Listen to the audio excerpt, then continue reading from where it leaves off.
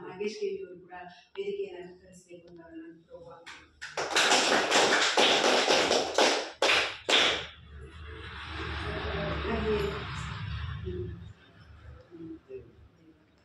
ಹಾಗೆ ಈ ಲೆಕ್ಕ ಪರಿಶೋಧನೆಯನ್ನು ನಡೆಸಿಕೊಟ್ಟಂತಹ ಶ್ರೀಯುತ ದೇವೇಂದ್ರಪ್ಪ ಸರ್ ತಾಲೂಕು ಪಂಚಾಯತಿ ಇವರು ಕೂಡ ವೇದಿಕೆಯನ್ನು ಅಲಂಕರಿಸಬೇಕು ಅಂತ ಸಹಾಯಕಿಯವರಾಗಿ ಕಾರ್ಯನಿರ್ವಹಿಸಿದಂತಹ ಕುಮಾರಿ ಸರಿತಾಯಿಯನ್ನು ಕೂಡ ವೇದಿಕೆಗೆ ಆಹ್ವಾನಿಸ್ತಾ ಇದ್ದೀನಿ.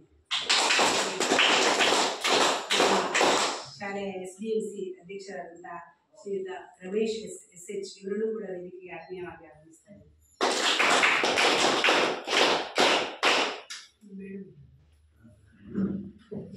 ಹಾಗೆ ನಮ್ಮ ಎಡೂರು ಸಂಪನ್ಮೂಲ ಕೇಂದ್ರದ CRP ಅವರಾದಂತಹ CRP ಮೇಡಮ್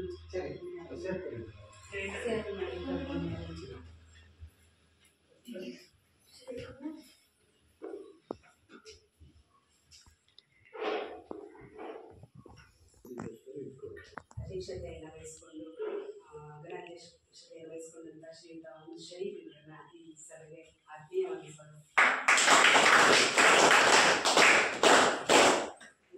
ಸ್ಥಳೀಯ ಎಡೂರು ಗ್ರಾಮ ಪಂಚಾಯತಿ ಅಧ್ಯಕ್ಷರಾದಂತಹ ಶ್ರೀಯುತ ಜಯಪ್ರಕಾಶ್ ಶೆಟ್ಟಿ ಸರ್ ಇದ್ದಾರೆ. ಅವರು ಕೂಡ ಪೂರ್ವಕ ಸ್ವಾಗತವನ್ನು ಹಾಗೆ ನಮ್ಮ SDMC ಅಧ್ಯಕ್ಷರಾದಂತಹ ಶ್ರೀಯುತ ರಮೇಶ್ SH ಇವರು ಕೂಡ ಆಗಮಿಸಿದ್ದಾರೆ. ಇವರು ಕೂಡ ಶ್ರೀಯುತ ನಾಗೇಶ್ ಕೆ ಸರ್ ಸಾಮಾಜಿಕ ಲೆಕ್ಕ ಪರಿಶೋಧನಾ ತಾಲೂಕು ಕಾರ್ಯಕ್ರಮ ವ್ಯವಸ್ಥಾಪಕರು ಇವರು ಕೂಡ ವೇದಿಕೆ ನಿರ್ವಹಿಸುತ್ತಿದ್ದಾರೆ. ಅವರು ಕೂಡ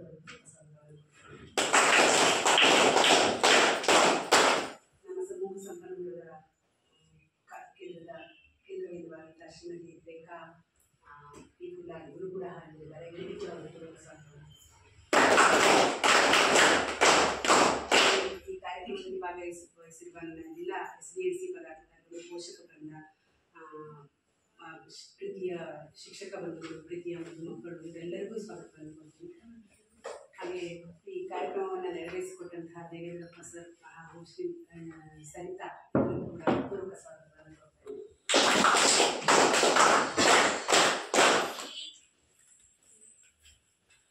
ನಾಡನುಡಿಯೊಂದಿಗೆ ಸಭೆ ಪ್ರಾರಂಭ ಮಾಡಿದ್ದಾರೆ. ಮಕ್ಕಳನ್ನು ಕೇಳಿ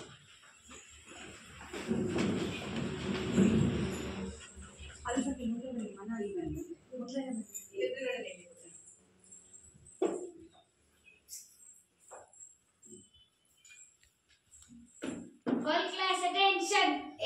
Begin the state anthem.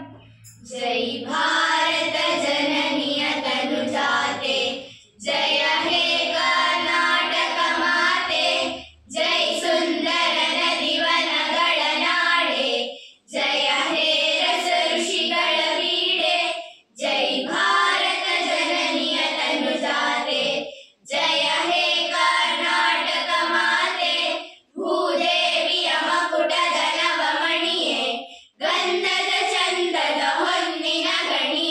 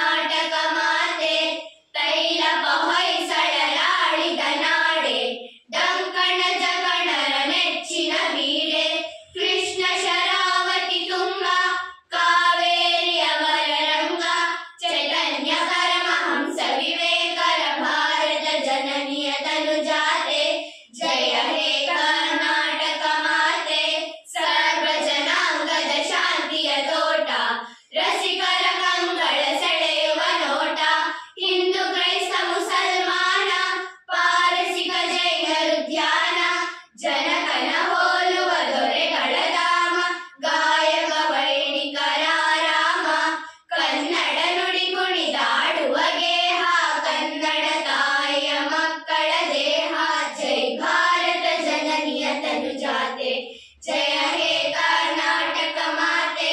Whole class study is 8. ಧನ್ಯವಾದಗಳು. ಈಗ ಈ ಕಾರ್ಯಕ್ರಮದ ಬಗ್ಗೆ ಪ್ರಾಸ್ತಾವಿಕತೆಯನ್ನು ಶ್ರೀ ನಾಗೇಶ್ ಸರ್ ಎಲ್ಲರಿಗೂ ನಮಸ್ಕಾರ. ಇದೇ ನಾವು 2022-23ನೇ ಸಾಲಿನ ಸಮಗ್ರ ಶಿಕ್ಷಣ ಯೋಜನೆಗೆ ಸಂಬಂಧಪಟ್ಟಂತೆ ಸಾಮಾಜಿಕ ಪರಿಶೋಧನೆ ಗ್ರಾಮ ಸಭೆಯನ್ನು ನಡೆಸ್ತಾ ಇರ್ತಕ್ಕಂಥದ್ದು. ಈ ಒಂದು ಸಭೆಯ ಅಧ್ಯಕ್ಷತೆಯನ್ನು ವಹಿಸಿರ್ತಕ್ಕಂಥ ಇವರಿನ ಹಿರಿಯರಾಗಿರ್ತಕ್ಕಂಥ ಶರೀಫ್ ಸರ್ ಅವರೇ, STMC ಅಧ್ಯಕ್ಷರೇ, ಗ್ರಾಮ ಪಂಚಾಯಿತಿಯ ಅಧ್ಯಕ್ಷರೇ, ಸಂಪನ್ಮೂಲ ವ್ಯಕ್ತಿಗಳೇ, ಎಲ್ಲ ಶಿಕ್ಷಕ ವೃಂದದವರೇ, ಈ ಶಾಲಾ ಎಲ್ಲ ಪೋಷಕರೇ, ಎಲ್ಲ ಗ್ರಾಮಸ್ಥರೇ, ಈ ಸಾಮಾಜಿಕ ಪರಿಶೋಧನೆ ಅಂತಕ್ಕಂಥದ್ದು ಶಾಲಾ ಮಟ್ಟದಲ್ಲಿ ಹೊಸದಾಗಿ ನಾವು ಮಾಡ್ತಾ ಇರ್ತಕ್ಕಂಥದ್ದು ಈ ಭಾಗದಲ್ಲಿ. ಆದರೆ ಈಗಾಗಲೇ ನಾವು ಬಿಸಿ ಊಟಕ್ಕೆ ಸಂಬಂಧಪಟ್ಟಂತೆ ಆಯ್ದ ಶಾಲೆಗಳಲ್ಲಿ ಈಗಾಗಲೇ 2 ವರ್ಷಗಳಿಂದ ಈ ಒಂದು ಸಾಮಾಜಿಕ ಪರಿಶೋಧನೆಯನ್ನು ಮಾಡಿದ್ದೀವಿ.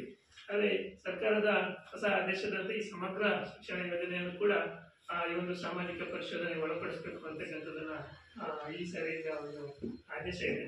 ಆ ನಿಟ್ಟಿನಲ್ಲಿ ನಾವು ಈ ಹೊಸನಗರ ತಾಲೂಕು ವ್ಯಾಪ್ತಿಯಲ್ಲಿ ಒಟ್ಟು 20% ಶಾಲೆಗಳನ್ನ ಆಯ್ಕೆ ಮಾಡ್ತೀವಿ. ಒಂದು ಗ್ರಾಮ ಪಂಚಾಯತಿಯಲ್ಲಿ 2 ಶಾಲೆಗಳನ್ನ ಆಯ್ಕೆ ಮಾಡ್ಕೊಂಡ್ಬಿಟ್ಟು ಇವು ಸಮಗ್ರ ಶಿಕ್ಷಣ ಯೋಜನೆಗೆ ಸಂಬಂಧಪಟ್ಟಂತೆ ಸಾಮಾಜಿಕ ಪರಿಶೋಧನೆಯನ್ನು ನಡೆಸ್ತಾ ಇರ್ತಕ್ಕಂಥದ್ದು. ಈ ಸಾಮಾಜಿಕ ಪರಿಶೋಧನೆ ನಡೆಸ್ತಕ್ಕಂಥ ಪ್ರಮುಖ ಉದ್ದೇಶ ಅಂತಂದ್ರೆ, ಯಾವುದೇ ಒಂದು ಯೋಜನೆ ಸರ್ಕಾರ ಜಾರಿಗೆ ತಂದಂತ ಸಂದರ್ಭದಲ್ಲಿ ಏನು ಉದ್ದೇಶವನ್ನು ಇಟ್ಕೊಂಡು ಸರ್ಕಾರ ಯೋಜನೆಯನ್ನು ಜಾರಿಗೆ ತರುತ್ತೆ, ಅದರ ಉದ್ದೇಶ ಈ ತಳಮಟ್ಟದಲ್ಲಿ ಹೇಗೆ ಅದರ ಕಾರ್ಯನಿರ್ವಹಣೆ ಆಗ್ತಿದೆ ಅಂತಕ್ಕಂಥದ್ದು ನಾವು ಸರ್ಕಾರಕ್ಕೆ ವರದಿಯನ್ನು ಸಲ್ಲಿಸಬೇಕಾಗುತ್ತೆ. ಆ ನಿಟ್ಟಿನಲ್ಲಿ ಈ ಒಂದು ಸಾಮಾಜಿಕ ಪರಿಶೋಧನೆಯನ್ನು ಮಾಡಿಬಿಟ್ಟು ನಾವು ಸರ್ಕಾರಕ್ಕೆ ವರದಿಯನ್ನ ಸಲ್ಲಿಸಬೇಕಾಗಿರುತ್ತೆ. ಈ ಸಮಗ್ರ ಶಿಕ್ಷಣ ಯೋಜನೆ ಅಂತಕ್ಕಂಥದ್ದು ಏನು 2018-19 ಏನು ಜಾರಿಗೆ ಬಂತು, ಅದಕ್ಕೆ ಪೂರ್ವದಲ್ಲಿ ಸರ್ವ ಶಿಕ್ಷಣ ಅಭಿಯಾನ ಅಂತಕ್ಕಂಥದ್ದು, ಮತ್ತೆ ರಾಷ್ಟ್ರೀಯ ಮಾಧ್ಯಮಿಕ ಶಿಕ್ಷಣ ಅಭಿಯಾನ, ಮತ್ತೆ ಶಿಕ್ಷಕರ ಶಿಕ್ಷಣ ಅಂತಕ್ಕಂಥದ್ದು 3 ಯೋಜನೆಗಳು ಚಾಲನೆಯಲ್ಲಿದ್ದು, ಆ 3 ಯೋಜನೆಗಳನ್ನ ಒಟ್ಟುಗೂಡಿಸ್ಬಿಟ್ಟು ಸಮಗ್ರ ಶಿಕ್ಷಣ ಯೋಜನೆ ಅಂತಕ್ಕಂಥದ್ದು ಸರ್ಕಾರ ಜಾರಿಗೆ ತಂದಿರ್ತಕ್ಕಂಥದ್ದು. ಇದರ ಉದ್ದೇಶ ಅಂತಂದ್ರೆ, ಈ ಶಾಲಾ ವ್ಯಾಪ್ತಿಯಲ್ಲಿ ಯಾವುದೇ ಮಗು ಶಿಕ್ಷಣದಿಂದ ವಂಚಿತರಾಗಬಾರ್ದು, ಮತ್ತೆ ಶಾಲೆ ಬಿಟ್ಟ ಮಕ್ಕಳಿದ್ರೆ ಅವ್ರನ್ನ ಶಾಲೆಗೆ ಕರ್ತರಬೇಕು ಅಂತಕ್ಕಂಥದ್ದು. ಹಾಗೆ ಯಾವುದೇ ಲಿಂಗ ತಾರತಮ್ಯ ಇಲ್ಲದೆ ಅವರಿಗೆ ಮಕ್ಕಳಿಗೆ ಶಿಕ್ಷಣವನ್ನು ನೀಡಬೇಕು ಅಂತಕ್ಕಂಥದ್ದು. ಮತ್ತೆ ಯಾವುದೇ ತಾರತಮ್ಯ ಇದೆ, ಈಗ ದುರ್ಬಲ ವರ್ಗದಲ್ಲಿರ್ಬೋದು ಅಥವಾ ಜಾತಿ ಆಧಾರ ಇರ್ಬೋದು, ಈ ತರದ ತಾರತಮ್ಯಗಳಿಂದ ಶಿಕ್ಷಣವನ್ನು ನೀಡಬೇಕು ಅಂತಕ್ಕಂಥದ್ದು. ಹಾಗೆ ಗುಣಮಟ್ಟದ ಶಿಕ್ಷಣವನ್ನು ಒದಗಿಸಬೇಕು. ಮತ್ತೆ ಯಾವುದೇ ವಿಕಲಚೇತನ ಮಕ್ಕಳು ಏನಾದ್ರು ಇದ್ರೂ ಕೂಡ ಅವರಿಗೂ ಕೂಡ ವೃತ್ತಿಪರ ಶಿಕ್ಷಣವನ್ನು ಒದಗಿಸಬೇಕು ಅಂತಕ್ಕಂಥದ್ದು. ಹಾಗೆ ಶಿಕ್ಷಕರಿಗೂ ಕೂಡ ತರಬೇತಿಯನ್ನು ಆಯೋಜಿಸುವ ಮುಖಾಂತರ ಅವರ ಕಾರ್ಯಕ್ಷಮತೆಯನ್ನು ಕೂಡ ಹೆಚ್ಚಿಗೆ ಪಡಿಸಬೇಕು ಅಂತಕ್ಕಂಥದ್ದು ಈ ಸಮಗ್ರ ಶಿಕ್ಷಣ ಯೋಜನೆಯ ಒಂದು ಉದ್ದೇಶ ಆಗಿರ್ತಕ್ಕಂಥದ್ದು. ಈ ಉದ್ದೇಶ ಈ ಶಾಲಾ ಮಟ್ಟದಲ್ಲಿ ಹೇಗೆ ಈಡೇರಿಕೆ ಆಗ್ತಿದೆ ಅಂತಕ್ಕಂಥದ್ದನ್ನು ನಾವು ಪರಿಶೀಲನೆ ಮಾಡಬೇಕಾದ್ರೆ ಮಕ್ಕಳೊಂದಿಗೆ ಸಂದರ್ಶನ ಮಾಡ್ತಕ್ಕಂಥದ್ದಿದೆ. ಹಾಗೆ ಶಾಲಾ ಶಿಕ್ಷಕರೊಂದಿಗೆ ಸಂದರ್ಶನ ಮಾಡ್ತಕ್ಕಂಥದ್ದು, ಹಾಗೆ ಪೋಷಕರನ್ನ ಭೇಟಿ ಮಾಡಿ ಪೋಷಕರೊಂದಿಗೆ ಚರ್ಚೆಯನ್ನು ಮಾಡ್ತಕ್ಕಂಥದ್ದು, ಹಾಗೆ ಈ ಶಾಲಾ ಆವರಣವನ್ನು ಪರಿಶೀಲನೆಯನ್ನು ಮಾಡ್ತಕ್ಕಂಥದ್ದು, ಇಲ್ಲಿರುವ ಕೊಠಡಿಗಳ ವ್ಯವಸ್ಥೆಗಳು ಹೇಗಿದೆ ಅಂತಕ್ಕಂಥದ್ದು, ಅಥವಾ ಶೌಚಾಲಯದ ವ್ಯವಸ್ಥೆ ಹೇಗಿದೆ, ಕ್ರೀಡಾಂಗಣದ ವ್ಯವಸ್ಥೆ ಹೇಗೆ, ಕ್ರೀಡಾ ಸಾಮಗ್ರಿಗಳೇನಿದೆ, ಗ್ರಂಥಾಲಯದ ವ್ಯವಸ್ಥೆ ಏನಿದೆ ಅಂತಕ್ಕಂಥದ್ದು, ಮತ್ತೆ ಈ ಎಲ್ಲ ಅಂಶಗಳ ಜೊತೆಗೆ ಸೂಕ್ಷ್ಮ ಅಂಶಗಳು, ಈಗ ತರಗತಿ ಹೇಗೆ ನಡೀತಾ ಇದೆ ಅಂತಕ್ಕಂಥದ್ದು, ಮಕ್ಕಳ ಪಾಲ್ಗೊಳ್ಳುವಿಕೆ ಹೇಗಿದೆ ಅಂತಕ್ಕಂಥದ್ದು, ಅವರ ಹಾಜರಾತಿ ಮತ್ತು ದಾಖಲಾತಿ ಹೇಗಿದೆ ಅಂತಕ್ಕಂಥದ್ದು, ಹಾಗೆ ಶಿಕ್ಷಕರ ಕಾರ್ಯಕ್ಷಮತೆ ಹೇಗಿದೆ ಅಂತಕ್ಕಂಥದ್ದು, ಹೀಗೆ ಒಟ್ಟು ನಮಗೆ 134 ಅಂಶಗಳ ಕುರಿತಂತೆ ವರದಿಯನ್ನು ಸರ್ಕಾರಕ್ಕೆ ನೀಡತಕ್ಕಂಥದ್ದು. ಅದಕ್ಕೆ ಸಂಬಂಧಪಟ್ಟಂತೆ ನಾವೆಲ್ಲ ಅಂಶಗಳನ್ನು ಕೂಡ ಇಲ್ಲಿ ಪರಿಶೀಲನೆಗೆ ಒಳಪಡಿಸಿದ್ದೀವಿ. ಈಗಾಗಲೇ ಕಳೆದ 4-5 ದಿನಗಳಿಂದ ನಾವು ಈ ಒಂದು ಶಾಲೆಯಲ್ಲಿ ಸಾಮಾಜಿಕ ಪರಿಶೋಧನೆಯನ್ನ ನಡೆಸಿದ್ದೀವಿ. ಅದಕ್ಕೆ ಸಂಬಂಧಪಟ್ಟಂತೆ ನಮಗೆ ಹಲವಾರು ಅಂಶಗಳು ಕಂಡಿದೆ. ಉತ್ತಮ ಅಂಶ ಇರ್ಬೋದು ಅಥವಾ ಲೋಪದೋಷ ಇರ್ಬೋದು, ಎಲ್ಲ ಅಂಶಗಳನ್ನು ನಾವು ಕೂಡಿಗಳಿಸ್ಬಿಟ್ಟು ಈ ಸಭೆಯನ್ನು ಕರೆದ್ಬಿಟ್ಟು ಸಭೆ ಮುಂದೆ ಇರ್ತಕ್ಕಂಥದ್ದಿದೆ, ಇಟ್ಟು ಚರ್ಚೆಗೆ ಒಳಪಡಿಸಿ ನಾವು ಸರ್ಕಾರಕ್ಕೆ ವರದಿಯನ್ನು ಸಲ್ಲಿಸ್ತಕ್ಕಂಥದ್ದು ಈ ಒಂದು ಸಾಮಾಜಿಕ ಪರಿಶೋಧನೆ ಪ್ರಕ್ರಿಯೆ ಆಗಿರ್ತಕ್ಕಂಥದ್ದು. ಆ ನಿಟ್ಟಿನಲ್ಲಿ ನಾವು ಎಲ್ಲ ಅಂಶಗಳನ್ನ ಇಲ್ಲಿ ಓದಿ ಹೇಳ್ತೀವಿ. ಹಾಗೆ ತಾವುಗಳು ಕೂಡ ಮುಕ್ತವಾಗಿ ಇಲ್ಲಿ ಚರ್ಚೆಯನ್ನ ಮಾಡ್ಬೋದು. ಯಾವುದೇ ಅಂಶಗಳ ಬದಲಾವಣೆ ಇದ್ರೆ ತಾವುಗಳು ಕೂಡ ತಿಳಿಸ್ಲಿಕ್ಕೆ ಅವಕಾಶ ಇದೆ. ಹಾಗೆ ಏನಾದರೂ ನ್ಯೂನತೆಗಳಿದ್ರು ಕೂಡ ತಾವುಗಳು ತಿಳಿಸ್ಲಿಕ್ಕೆ ಅವಕಾಶ ಇದೆ.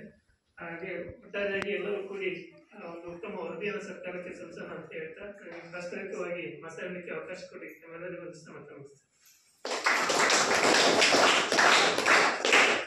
ತಮ್ಮ ಪ್ರಾಸ್ತಾವಿಕ ಹಂತದಲ್ಲಿ ಕಾರ್ಯಕ್ರಮಕ್ಕೆ ಶ್ರೀ ನಾಗೇಶ್ ಕಿಡಿ ಸರ್ ಸಾಮಾಜಿಕ ಸಂಶೋಧನಾ ಕಾರ್ಯಕ್ರಮ ವ್ಯವಸ್ಥಾಪಕರಿಗೆ ಧನ್ಯವಾದಗಳು. ಈಗ ಮುಂದಿನ ಕಾರ್ಯಕ್ರಮ ವರದಿ ಮಂಡನೆ ಗ್ರಾಮ ಸಂಪನ್ಮೂಲ ವ್ಯಕ್ತಿಗಳು.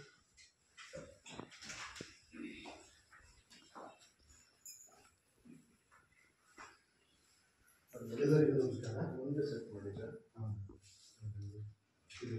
ಎಲ್ಲ ಅಂಶಗಳಕ್ಕೆ ಒಂದೇ ಸೆಟ್ ಅಂಶಗಳಂದ್ರೆ ಒಂದೇ ಸೆಟ್ ಮಾಡಬೇಕು. ಅದು ಆಮೇಲೆ ಮತ್ತೆ ವರದಿ ಸಿದ್ಧವಾಗಿ ಬರ್ತದೆ, ಶಾಲೆಗೂ ಕಾಪಿ ಬರ್ತದೆ. ಎಲ್ಲರಿಗೂ ನಮಸ್ಕಾರ. ಸಮಗ್ರ ಶಿಕ್ಷಣ ಯೋಜನೆ ಶಾಲಾ ಹಂತದಲ್ಲಿ ಅನುಷ್ಠಾನಗೊಳ್ತಕ್ಕಂಥ ಶಾಲಾ ಶಿಕ್ಷಣ ಯೋಜನೆ ಒಂದು ಪ್ರಮುಖವಾಗಿರ್ತಕ್ಕಂಥ ಯೋಜನೆ. ಸಮಗ್ರ ಶಿಕ್ಷಣ ಅಂದರೆ ಏನು? ಸಮಗ್ರ ಶಿಕ್ಷಣ ಅಂತ ಹೇಳಿದ್ರೆ ಮಗುವಿಗೆ ತರಗತಿ ಕೊಠಡಿಗಳಲ್ಲಿ ಬರೀ ಪಾಠ ಪ್ರವಚನಗಳೇ ಶಿಕ್ಷಣ ಅಲ್ಲ. ಪಾಠ ಪ್ರವಚನಗಳ ಜೊತೆಗೆ ಪಠ್ಯೇತರವಾಗಿರ್ತಕ್ಕಂಥ ಚಟುವಟಿಕೆಗಳು. ಪಠ್ಯೇತರವಾಗಿರ್ತಕ್ಕಂಥ ಚಟುವಟಿಕೆಗಳು ಯಾವ್ಯಾವುದು? ಕ್ರೀಡಾ ಚಟುವಟಿಕೆಗಳಿರ್ಬೋದು, ಪ್ರತಿಭೆಗೆ ಸಂಬಂಧಪಟ್ಟಿರ್ತಕ್ಕಂಥ ಚಟುವಟಿಕೆಗಳಿರ್ಬೋದು, ಆಮೇಲೆ ಇನ್ನು ಡಿಜಿಟಲ್ ಮಾಧ್ಯಮಗಳ ಮೂಲಕ ವಿಜ್ಞಾನ ಮತ್ತು ತಂತ್ರಜ್ಞಾನಕ್ಕೆ ಸಂಬಂಧಪಟ್ಟಿರ್ತಕ್ಕಂಥ ಕಲಿಕೆ ಇರ್ಬೋದು. ಹೀಗೆ ಅನೇಕ ಕಲಿಕೆಗಳಿರ್ಬೋದು. ಅದೇ ರೀತಿ ಶಾಲಾ ಪರಿಸರಕ್ಕೆ ಸಂಬಂಧಪಟ್ಟಿರ್ತಕ್ಕಂಥ ಶಿಕ್ಷಣ ಮಗುವಿಗೆ ಶಾಲಾ ಹಂತದಲ್ಲಿ ದೊರೆಯಬೇಕು ಅಂತಕ್ಕಂಥದ್ದು. ಶಾಲಾ ಹಂತದಲ್ಲಿ ಅಂತ ಹೇಳಿದ್ರೆ ಶಾಲಾ ಪರಿಸರ ಅಂತಕ್ಕಂಥದ್ದು ಉತ್ತಮವಾಗಿರ್ತಕ್ಕಂಥ ಶಾಲಾ ಪರಿಸರ ಇದ್ದರೆ ಉತ್ತಮವಾಗಿರ್ತಕ್ಕಂಥ ಗುಣಮಟ್ಟದ ಶಿಕ್ಷಣ ಮಗುವಿಗೆ ಸಿಗ್ತದೆ ಅಂತಕ್ಕಂಥದ್ದು ಈ ಒಂದು ಸಮಗ್ರ ಶಿಕ್ಷಣ ಯೋಜನೆ ಪ್ರಮುಖವಾಗಿರ್ತಕ್ಕಂಥ ಉದ್ದೇಶ.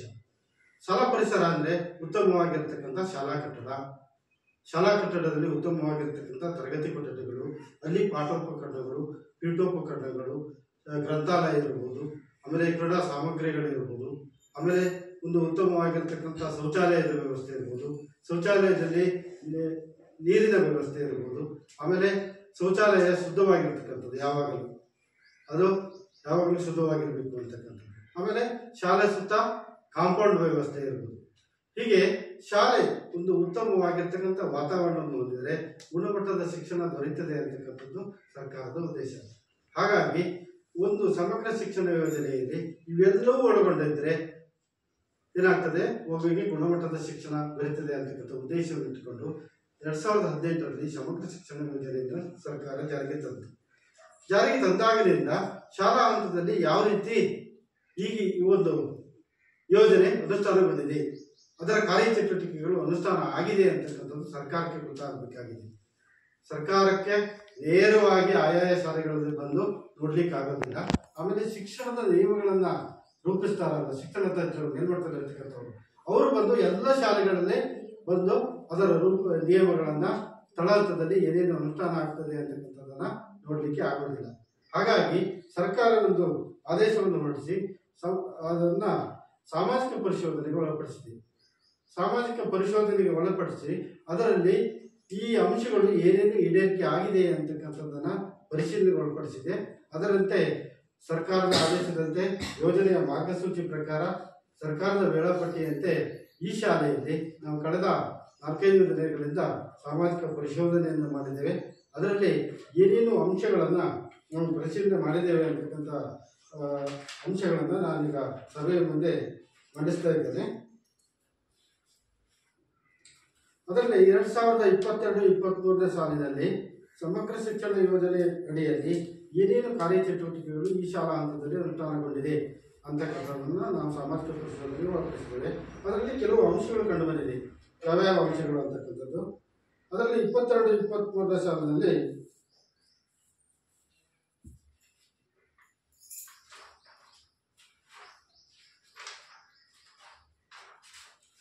ಒಟ್ಟು 56,243 ರೂಪಾಯಿ ಅನುದಾನ ಈ ಸಮಗ್ರ ಶಿಕ್ಷಣ ಯೋಜನೆಯಲ್ಲಿ ಶಾಲೆಗೆ ಬಿಡುಗಡೆಯಾಗಿದೆ. ಅದರಲ್ಲಿ ಶಿಕ್ಷಕರ ಅನುದಾನ, ಆಮೇಲೆ ಕುಡಿಯುವ ನೀರು ಮತ್ತು ಸ್ವಚ್ಛತೆ, ಆಮೇಲೆ ನಾಟದ ಬಾಬ್ತು ಬರ್ತಕ್ಕಂಥದ್ದು 23,400 ರೂಪಾಯಿ ನಾಟದ ಬಾಬ್ತು ಇಲ್ಲಿ ಜಮಾ ಆಗಿದೆ ಇಲ್ಲಿ. ಆಮೇಲೆ ಬ್ಯಾಂಕ್ ಬಡ್ಡಿ 580 ರೂಪಾಯಿ ಜಮಾ ಆಗಿದೆ. ಒಟ್ಟು 56,243 ಆ ಸಾಲಿನಲ್ಲಿ ಅನುದಾನ ಈ ಶಾಲೆಯಲ್ಲಿ ಬಿಡುಗಡೆಯಾಗಿದೆ. ಅದರ ಖರ್ಚು ವೆಚ್ಚ ಹೇಗಾಗಿದೆ ಅಂತ ಹೇಳಿದ್ರೆ, ಶಾಲಾ ಅನುದಾನದ ವೆಚ್ಚ 6,250 ರೂಪಾಯಿ ಖರ್ಚಾಗಿದೆ. ಆಮೇಲೆ ಶಿಕ್ಷಕರ ಅನುದಾನ 2,645 ರೂಪಾಯಿ ಖರ್ಚಾಗಿದೆ. ಕುಡಿಯುವ ನೀರು ಮತ್ತು ಸ್ವಚ್ಛತೆಗೆ 13,400 ರೂಪಾಯಿ ಖರ್ಚಾಗಿದೆ. ಆಮೇಲೆ ಸೂಸಾಕ್ ಸಂಬಂಧಪಟ್ಟಿರ್ತಕ್ಕಂಥ 9,900 ರೂಪಾಯಿ ಖರ್ಚಾಗಿದೆ. ಒಟ್ಟು 32,195 ರೂಪಾಯಿ ಆ ಸಾಲಿನಲ್ಲಿ ಖರ್ಚಾಗಿದೆ. ಒಟ್ಟು ಉಳಿತಾಯ 24,048 ರೂಪಾಯಿ ಉಳಿತಾಯ ಆಗಿದೆ 22-23 ಸಾಲಿನಲ್ಲಿ. ಆಮೇಲೆ ಏನೇನು ಅಂಶಗಳು ಸರ್ಕಾರದ ಒಂದು ಆದೇಶದ ಪ್ರಕಾರ, ಯೋಜನೆ ಮಾರ್ಗಸೂಚಿ ಪ್ರಕಾರ ಏನೇನು ಅಂಶಗಳು ಸಾಮಾಜಿಕ ಪರಿಸರದಲ್ಲಿ ಒಳಪಟ್ಟಿದೆ ಅಂತಕ್ಕಂಥದ್ದನ್ನು ನಾನು ಸಭೆ ಮುಂದೆ ಮಾಡುತ್ತೇನೆ. ಮಕ್ಕಳು ಪಠ್ಯಪುಸ್ತಕಗಳನ್ನು ಪಡೆದಿದ್ದಾರೆ. 2022ರಿಂದ ಈಚೆಗೆ ಎಲ್ಲ ಶೈಕ್ಷಣಿಕ ವರ್ಷದಲ್ಲಿ ಎಲ್ಲ ಮಗುವಿಗೆ ತಾರತಮ್ಯವಿಲ್ಲದೆ ಪಠ್ಯಪುಸ್ತಕ ನೀಡಲಾಗಿದೆ. ಸರ್ಕಾರ ಉಚಿತವಾಗಿ ನೀಡತಕ್ಕಂಥದ್ದು. ನಾವು ಅದಕ್ಕೆ ಸಂಬಂಧಪಟ್ಟಿರ್ತಕ್ಕಂಥ ದಾಖಲಾತಿಯನ್ನು ನೋಡಿದಾಗ ಎಲ್ಲ ಮಕ್ಕಳಿಗೆ ಪಠ್ಯಪುಸ್ತಕ ದೊರೆತಿರ್ತಕ್ಕಂಥದ್ದು ಕಂಡುಬಂತು. ಆಮೇಲೆ ಮಕ್ಕಳು ಸಮವಸ್ತ್ರವನ್ನು ಪಡೆದಿದ್ದಾರೆ. ಇದು ಸರ್ಕಾರದಿಂದ ಉಚಿತವಾಗಿ ನೀಡತಕ್ಕಂಥದ್ದು. ಇದನ್ನು ನಾವು ದಾಖಲಾತಿ ಪರಿಶೀಲನೆ ಮಾಡಿದಾಗ ಮತ್ತು ಮಕ್ಕಳ ಪೋಷಕರಲ್ಲಿ ಕೇಳಿದಾಗ ಎಲ್ಲ ಮಕ್ಕಳಿಗೆ ಸಮವಸ್ತ್ರ ನೀಡಿರ್ತಕ್ಕಂಥದ್ದು ಕಂಡುಬಂತು. ಆಮೇಲೆ ಮಕ್ಕಳು ವಿದ್ಯಾರ್ಥಿ ವೇತನವನ್ನು ಪಡೆದಿದ್ದಾರೆಯೇ? ಮಕ್ಕಳಿಗೆ ವಿದ್ಯಾರ್ಥಿ ವೇತನ ಕೊಡ್ತಕ್ಕಂಥ ಒಂದು ವ್ಯವಸ್ಥೆ ಇದೆ ಸರ್ಕಾರದ ಹಂತದಲ್ಲಿ. 2022-23 ಸಾಲಿನಲ್ಲಿ ಒಟ್ಟು 2 ಅಲ್ಪಸಂಖ್ಯಾತ ಮಕ್ಕಳಿಗೆ ವಿದ್ಯಾರ್ಥಿ ವೇತನ ಬಂದಿದೆ. 23-24ರಲ್ಲಿ 4 ಅಲ್ಪಸಂಖ್ಯಾತ ಮಕ್ಕಳಿಗೆ ಬಂದಿದೆ. 24-25ರಲ್ಲಿ 2 ಅಲ್ಪಸಂಖ್ಯಾತ ಮಕ್ಕಳಿಗೆ ವಿದ್ಯಾರ್ಥಿ ವೇತನ ಬಂದಿರ್ತದೆ. ದಾಖಲಾತಿ ನಿರ್ವಹಣೆ ಆಗಿದೆ. ಮತ್ತು ಇನ್ಯಾವುದೇ ಇತರೆ ಮಕ್ಕಳಿಗೆ ವಿದ್ಯಾರ್ಥಿ ವೇತನ ಬಂದಿರುವುದಿಲ್ಲ. ನಿಯಮಾನುಸಾರ ಅರ್ಹ ವಿದ್ಯಾರ್ಥಿಗಳಿಗೆ ಸಾರಿಗೆ ವ್ಯವಸ್ಥೆಯನ್ನು ನೀಡಲಾಗಿದೆ. ಸರ್ಕಾರದ ಒಂದು ಶಿಕ್ಷಣ ಇಲಾಖೆಯ ಒಂದು ವ್ಯವಸ್ಥೆ ಇದು. ಬಹಳ ದೂರದಿಂದ ಬರ್ತಕ್ಕಂಥ 4-5 ಕಿಲೋಮೀಟರ್ ದೂರದಿಂದ, 1-2 ಕಿಲೋಮೀಟರ್ ದೂರದಿಂದ ಕಚ್ಚಾ ದಾರಿಯಲ್ಲಿ ಹೊಳೆಗಳನ್ನು ದಾಟಿ, ಕಾಲ್ಸಂಖ್ಯೆಗಳನ್ನು ದಾಟಿ ಬರ್ತಕ್ಕಂಥ ಮಗುವಿಗೆ ಸರ್ಕಾರದಿಂದ ವರ್ಷಕ್ಕೆ 6,000 ರೂಪಾಯಿ ಸಾರಿಗೆ ವೆಚ್ಚವನ್ನು ನೀಡತಕ್ಕಂಥ ಒಂದು ವ್ಯವಸ್ಥೆ ಇದೆ. ಈ ಶಾಲಾ ಹಂತದಲ್ಲಿ ಯಾವುದಾದ್ರೂ ಮಗುವಿಗೆ ಸಾರಿಗೆ ವೆಚ್ಚ ನೀಡಲಾಗಿದೆ ಅಂತಕ್ಕಂಥದ್ದನ್ನು ನಾವು ನೋಡಿದಾಗ 2023-24 ಸಾಲಿನಲ್ಲಿ 7 ಮಕ್ಕಳಿಗೆ ಸಾರಿಗೆ ವೆಚ್ಚವನ್ನು ನೀಡಲಾಗಿದೆ. ಅದರ ದಾಖಲಾತಿ ನಿರ್ವಹಣೆ ಆಗಿದೆ. ಅದು ದಿಶಾ ಮತ್ತು ಶ್ರೀವತ್ಸ ಅಂತಕ್ಕಂಥದ್ದು 2 ಬಾರಿ ಸಾರಿಗೆ ವೆಚ್ಚ ಬಂದಿದೆ. ಅವರಿಗೆ 2 ವರ್ಷದಲ್ಲಿ ಸಾರಿಗೆ ವೆಚ್ಚ ಬಂದಿದೆ. ಕಿರಿಯ ಪ್ರಾಥಮಿಕ ಶಾಲೆ 4 ಮಕ್ಕಳಿಗೆ ಸಾರಿಗೆ ವೆಚ್ಚದ ಅವಶ್ಯಕತೆ ಇದೆ ಅಂತಕ್ಕಂಥದ್ದು ಅಭಿಪ್ರಾಯ ವ್ಯಕ್ತವಾಗಿದೆ. ಹಿರಿಯ ಪ್ರಾಥಮಿಕ ಶಾಲೆಯ 5 ಮಕ್ಕಳಿಗೆ ಸಾರಿಗೆ ವ್ಯವಸ್ಥೆ ಅಗತ್ಯವಿದೆ ಅಂತಕ್ಕಂಥ ಅಭಿಪ್ರಾಯ ಪೋಷಕರಿಗೆ ಬಂದಿದೆ. ಸಾಕಷ್ಟು ಶಿಕ್ಷಕರು ಕಿರಿಯ ಪ್ರಾಥಮಿಕ ಶಾಲೆಯಲ್ಲಿ ಇದ್ದಾರೆ. ಸರ್ಕಾರದ ಒಂದು ನಿಯಮ ಇದೆ 30:1 ಅಂತಕ್ಕಂಥದ್ದು. ಆ ಅನುಪಾತದಲ್ಲಿ ಶಿಕ್ಷಕರು ಶಾಲೆಯಲ್ಲಿ ಇರಬೇಕು ಅಂತಕ್ಕಂಥದ್ದು. ಇಲ್ಲಿ ನಾವು ನೋಡಿದಾಗ ಕಿರಿಯ ಪ್ರಾಥಮಿಕ ಶಾಲೆಯಲ್ಲಿ ಒಬ್ಬ ಶಿಕ್ಷಕರು ಇದ್ದಾರೆ, ಒಬ್ಬ ಶಿಕ್ಷಕರ ಕೊರತೆ ಇದೆ ಸರ್ಕಾರದ ಅನುಪಾತಕ್ಕೆ ಸರಿಯಾಗಿ. ಕನಿಷ್ಠ ಪಕ್ಷ 3 ಶಿಕ್ಷಕರು ಹಿರಿಯ ಪ್ರಾಥಮಿಕ ಶಾಲೆಯಲ್ಲಿ ಇದ್ದಾರೆಯೇ? ಇಲ್ಲಿ ಸರ್ಕಾರದ ನಿಯಮದ ಪ್ರಕಾರ 3 ಶಿಕ್ಷಕರು ಹಿರಿಯ ಪ್ರಾಥಮಿಕ ಶಾಲೆಯಲ್ಲಿ ಇರಬೇಕು. ಇಲ್ಲಿ 2 ಶಿಕ್ಷಕರು ಇದ್ದಾರೆ, 1 ಶಿಕ್ಷಕರ ಕೊರತೆ ಇದೆ.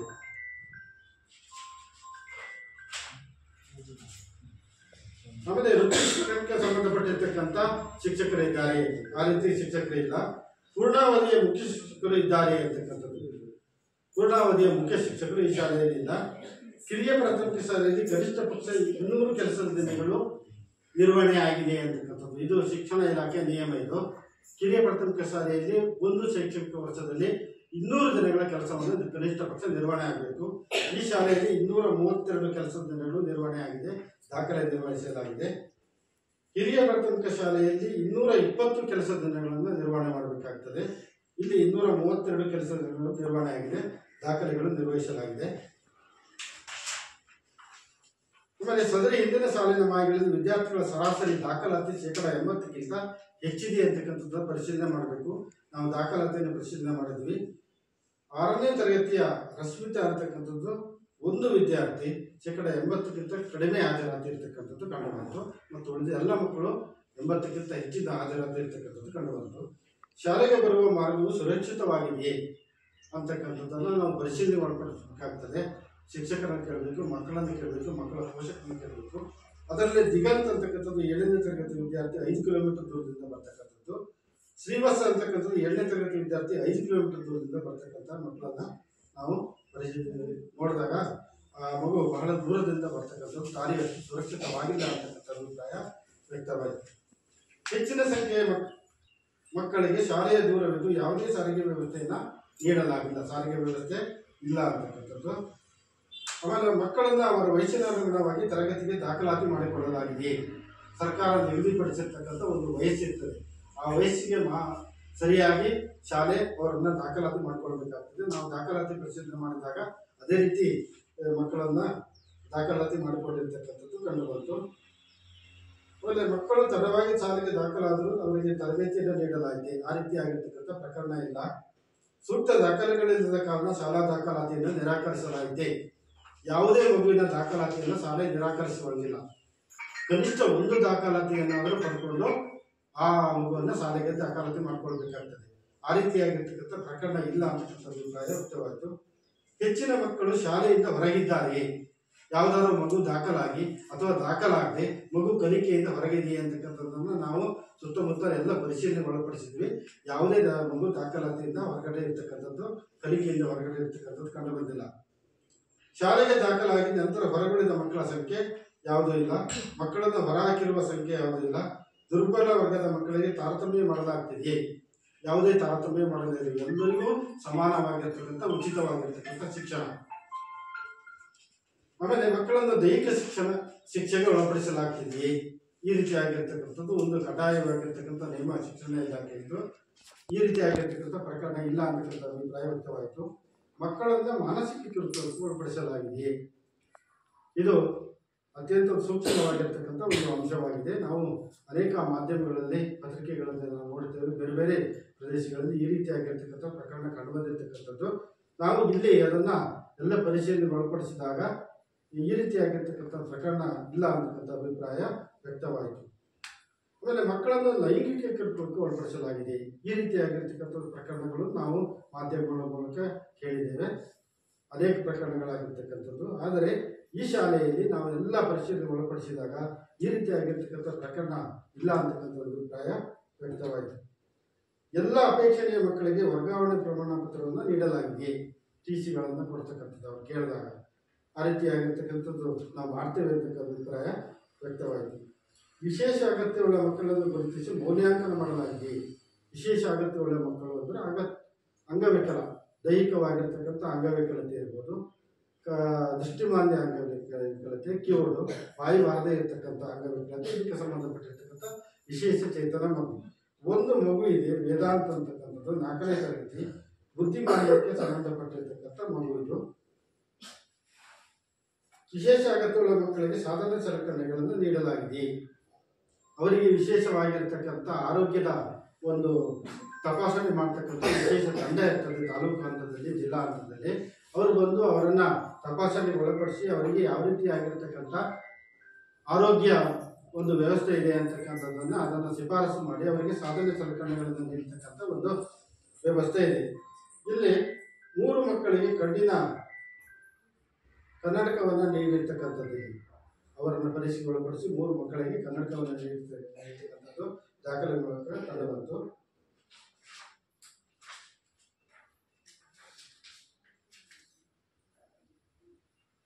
ಆಮೇಲೆ ವಿಶೇಷ ಅಗತ್ಯವುಳ್ಳ ಮಕ್ಕಳಿಗೆ ಬೆಂಗಾವಲು ಪ್ರಯಾಣ ಭತ್ಯೆಯನ್ನು ನೀಡಲಾಗಿದೆ. ಅವರಿಗೆ ಶಾಲೆಗೆ ಬರಲಿಕ್ಕೆ ಬೆಂಗಾವಲು ಭತ್ಯೆ ನೀಡತಕ್ಕಂಥ ವ್ಯವಸ್ಥೆ ಇದೆ. ಅದನ್ನು ಶಿಫಾರಸು ಮಾಡಲಾಗಿದೆ ಶಾಲೆಯಿಂದ. ಆಮೇಲೆ ಎಲ್ಲ ಹವಾಮಾನದಿಂದ ಸುರಕ್ಷಿತವಾದ ಶಾಲಾ ಕಟ್ಟಡ ಇದೆಯೇ? ಮಗು ಗುಣಮಟ್ಟದ ಶಿಕ್ಷಣವನ್ನು ಪಡೆಯಬೇಕಾದ್ರೆ ಸುರಕ್ಷಿತವಾಗಿರ್ತಕ್ಕಂಥ ಒಂದು ಶಾಲಾ ಕಟ್ಟಡ ಇರಬೇಕು ಅಂತಕ್ಕಂಥದ್ದು ಸಮಗ್ರ ಶಿಕ್ಷಣ ಯೋಜನೆ ಪ್ರಮುಖವಾಗಿರ್ತಕ್ಕಂಥ ಉದ್ದೇಶ. ನಾವಿಲ್ಲಿ ನೋಡಿದಾಗ 6 ಕೊಠಡಿಗಳಿವೆ. 6 ಕೊಠಡಿಗಳಲ್ಲಿ 3 ಕೊಠಡಿಗಳು ತರಗತಿ ಕೊಠಡಿಗಳು, 1 ಶಿಕ್ಷಕರ ಕೊಠಡಿ, ಅದರಲ್ಲಿ 1 ಕೊಠಡಿ ದುರಸ್ತಿಯಲ್ಲಿದೆ ಮತ್ತು ಉಳಿದಿರ್ತಕ್ಕಂಥ ಕೊಠಡಿ ಉತ್ತಮವಾಗಿರ್ತಕ್ಕಂಥ ಗುಣಮಟ್ಟ ಇರ್ತಕ್ಕಂಥ ಕೊಠಡಿಗಳಾಗಿ ನಮಗೆ ಕಂಡು ಬಂದಿದೆ. ಎಲ್ಲ ಹವಾಮಾನ ಅಂದರೆ ಮಳೆಗಾಲ, ಬೇಸಿಗೆ ಕಾಲ, ಚಳಿಗಾಲ, ಈ ಎಲ್ಲ ಹವಾಮಾನಕ್ಕೂ ಸಹ ಸುರಕ್ಷಿತವಾಗಿರ್ತಕ್ಕಂಥ ಕಟ್ಟಡ ಇರ್ತಕ್ಕಂಥದ್ದು ನಮಗೆ ಕಂಡು ಬಂತು. ಆಮೇಲೆ ಬಾಲಕರಿಗೆ ಸಾಕಷ್ಟು ಶೌಚಾಲಯದ ವ್ಯವಸ್ಥೆ ಇದೆ. ಬಾಲಕಿಯರಿಗೆ ಸಾಕಷ್ಟು ಶೌಚಾಲಯದ ವ್ಯವಸ್ಥೆ ಇದೆ. ಬಾಲಕರ ಶೌಚಾಲಯಕ್ಕೆ ನೀರಿನ ವ್ಯವಸ್ಥೆ ಇದೆ. ಬಾಲಕಿಯರ ಶೌಚಾಲಯಕ್ಕೆ ನೀರಿನ ವ್ಯವಸ್ಥೆ ಇದೆ. ಆಮೇಲೆ ಶೌಚಾಲಯ ಬಳಕೆ ಯೋಗ್ಯವಾಗಿದೆ ಅಂತಕ್ಕಂಥದ್ದು. ಒಂದು ಶಾಲೆಯಲ್ಲಿ ಒಂದು ಉತ್ತಮವಾಗಿರ್ತಕ್ಕಂಥ ಶೌಚಾಲಯದ ವ್ಯವಸ್ಥೆ ಅತಿ ಪ್ರಮುಖವಾಗಿರ್ತಕ್ಕಂಥದ್ದು. ಯಾಕೆಂದರೆ ಮಕ್ಕಳು ಕ್ರಿಯಾತ್ಮಕವಾಗಿ ಕಲಿಕೆಯಲ್ಲಿ ಪಾಲ್ಗೊಳ್ಬೇಕಾದ್ರೆ ಉತ್ತಮವಾಗಿರ್ತಕ್ಕಂಥ ಶೌಚಾಲಯದ ವ್ಯವಸ್ಥೆ ಇರಬೇಕು ಅಂತಕ್ಕಂಥದ್ದು ಸರ್ಕಾರದ ಉದ್ದೇಶ. ಏಕೆಂತಂದ್ರೆ ಶೌಚಾಲಯ ಏನಾದ್ರು ಅವ್ಯವಸ್ಥೆ ಇದ್ರೆ ಆ ಮಗು ಶೌಚಾಲಯಕ್ಕೆ ಹೋಗದೆ ಶೌಚವನ್ನು ಏನಾದರೂ ಅದು ಪೂರ್ಣ ಪ್ರಮಾಣದಲ್ಲಿ ಅದು ಏನಾದರೂ ಶೇಖರಣೆ ಮಾಡಿಕೊಂಡ್ರೆ ಅದು ಕಲಿಕೆಯಲ್ಲಿ ಪಾಲ್ಗೊಳ್ಳೋದಿಲ್ಲ ಅಂತಕ್ಕಂಥದ್ದು. ಆಮೇಲೆ ಶೌಚಾಲಯ ಏನಾದ್ರು ಅವ್ಯವಸ್ಥೆ ಇದ್ರೆ ಶೌಚಾಲಯಕ್ಕೆ ಹೋಗಿ ಬಂದಿರತಕ್ಕಂಥ ಮಗು ಶೌಚಾಲಯದ ಬಗ್ಗೆ ಯೋಚನೆ ಮಾಡ್ತಾ ಇರ್ತದೆ. ಹಾಗಾಗಿ ಅದು ತರಗತಿ ಕೊಠಡಿಗಳಲ್ಲಿ ಭೌತಿಕವಾಗಿ ಇರ್ತದೆ ಬಿಟ್ಟರೆ ಮಾನಸಿಕವಾಗಿ ಇರೋದಿಲ್ಲ. ಹಾಗಾಗಿ ಕಲಿಕೆಯಲ್ಲಿ ಪಾಲ್ಗೊಳ್ಳೋದಿಲ್ಲ ಅಂತಕ್ಕಂಥದ್ದು ಶಿಕ್ಷಣ ಇಲಾಖೆಯ ಒಂದು ಉದ್ದೇಶ. ಅದು ಹಾಗಾಗಿ ಒಂದು ಶಾಲೆ ಒಂದು ಉತ್ತಮವಾಗಿರ್ತಕ್ಕಂಥ ಶೌಚಾಲಯವನ್ನು ಹೊಂದಿರಬೇಕು ಅಂತಕ್ಕಂಥದ್ದು. ಹಾಗಾಗಿ ನಾವು ಇಲ್ಲಿ ಶೌಚಾಲಯವನ್ನು ನೋಡಿದಾಗ ಗಂಡು ಮಕ್ಕಳ ಶೌಚಾಲಯ ಇರ್ತಕ್ಕಂಥದ್ದು ನಮಗೆ ಕಂಡು ಬಂತು, ಆದರೆ ಹೆಣ್ಣು ಮಕ್ಕಳ ಶೌಚಾಲಯ ಇಲ್ಲ. ಒಂದು ಶೌಚಾಲಯ ಇದೆ, ಶೌಚದ ವ್ಯವಸ್ಥೆ ಇರ್ತಕ್ಕಂಥದ್ದು ಒಂದೇ, ಅದನ್ನ ಹೆಣ್ಮಕ್ಳು ಉಪಯೋಗಿಸ್ತಾ ಇದ್ದಾರೆ. ಪ್ರತ್ಯೇಕವಾಗಿರ್ತಕ್ಕಂಥ ಒಂದು ಘಟಕ ಇರಬೇಕು ಅಂತಕ್ಕಂಥದ್ದು.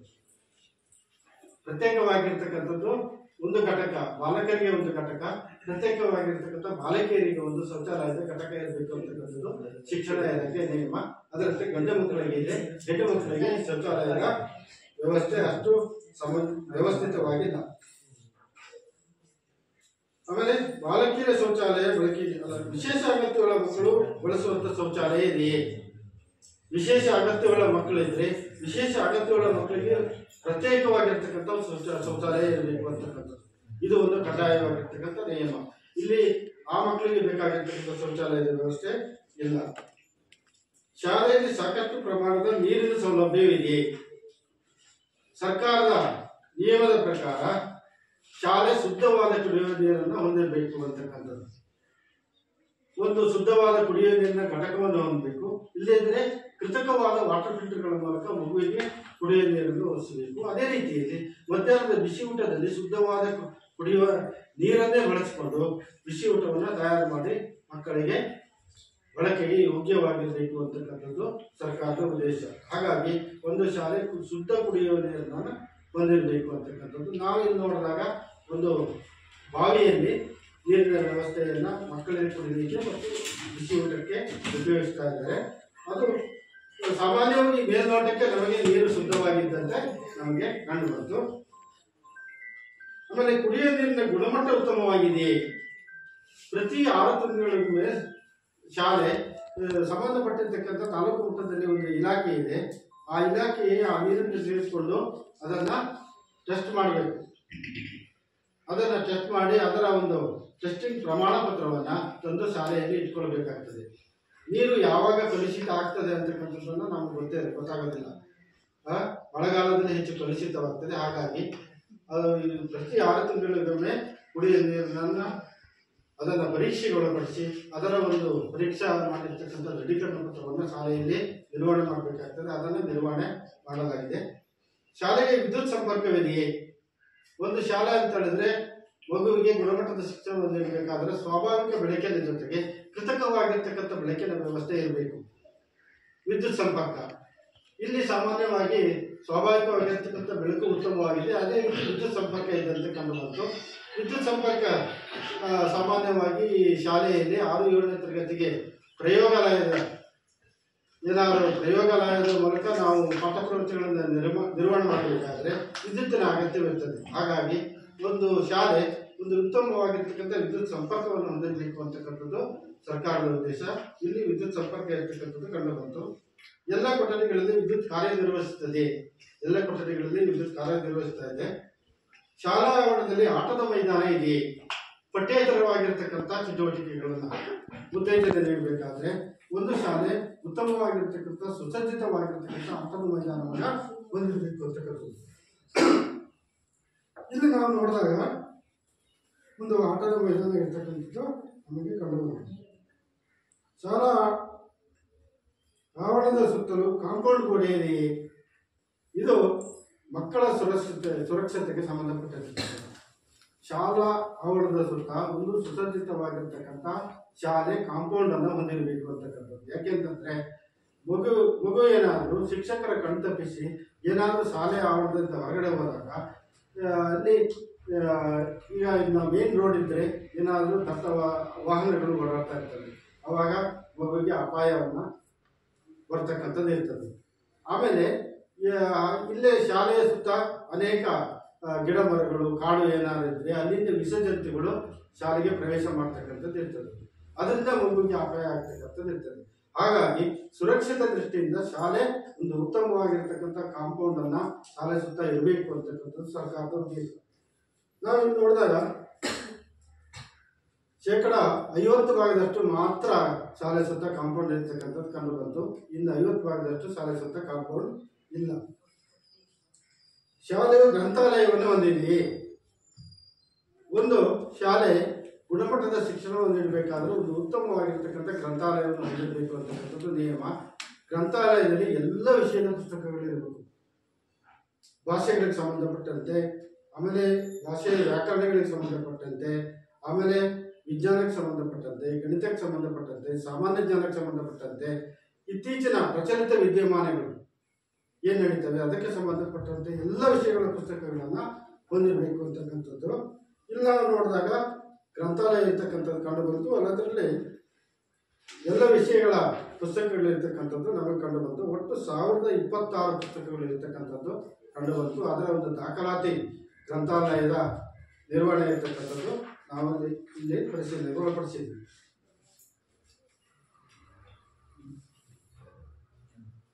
ಆಮೇಲೆ ಕ್ರೀಡಾ ಸಾಮಗ್ರಿಗಳು ಶಾಲೆಯಲ್ಲಿ ಇವೆಯೇ? ಪಠ್ಯೇತರವಾಗಿರ್ತಕ್ಕಂಥ ಚಟುವಟಿಕೆಗಳನ್ನು ಪ್ರೋತ್ಸಾಹ ಮಾಡಬೇಕಾದ್ರೆ ಮಕ್ಕಳಿಗೆ ಕ್ರೀಡಾ ಸಾಮಗ್ರಿಗಳು ಇರಬೇಕು ಅಂತಕ್ಕಂಥದ್ದು. ಇಲ್ಲಿ ಕನಿಷ್ಠ ಪಕ್ಷ ಕೆಲವೊಂದು ಕ್ರೀಡಾ ಸಾಮಗ್ರಿಗಳು ಇದೆ, ಇನ್ನು ಕೆಲವು ಕ್ರೀಡಾ ಸಾಮಗ್ರಿಗಳ ಅಗತ್ಯ ಇದೆ. ಡಿಜಿಟಲ್ ಮೂಲಸೌಕರ್ಯಗಳು ಲಭ್ಯವಿದೆಯೇ? ಮಗುವಿಗೆ ಗುಣಮಟ್ಟದ ಶಿಕ್ಷಣವನ್ನು ನೀಡಬೇಕಾದ್ರೆ ಡಿಜಿಟಲ್ ಮೂಲಸೌಕರ್ಯಗಳು ಇರಬೇಕು ಅಂತಕ್ಕಂಥದ್ದು. ಕಂಪ್ಯೂಟರ್ಗಳಿರಬೇಕು, ಲ್ಯಾಪ್ಟಾಪ್ಗಳಿರಬೇಕು, ಪ್ರೊಜೆಕ್ಟರ್ಗಳಿರಬೇಕು, ಸ್ಮಾರ್ಟ್ ಟಿವಿಗಳಿರಬೇಕು. ಇವುಗಳ ಮೂಲಕ ಮಕ್ಕಳಿಗೆ ಅನೇಕ ರೀತಿಯಾಗಿರ್ತಕ್ಕಂಥ ಪಠ್ಯದಲ್ಲಿ ಬರ್ತಕ್ಕಂಥ ವಿಷಯಗಳಲ್ಲದೆ ಬೇರೆ ಬೇರೆ ವಿಷಯಗಳನ್ನು ಕಲಿಸಲಿಕ್ಕೆ ಅವಕಾಶ ಆಗ್ತದೆ. ಹಾಗಾಗಿ ಒಂದು ಗುಣಮಟ್ಟದ ಶಿಕ್ಷಣವನ್ನು ಮಕ್ಕಳಿಗೆ ನೀಡಬೇಕಾದ್ರೆ ಶಾಲೆ ಡಿಜಿಟಲ್ ಮೂಲಸೌಕರ್ಯಗಳನ್ನು ಹೊಂದಿರಬೇಕು ಅಂತಕ್ಕಂಥದ್ದು ಒಂದು ಶಿಕ್ಷಣ ಇಲಾಖೆ ನಿಯಮ. ಅದರಲ್ಲಿ ಇಲ್ಲಿ 3 ಕಂಪ್ಯೂಟರ್ಗಳಿದೆ ಈ ಶಾಲೆಯಲ್ಲಿ, 2 ಸ್ಮಾರ್ಟ್ ಟಿವಿಗಳಿದೆ. ಅದರಲ್ಲಿ 2 ಕಂಪ್ಯೂಟರ್ಗಳು ಮಾತ್ರ ಕೆಲಸವನ್ನು ನಿರ್ವಹಿಸ್ತಾ ಇದೆ, 1 ಕಂಪ್ಯೂಟರ್ ಕೆಲಸವನ್ನು ನಿರ್ವಹಿಸ್ತಾ ಇಲ್ಲ. 2 ಸ್ಮಾರ್ಟ್ ಟಿವಿಗಳು ಕೆಲಸವನ್ನು ನಿರ್ವಹಿಸ್ತಾ ಇದೆ. ಅದರಲ್ಲಿ ನಾವು ಪರಿಶೀಲನೆ ಮಾಡಿದ್ವಿ. ಸ್ಮಾರ್ಟ್ ಟಿವಿಗಳ ಮೂಲಕ ಮಕ್ಕಳಿಗೆ ಕಲಿಕೆಗೆ ಬೇಕಾಗಿರ್ತಕ್ಕಂಥ ಎಲ್ಲ ವಿಷಯಗಳ ಸಂಬಂಧಪಟ್ಟಿರ್ತಕ್ಕಂಥ ಪಾಠ ಪ್ರವಚನ ನಿರ್ವಹಣೆ ಆಗತಕ್ಕಂಥದ್ದು ನಮಗೆ ಕಂಡು ಬಂತು.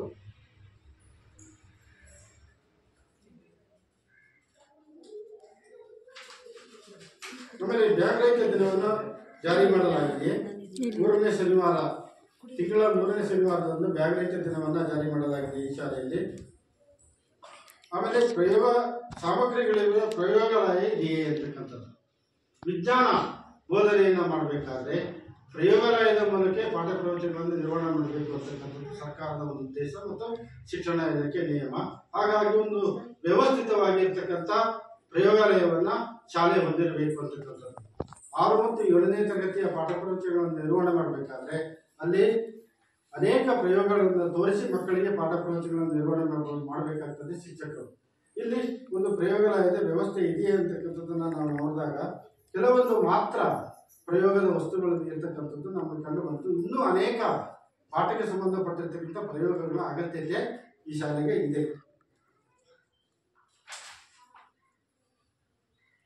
ಆಮೇಲೆ ಶಾಲೆಯಲ್ಲಿ ಘನತ್ಯಾಜ್ಯ ಮತ್ತು ದ್ರವ್ಯತ್ಯಾಜ್ಯದ ವಿಲೇವಾರಿ ಯಾವ ರೀತಿ ಆಗ್ತಾ ಇದೆ ಅಂತಕ್ಕಂಥದ್ದನ್ನ ಪರಿಶೀಲನೆಗೆ ಒಳಪಡಿಸಬೇಕು. ಘನತ್ಯಾಜ್ಯವನ್ನು ಗ್ರಾಮ ಪಂಚಾಯತಿ ವಿಲೇವಾರಿ ಮಾಡ್ತಿದೆ ಅಂತಕ್ಕಂಥದ್ದು ಅಭಿಪ್ರಾಯ ವ್ಯಕ್ತವಾಯಿತು. ದ್ರವತ್ಯಾಜ್ಯವನ್ನು ನಾವು ಇಂಗುಗುಂಡಿಯ ಮೂಲಕ ಅದನ್ನು ನಾವು ವಿಲೇವಾರಿ ಮಾಡ್ತೇವೆ ಮತ್ತು ಸಸ್ಯಗಳಿಗೆ ಗೊಬ್ಬರ, ಗಿಡಗಳಿಗೆ ಗೊಬ್ಬರ ರೂಪದಲ್ಲಿ ಬಳಕೆ ಮಾಡ್ತೇವೆ ಅಂತಕ್ಕಂಥ ಅಭಿಪ್ರಾಯ ವ್ಯಕ್ತವಾಯಿತು. ಕೆಲವು ಮೂಲಸೌಕರ್ಯಗಳು ಇತರ ಇಲಾಖೆಗಳ ಯೋಜನೆಗಳಿಂದ ಮಂಜೂರಾಗಿದೆ ಮತ್ತು ನಿರ್ವಹಿಸಲಾಗಿದೆ ಅಂತಕ್ಕಂಥದ್ದನ್ನು ಅವರು ಪರಿಶೀಲನೆ ಮಾಡಿಕೊಳ್ಳಿಸಬೇಕು. ಮೂಲಸೌಕರ್ಯಗಳು ಅಂತ ಹೇಳಿದ್ರೆ ಶಾಲೆಗೆ ಸಂಬಂಧಪಟ್ಟಿರ್ತಕ್ಕಂಥ ಯಾವುದೇ ಕಟ್ಟಡಗಳಿರ್ಬೋದು, ಮೇಲ್ಚಾವಣಿ ಇರ್ಬೋದು, ಶಾಲೆ ಸುತ್ತ ಕಾಂಪೌಂಡ್ ಇರ್ಬೋದು, ಆಮೇಲೆ ಆಟದ ಮೈದಾನ ಇರ್ಬೋದು, ಹೀಗೆ ಅನೇಕ ರೀತಿಯಾಗಿರ್ತಕ್ಕಂಥ ಮೂಲಸೌಕರ್ಯಗಳು ಈ ಶಿಕ್ಷಣ ಇಲಾಖೆ ಸಂಬಂಧಪಟ್ಟಂತೆ ಬೇರೆ ಇಲಾಖೆಗಳಿಂದ ಅನುದಾನವನ್ನು ಪಡೆದು ಮೂಲಸೌಕರ್ಯಗಳನ್ನು ಮಾಡಲಿಕ್ಕೆ ಅವಕಾಶ ಇದೆ. ಬೇರೆ ಯಾವುದೇ ಇಲಾಖೆಗೆ ಈ ರೀತಿಯಾಗಿರ್ತಕ್ಕಂಥ ಅವಕಾಶಗಳಿಲ್ಲ.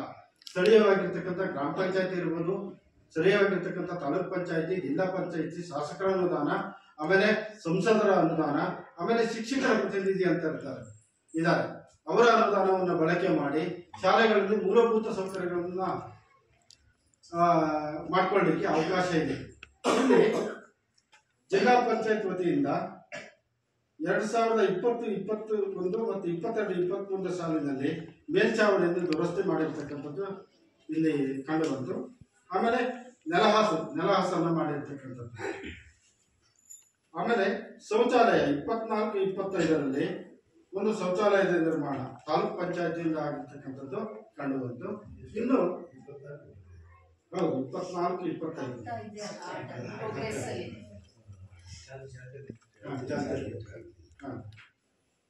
ಇಷ್ಟು ಅನುದಾನಗಳು ಬಳಕೆ ಆಗಿರೋದು ಬಿಟ್ಟರೆ ಇನ್ಯಾವುದೇ ಅನುದಾನಗಳು ಈ ಒಂದು ಶಾಲೆಯಲ್ಲಿ ಬಳಕೆ ಆಗಿಲ್ಲ.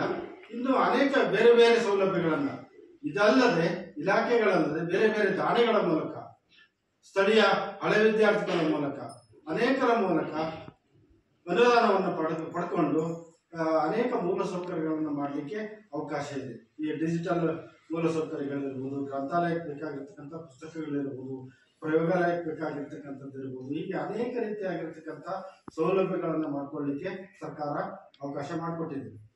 ಇಲ್ಲಿ ಅದು ಯಾವುದೇ ರೀತಿಯಾಗಿರ್ತಕ್ಕಂಥ ಅನುದಾನ ಬಳಕೆಯಾಗಿ ಆಗಿರ್ತಕ್ಕಂಥದ್ದು ಕಂಡು ಬಂದಿದೆ. ಆಮೇಲೆ ಶಿಕ್ಷಕರು ನಿಯಮಿತವಾಗಿ ಶಾಲೆಗೆ ಹಾಜರಾಗ್ತಾರೆ. ನಾವು ಶಿಕ್ಷಕರನ್ನು ಕೇಳಬೇಕಾಗ್ತದೆ, ಮಕ್ಕಳ ಪೋಷಕರನ್ನು ಕೇಳಬೇಕಾಗ್ತದೆ, ಮಕ್ಕಳನ್ನು ಕೇಳಬೇಕಾಗ್ತದೆ. ನಾವು ಪರಿಶೀಲನೆ ಒಳಪಡಿಸಿದ್ವಿ.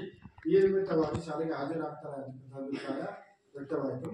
ಶಿಕ್ಷಕರು ಪ್ರತಿದಿನ ಶಾಲೆಗೆ ತಡವಾಗಿ ಬರ್ತಾರೆ, ಈ ರೀತಿಯಾಗಿರ್ತಕ್ಕಂಥದ್ದು ಇಲ್ಲ ಅಂತ ಅಭಿಪ್ರಾಯ ವ್ಯಕ್ತವಾಯಿತು. ಶಿಕ್ಷಕರು ಪ್ರತಿದಿನ ಶಾಲೆಯಿಂದ ಮುಂಚಿತವಾಗಿ ತೆರಳುತ್ತಾರೆ, ಈ ರೀತಿಯಾಗಿರ್ತಕ್ಕಂಥದ್ದು ಇಲ್ಲ ಅಂತ ಅಭಿಪ್ರಾಯ ವ್ಯಕ್ತವಾಯಿತು. ಶಿಕ್ಷಕರು ನಿಯತಕಾಲಿಕವಾಗಿ ಪೋಷಕರನ್ನ ಭೇಟಿ ಮಾಡಿ ಮಕ್ಕಳ ಹಾಜರಾತಿ, ಸಾಮರ್ಥ್ಯ ಮತ್ತು ಕಲಿಕಾ ಪ್ರಗತಿಗಳ ಬಗ್ಗೆ ವಿವರಿಸುತ್ತಾರೆಯೇ? ಶಿಕ್ಷಣ ಇಲಾಖೆ ನಿಯಮದ ಪ್ರಕಾರ ಪಾಠ ಪ್ರವಚನಗಳ ಜೊತೆಗೆ ನಿಗದಿಪಡಿಸಿರ್ತಕ್ಕಂಥ ಸಮಯದಲ್ಲಿ ಪರೀಕ್ಷೆಗಳನ್ನು ನಡೆಸ್ತಕ್ಕಂಥದ್ದು, ಘಟಕ ಪರೀಕ್ಷೆಗಳನ್ನು ನಡೆಸ್ತಕ್ಕಂಥದ್ದು, ಅದನ್ನು ಮೌಲ್ಯಮಾಪನ ಮಾಡ್ತಕ್ಕಂಥದ್ದು. ಮೌಲ್ಯಮಾಪನ ಮಾಡಿ ಮಗು ಯಾವ ಹಂತದಲ್ಲಿದೆ ಅಂತಕ್ಕಂಥ ಮಾಹಿತಿಯನ್ನು ಪೋಷಕರಿಗೆ ನೀಡ್ತಕ್ಕಂಥದ್ದು. ಮಗು ಏನಾದರೂ ಕಲಿಕೆಯಲ್ಲಿ ಹಿಂದೆ ಇದ್ದರೆ ಅದಕ್ಕೆ ಪೂರಕವಾಗಿರ್ತಕ್ಕಂಥ ಯಾವ ರೀತಿ ಕಲಿಕೆಯನ್ನು ಮಾಡಬೇಕು ಅಂತಕ್ಕಂಥದ್ದನ್ನು ಪೋಷಕರ ಜೊತೆಗೆ ಚರ್ಚೆ ಮಾಡಿ ಆ ಮಗುವನ್ನು ಕಲಿಕೆಯ ಮುಂದೆ ತರ್ತಕ್ಕಂಥ ಒಂದು ವ್ಯವಸ್ಥೆಯನ್ನು ಸರ್ಕಾರದ ಒಂದು ಶಿಕ್ಷಣ ಇಲಾಖೆ ನಿಯಮ ಈ ರೀತಿಯಾಗಿರ್ತಕ್ಕಂಥ ಪ್ರಕ್ರಿಯೆ ನಡೀತಾ ಇದೆ ಅಂತಕ್ಕಂಥದ್ದನ್ನು ನಾವು ಅಭಿಪ್ರಾಯ ಸಂಗ್ರಹಣೆ ಮಾಡಿದ್ವಿ. ಆ ರೀತಿ ಆಗ್ತಾ ಇದೆ ಅಂತಕ್ಕಂಥದ್ದು ಅಭಿಪ್ರಾಯ ಎಲ್ಲರಿಂದ ವ್ಯಕ್ತವಾಯಿತು.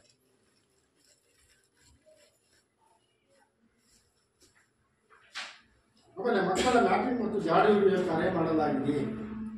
ಮಕ್ಕಳ ಮ್ಯಾಪಿಂಗ್ ಮತ್ತು ಜಾಡಿ ಹಿಡಿಯುವ ಕಾರ್ಯ ಮಾಡಲಾಗಿದೆ ಅಂದರೆ ಶೈಕ್ಷಣಿಕ ವರ್ಷದ ಪ್ರಾರಂಭದಲ್ಲಿ ಜೂನ್ ತಿಂಗಳಲ್ಲಿ ಯಾವ್ಯಾವ ಮಗು ಶಾಲೆಗೆ ದಾಖಲಾಗಿಲ್ಲ ಅಥವಾ ಯಾವ ಮಗು ದಾಖಲಾಗಿದೆ, ದಾಖಲಾಗಿ ಯಾವ ಮಗು ಬರ್ತಾ ಇಲ್ಲ ಶಾಲೆಗೆ ಅಂತಕ್ಕಂಥದ್ದನ್ನ ಶೈಕ್ಷಣಿಕ ವರ್ಷದ ಪ್ರಾರಂಭದಲ್ಲಿ ಶಿಕ್ಷಕರು ಮಾಡಬೇಕಾಗ್ತದೆ. ಆ ರೀತಿಯಾಗಿ ಮಾಡ್ತೇವೆ ಅಂತಕ್ಕಂಥ ಅಭಿಪ್ರಾಯ ವ್ಯಕ್ತವಾಯಿತು.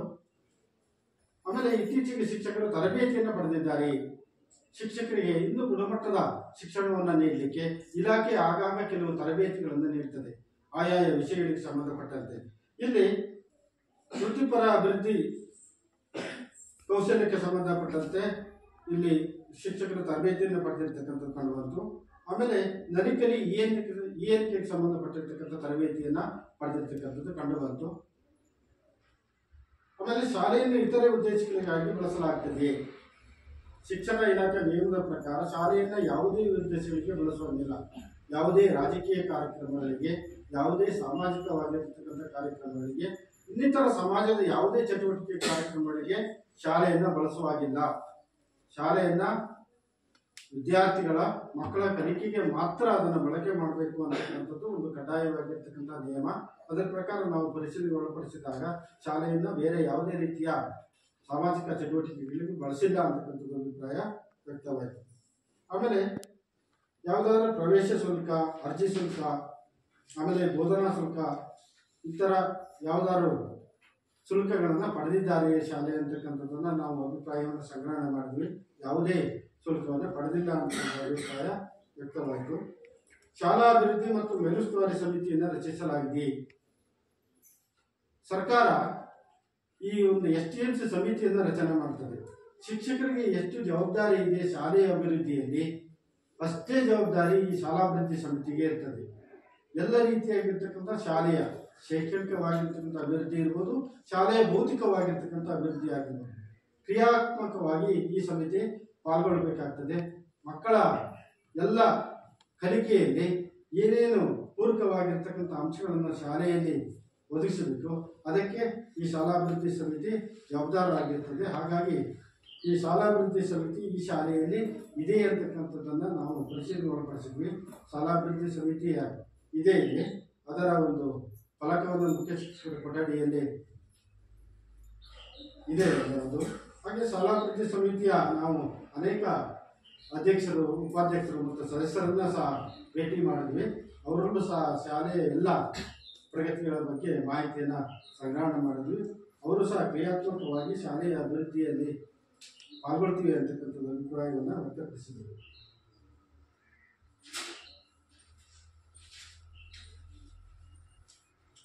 ಆಮೇಲೆ ಪ್ರತಿ ತಿಂಗಳು STMC ಸಭೆಗಳು ನಡೆಯುತ್ತವೆ.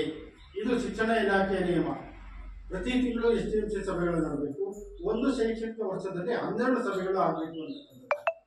12 ಸಭೆಗಳು ಆಗಿ ಮಕ್ಕಳ ಶೈಕ್ಷಣಿಕವಾಗಿರ್ತಕ್ಕಂಥ ಎಲ್ಲ ಪ್ರಗತಿಗಳ ಬಗ್ಗೆ ಅಲ್ಲಿ ಚರ್ಚೆ ಆಗಬೇಕು. ಚರ್ಚೆ ಆಗಿ ನಡಾವಳಿಯನ್ನು ದಾಖಲಿಸಬೇಕು ಅಂತಕ್ಕಂಥದ್ದು ಒಂದು ನಿಯಮ.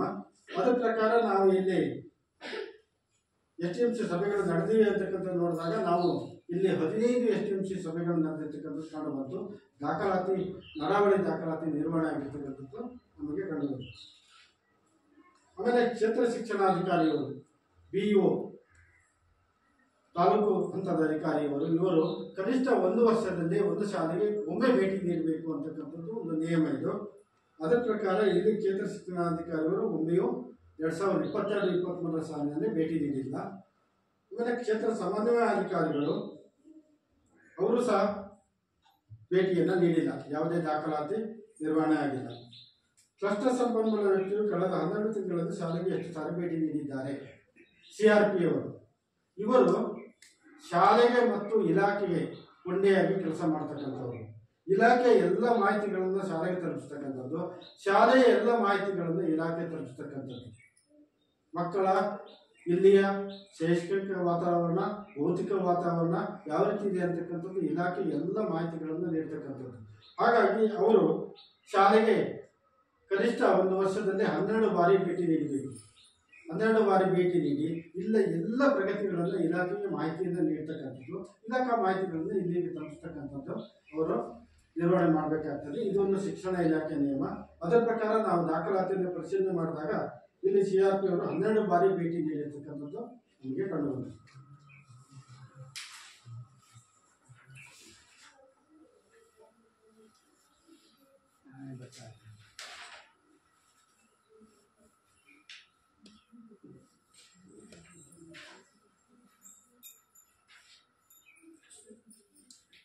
ಶಾಲಾ ಸುರಕ್ಷತಾ ಸಮಿತಿಯನ್ನು ಶಾಲೆಯಲ್ಲಿ ರಚಿಸಲಾಗಿದೆ.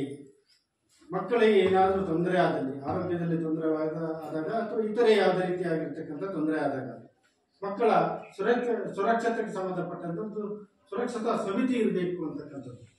ಆ ಸುರಕ್ಷತಾ ಸಮಿತಿ ಮಕ್ಕಳಿಗೆ ಏನಾದರೂ ತೊಂದರೆ ಆದಾಗ ಅದರ ಜವಾಬ್ದಾರಿಯನ್ನು ಅದು ನಿರ್ವಹಣೆ ಮಾಡಬೇಕಾಗ್ತದೆ. ಎಲ್ಲ ಪೋಷಕರು ಬಂದು ಯಾವುದೇ ಮಗುವಿಗೆ ಒಂದು ಏನಾದರೂ ತೊಂದರೆ ಆದಾಗ ಬರಲಿಕ್ಕೆ ಆಗೋದಿಲ್ಲ. ಒಂದು ಸಮಿತಿಯನ್ನು ರಚನೆ ಮಾಡಿ ಅದು ಕ್ರಿಯಾಶೀಲವಾಗಿ ಕೆಲಸ ಮಾಡಬೇಕು ಅಂತಕ್ಕಂಥದ್ದು, ಅದನ್ನು ರಚನೆ ಮಾಡಬೇಕಂಥದ್ದು ಇದನ್ನು ಶಾಲೆಯಲ್ಲಿ ರಚಿಸಲಾಗಿದೆ. ಆ ಸಮಿತಿ ಕ್ರಿಯಾಶೀಲವಾಗಿ ಕೆಲಸ ಮಾಡ್ತಿದೆ ಅಂತಕ್ಕಂಥ ಅಭಿಪ್ರಾಯ ವ್ಯಕ್ತವಾಗಿದೆ. ಆಮೇಲೆ ವಿದ್ಯುತ್ ತಂತಿಗಳನ್ನು ಮತ್ತು ಕೇಬಲ್ಗಳನ್ನು ಸರಿಯಾದ ಅರ್ಥಿಗಳೊಂದಿಗೆ ಇನ್ಸುಲೇಟ್ ಮಾಡಲಾಗಿದೆ ಮತ್ತು ಮಕ್ಕಳು ತಲುಪುವ ಹಂತದಲ್ಲಿ ಇರುತ್ತದೆ, ಅಂತರದಲ್ಲಿ ಅಂತಕ್ಕಂಥದ್ದು. ವಿದ್ಯುತ್ ತಂತಿಗಳನ್ನು ಮಕ್ಕಳು ಏನಾದರೂ ಕೈಗೆ ಇಟ್ಟುಕುವಂತೆ ವಿದ್ಯುತ್ ತಂತಿಗಳನ್ನು ಮೇಲ್ಮಟ್ಟದಲ್ಲಿ ಹಾದು ಹೋಗುವಾಗ ಮಾಡಬಾರದು. ಆಮೇಲೆ ನೆಲದಲ್ಲಿ ಸಹ ಹಾದು ಹೋಗುವಾಗ ಮಕ್ಕಳಿಗೆ ತೊಂದರೆ ಆಗದಂತೆ ಅದನ್ನು ಅಳವಡಿಸಬೇಕಾಗ್ತದೆ. ಆ ರೀತಿ ಏನಾದರೂ ಇದೆಯಾ ಅಂತಕ್ಕಂಥದ್ದನ್ನು ನಾವು ಪರಿಶೀಲನೆ ಒಳಪಡಿಸಿದ್ದೀವಿ. ಆ ರೀತಿಯಾಗಿರ್ತಕ್ಕಂಥದ್ದು ಎಲ್ಲಿಗೂ ನಮಗೆ ಕಂಡು ಬಂದಿಲ್ಲ. ಆಮೇಲೆ ಪ್ರಥಮ ಚಿಕಿತ್ಸಾ ಪೆಟ್ಟಿಗೆ ಶಾಲೆ ಹೊಂದಿದೆ ಅಂತಕ್ಕಂಥದ್ದು. ಮಕ್ಕಳಿಗೆ ಎಲ್ಲಾರು ಕ್ರೀಡೆಯಲ್ಲಿ ಪಾಲ್ಗೊಂಡ್ರೆ ಅಥವಾ ಬೇರೆ ಸಂದರ್ಭದಲ್ಲಿ ಏನಾದ್ರು ಸಣ್ಣ ಪುಟ್ಟ ಗಾಯಗಳಾದರೆ ಏನಾದ್ರು ಆರೋಗ್ಯದಲ್ಲಿ ತೊಂದರೆ ಆಗಿದ್ರೆ ಒಂದು ಪ್ರಥಮ ಚಿಕಿತ್ಸಾ ಪೆಟ್ಟಿಗೆ ಇರಬೇಕು. ಅದರಲ್ಲಿ ಕನಿಷ್ಠ ಔಷಧಿಗಳು ಇರಬೇಕು ಅಂತಕ್ಕಂಥದ್ದು ನಾವು ನೋಡಿದಾಗ ಪ್ರಥಮ ಚಿಕಿತ್ಸಾ ಪೆಟ್ಟಿಗೆ ಇದೆ, ಅದರಲ್ಲಿ ಕನಿಷ್ಠ ದರ್ಜೆಯ ಔಷಧಿಗಳು ಇರ್ತಕ್ಕಂಥದ್ದು ನಮಗೆ ಕಂಡು ಬರುತ್ತೆ. ಆಮೇಲೆ ಒಂದು ಸಲಹಾ ಪೆಟ್ಟಿಗೆ, ಏನಾದರೂ ಶಾಲೆಯಲ್ಲಿ ಯಾವುದೇ ದೂರುಗಳಿದ್ದರೆ ಅದನ್ನ ಪತ್ರದ ಮೂಲಕ ಬರವಣಿಗೆಯ ಮೂಲಕ ತನ್ನ ದೂರನ್ನು ಸಲ್ಲಿಕೆ ಮಾಡಲಿಕ್ಕೆ ಶಾಲೆ ಯಾವತ್ತೂ ಒಂದು ದೂರು ಪೆಟ್ಟಿಗೆಯನ್ನು ನಿರ್ವಹಣೆ ಮಾಡಬೇಕು. ಅದನ್ನು ಶಾಲೆ ನಿರ್ವಹಣೆ ಮಾಡಿದೆ. ಆಮೇಲೆ ತುರ್ತು ದೂರವಾಣಿ ಸಂಖ್ಯೆಗಳನ್ನು ಪ್ರದರ್ಶಿಸಲಾಗಿದೆ. ಏನಾದರೂ ಯಾವುದೇ ತೊಂದರೆಗಳಾದಾಗ ತುರ್ತು ದೂರವಾಣಿ ಸಂಖ್ಯೆಗಳನ್ನು ಶಾಲೆ ಪ್ರದರ್ಶನ ಮಾಡಬೇಕು. ಅದು ಸಾರ್ವಜನಿಕವಾಗಿ ಪ್ರದರ್ಶಿಸಬೇಕು. ಮಕ್ಕಳ ದೂರವಾಣಿ, ಮಹಿಳಾ ದೂರವಾಣಿ, ಆಮೇಲೆ ಬೆಂಕಿ ಅನಾಹುತಕ್ಕೆ ಸಂಬಂಧಪಟ್ಟಿರ್ತಕ್ಕಂಥ ದೂರವಾಣಿ, ಮಹಿಳಾ ದೂರವಾಣಿ, ಆರೋಗ್ಯ ದೂರವಾಣಿ, ಆಮೇಲೆ ಇಲಾಖೆಗೆ ಸಂಬಂಧಪಟ್ಟಿರ್ತಕ್ಕಂಥ ಮೇಲಾಧಿಕಾರಿಗಳ ದೂರವಾಣಿಗಳನ್ನು ಶಾಲೆ ಪ್ರದರ್ಶನ ಮಾಡಬೇಕಾಗ್ತದೆ. ಇಲ್ಲಿ ಪ್ರದರ್ಶನ ಮಾಡಿರ್ತಕ್ಕಂಥದ್ದು ನಮಗೆ ಕಂಡುಬಂತು. ಆಮೇಲೆ ಕನಿಷ್ಠ ಉಪಶಿಕ್ಷಕರು ವೃತ್ತಿಪರ ಮಾರ್ಗದರ್ಶನ ಮತ್ತು ಸಮಾಲೋಚನೆ ಕೌಶಲ್ಯವನ್ನು ಪಡೆದಿರ್ತಾರೆಯೇ? ವೃತ್ತಿಪರ ಮಾರ್ಗದರ್ಶನಕ್ಕೆ ಸಂಬಂಧಪಟ್ಟಂತೆ ಮತ್ತು ಸಮಾಲೋಚನೆ ಕೌಶಲ್ಯ.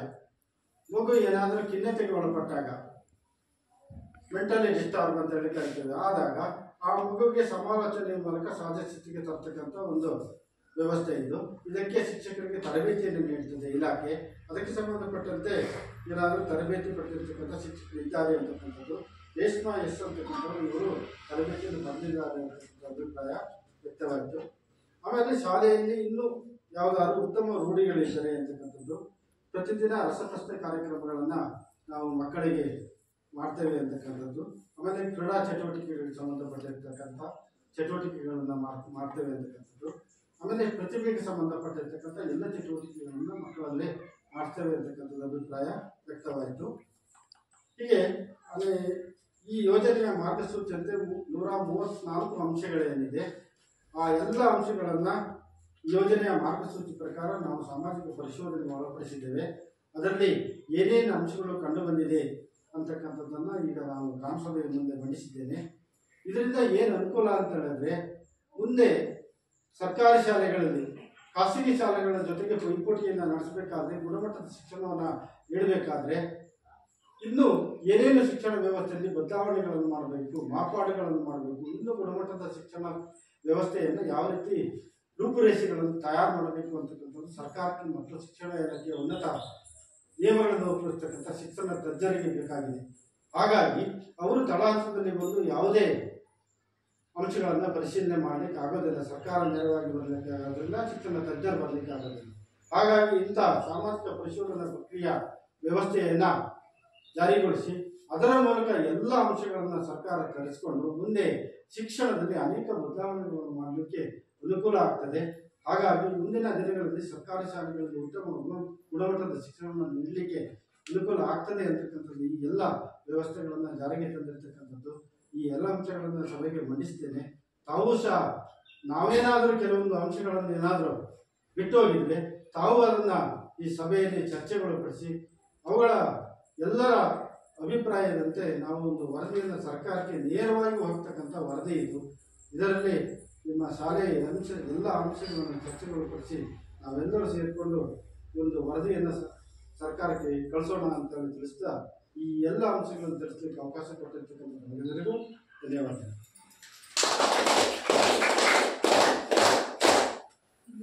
ಸಾಮಾಜಿಕ ಸಮಗ್ರವಾಗಿ ತಮ್ಮ ಮುಂದೆ ಈಗ ಈ ವರದಿಯ ಮೇಲಿನ ಚರ್ಚೆ ಪೋಷಕರು ಮತ್ತು ಗ್ರಾಮಸ್ಥರಿಂದ ನಡೆಯೋಕ್ಕೆ ಅವಕಾಶ ಇದೆ. ದಯವಿಟ್ಟು ಚರ್ಚೆಯಲ್ಲಿ ಪಾಲ್ಗೊಳ್ಳುತ್ತಾರೆ. ಈಗ ವರದಿ ಓದಿರೋದ್ರಿಂದ ಇದ್ರ ಬಗ್ಗೆ ನಿಮಗೆ ಸಮಾವೇಶ ಇದೆಯಾ, ಅದ್ರಲ್ಲಿ ಏನಾದ್ರು ಸಮಸ್ಯೆ ಇದೆಯಾ ಅನ್ನೋದನ್ನ ಪೋಷಕರು ತಿಳಿಸ್ಬೇಕು. ಸರಿ, ವರದಿ ಹೇಳಿದ್ದಾರೆ, ಮನೆ ಮನೆಗೆ ಹೋಗಿ ಎಲ್ಲ ವರದಿಯನ್ನು ಪರಿಶೀಲನೆ ಮಾಡಿದ್ದೀನಿ. ಅದರಲ್ಲಿ ಏನು ಓದಿದ್ದಾರೆ ಅದು ನಿಮಗೆ ಸರಿ ಇದೆ ಅನ್ನೋದಕ್ಕೆ ಇನ್ನೊಂದು, ನೀವು ಪೋಷಕರಿಗೆ ಯಾಕೆ ಹೇಳಿದ್ರಿ? ಪೋಷಕರಿಗೆ ಈಗ ಪೋಷಕರು ಪೂರ್ತಿ ಜನ ಬರಲಿಲ್ಲ. ನಾವು ಕೇಳಿದ್ದೇವಲ್ಲ, ಅವರ ಹತ್ರ ಅಭಿಪ್ರಾಯ ಈಗ ಶಾಲೆ ಬಿಟ್ಟು ಬರ್ತಾರಲ್ಲ, ಆ ಪೋಷಕರು ಎಲ್ಲ ಬರಲಿಲ್ಲ, ಅವರಿಗೆ ತಿಳುವಳಿಕೆ ಕೊಟ್ಟಿದ್ದೇವೆ, ಕೊಟ್ಟಿದ್ದೀವಿ, ಎಲ್ಲರಿಗೂ ಕೊಟ್ಟಿದ್ದೀವಿ. ಇವತ್ತು ಸಭೆ ಇದೆ ಅಂತ ಕೊಟ್ಟಿದ್ದೀವಿ. ಸಭೆ ಇದೆ ಅಂತ ನಾವು ಕೊಟ್ಟಿದ್ದೀವಿ, ಶಿಕ್ಷಕರು ಕೊಟ್ಟಿದ್ದೀವಿ. ಅಲ್ಲ, ಯಾಕಂದ್ರೆ ಪೋಷಕರಿಗೆ ಗೊತ್ತಿಲ್ಲದೆ ಈ ಸಭೆ ಮಾಡಿದ್ರೆ ಎಲ್ಲರಿಗೂ ಕೇಳಿ ಅವ್ರ ಮನೆಗೆಲ್ಲ ಹೋಗಿದ್ದೀವಿ. ಮನೆ ಭೇಟಿ ಮಾಡಿದ್ದಾರೆ, ಅವರೇ ಹೋಗಿ ಅವರೇ ಹೋಗಿ ಹೇಳಿದ್ದು ನಾಳೆ ಕೇಳಿಲ್ಲ, ಶಾಲೆಗೆ ಒಂದು ಸಭೆ ಮಾಡಿ ನಮಗೆ ಇದು ಮಾಡಿಬಿಟ್ಟಿದ್ದಾರೆ ಅಂತ ಆಗಬಾರ್ದು ಅನ್ನೋ ಉದ್ದೇಶ. ನಾವು ದೂರ ಬರಬಾರ್ದು ಸರ್. ನಮ್ಮ ಜೊತೆ ಬಂದಿಲ್ಲ ಹೇಳಿ ಕೇಳೋದು, ಯಾಕಂದ್ರೆ ಪೋಷಕರ ಗಮನಕ್ಕೆ ಇದುವರೆಗೂ ಹೋಗಿದೆಯೇ ಇಲ್ಲ. ಯಾಕಂದ್ರೆ ಈಗ ಹೊಸದಾಗಿ ಒಂದು ಲೆಕ್ಕ ಕನ್ನಡ ಪರಿಶೋಧನಾ ಸಭೆ ನಡೀತಾ ಇರೋದು ಕೆಲವರು ಗೊತ್ತಿಲ್ಲ. ಅದರಿಂದ ನೀವು ಬಂದರೆ ಪೋಷಕರಿಗೆ ಗೊತ್ತಾಗಬೇಕಲ್ಲ ಇದು ಏನು ಎಂಥದ್ದು ಅಂತ. ಅದ್ರ ಮೇಲೆ ಏನು ಲ್ಯಾಪ್ಟಾಪ್ ಇದ್ರು ಶಿಕ್ಷಕರು ಅದು ಹೊಸದಾಗಿ ಬೇಕಾ ಅಥವಾ ಇದೇ ಶಿಕ್ಷಕರು ಲ್ಯಾಪ್ಟಾಪ್ ಇದ್ದಾರೆ ಅವ್ರು ಕೇಳ್ಬೋದು. ಅದಕ್ಕೆ ತರಬೇತಿ ಇಲಾಖೆ ಕೊಡುತ್ತೆ ಲ್ಯಾಪ್ಟಾಪ್ ಇದ್ದಲ್ಲಿ. ಅದಿಲ್ಲ ಅಂತ ಬರ್ತದೆ ಇಲ್ಲ ಅಂತ ಇಲ್ಲ ಅಂತ ಬರ್ತದೆ. ಯಾಕಂದ್ರೆ ಅದು ಕೊಟ್ಟರ ಮೇಲೆ ಅದಕ್ಕೊಂದು ಇದು ಬೇಕಲ್ಲ, ಟೀಚರ್ಸ್ ಬೇಕಲ್ಲ. ಟೀಚರ್ಸ್ ಇಲ್ಲ ಅಂದ್ರೆ ಇವರಿಗೆ ಅಲ್ಲ, ಅಲ್ಲಿರ್ತಕ್ಕಂಥ ಶಿಕ್ಷಕರಿಗೆ ತರಬೇತಿಯನ್ನು ನೀಡ್ತದೆ. ನೀಡಿದ್ರೂ ತೊಂದರೆ ಇಲ್ಲ, ಇದು ಔಷಧ ಕೊಟ್ಟರು ಒಳ್ಳೇದೇ. ಶಾಲೆಗೆ ಶಿಕ್ಷಕರಿಗೆ ಕೊಟ್ರೆ ಅವ್ರು ಬೇರೆ ಪಾಠ ಮಾಡ್ತಾರೆ, ಇಲ್ಲ ಅದು ಸಮಸ್ಯೆ ಕೊಟ್ರೇನೆ ಒಳ್ಳೇದು. ಪಾಠ ಪ್ರವಚನಗಳ ಜೊತೆ ಡಿಜಿಟಲ್ ಮಾಧ್ಯಮ ಇರ್ಬೇಕು ಅಂತ ಹೇಳಿದಾರೆ. ಈಗ ಏನಾದರೂ ಈಗ ಮೊಬೈಲ್ ಅಲ್ಲೇ ಹಾಕಿ ತೋರಿಸ್ಲಿಕ್ಕೆ ಮತ್ತೆ ಏನಾದ್ರು ಬೇಸಿಕ್ ಅವರಿಗೆ ಹಾಕೊಳ್ಳಿ, ಬೇಸಿಕ್ ಸಂಬಂಧ ಗೊತ್ತಿರುತ್ತೆ ಟೀಚರ್ಸ್ಗೆ.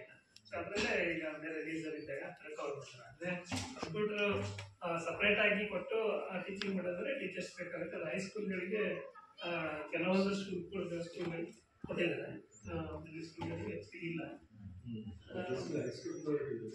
ಈಗ ಕೆಲವೊಂದು ಅಂದರೆ ಈಗ ದಾನಿಗಳು ಕೊಟ್ಟಿರ್ತಾರೆ, ಈಗ ಪ್ರಾಜೆಕ್ಟ್ಗಳನ್ನೆಲ್ಲ ಕೊಟ್ಟಿದ್ದಾರೆ, ಕೆಲವು ಶಾಲೆಯಲ್ಲಿ ಇಲ್ಲ. ಅದರಿಂದ ನಾವು ಏನಂದ್ರೆ ಈಗ ವಾಸ್ತವವಾಗಿ ಏನಿದೆ ಏನಿಲ್ಲ ಅನ್ನೋದು ರಿಪೋರ್ಟ್ ಕೊಡ್ತಾ ಇದೀವಿ ಅಷ್ಟೇ. ಈಗ 2030 ಇದ್ರ ಗುರಿ ಇದೆ, ಸಮಗ್ರ ಶಿಕ್ಷಣದಲ್ಲಿ ಬದಲಾವಣೆ ಮಾಡಬೇಕು ಅಂತೆ. ಸೊ ಅವಾಗ ಏನಾದರೂ ಈ ಥರದ್ದು ಬೇಕು ಅಂತ ಸರ್ಕಾರದಿಂದನೇ ಇಲ್ಲಿ ಇಂಥ ಸ್ಕೂಲ್ಗಳಿಗೆ ಇಲ್ಲ ಅನ್ನೋದು ಗೊತ್ತಾದ್ರೆ ಕೊಡ್ಬೋದು ಅಂತ. ಏನೇನಾದ್ರು ಇದೆಯಾ ಚರ್ಚೆ? ಈಗ ಹೇಳಿದ್ರೆ ಏನಾದರೂ ಇದ್ರೆ ಹೇಳಿ. ಇವರು ಮಾಡಿರ್ತಕ್ಕಂಥ ವರದಿಯಲ್ಲಿ ತಿಳಿಸ್ಬೋದು. ಈ ತರ ಈಗ ಸೋಷಿಯಲ್ ಆಯ್ಟ್ ಮಾಡ್ತಕ್ಕಂಥದ್ದೇ ನೀವು ಏನಿದ್ರು ನಾವು ಅದನ್ನ ಏನು ಕಂಡು ತಿಳಿಸ್ತೀವಿ ಅಷ್ಟೇ. ಅದನ್ನ ಸರಿ ಇದೆ ತಪ್ಪಿದೆ ಅಂತ ನೀವೇ ನಿರ್ಧಾರ ಮಾಡ್ಬೇಕು. ಯಾಕಂದ್ರೆ ಈಗ ನಾವು ಹೇಳಿರೋದೆಲ್ಲ ನಾವು ಹಾಗೆ ಬರ್ಕೊಂಡು ಹೋಗೋದ್ರೆ ನಾವೇ ಬರ್ಕೊಂಡು ಹೋಗ್ಬೇಕು. ಹಾಗಾಗಿ ಸೋಷಿಯಲ್ ಆಯ್ಟ್ ಮಾಡೋ ಉದ್ದೇಶನೇ ಅದು. ಎಲ್ಲ ಯೋಜನೆಯೂ ಕೂಡ ಸೋಷಿಯಲ್ ಆಗಿ ಬರ್ತಾ ಇದೆ ಈಗ ಸರ್ಕಾರ. ಯಾಕಂದ್ರೆ ಯಾವುದೇ ಆದ್ರೂ ಕೂಡ ಯಾವುದೇ ಲೋಪ ಇದ್ರೂ ನಾವು ಡೈರೆಕ್ಟ್ ಆಗಿ ಬಹಿರಂಗ ಹೇಳಿದಾಗ ಅದು ನೆಕ್ಸ್ಟ್ ಅದು ಆಗಲ್ಲ. ಹಾಗಾಗಿ ಅದಕ್ಕಾಗಿ ಸೋಷಿಯಲ್ ಆಗಿ ಬರ್ತಾ ಇದೆ. ಏನಿದ್ರು ಹೇಳ್ಬೇಕು. 20 ಮಕ್ಕಳ ಮೇಲಿದ್ದಾರೆ, 25 ಅದ್ರ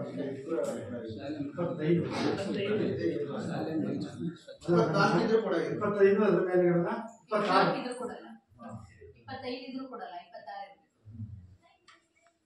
ನಾವು ಹೇಳಿದೀವಿಲ್ಲ ಅಷ್ಟೇ.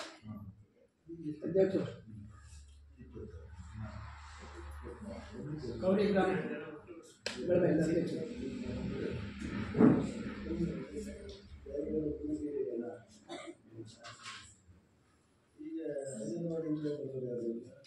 ಅಧ್ಯಕ್ಷರು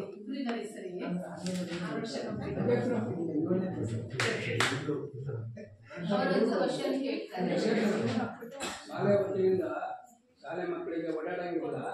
ಅದಕ್ಕೆ ಶಾಲೆ ಈಗ ಸರ್ಕಾರದಿಂದಲೇ ಬೆನಿಫಿಟ್ ಕೊಟ್ಟು ಅದು ಕಾಂಪೌಂಡು ಮತ್ತು ಶಾಲೆ ಕಾಂಪೌಂಡು ಅದನ್ನು ಸ್ವಚ್ಛ ಆಗಬೇಕು. ಮಕ್ಕಳಿಗೆ ಭಾರಿ ಸಮಸ್ಯೆ ಇದೆ. ಅದಕ್ಕಾಗಿ ನಮ್ಮ ಅಧ್ಯಕ್ಷರ ಬಳಿಗೆ ಹೇಳಿದ್ವಿ. ಅಧ್ಯಕ್ಷರು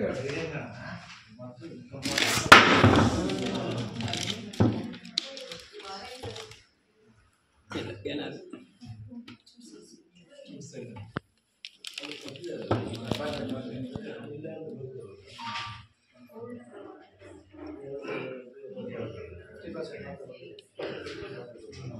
ನೀರಿನ ಸಮಸ್ಯೆನೂ ಇದೆ ಸರ್. ನೀರೇನದು ಬಾವಿಯಲ್ಲಿ ಎನಿ ಟೈಮ್ ನಿಲ್ಲಲ್ಲ. ಶಾಶ್ವತವಾಗಿ ನೀರು ಸಿಗೋ ಥರ ಏನಾದರೂ ವ್ಯವಸ್ಥೆ ಮಾಡಿಕೊಟ್ಟು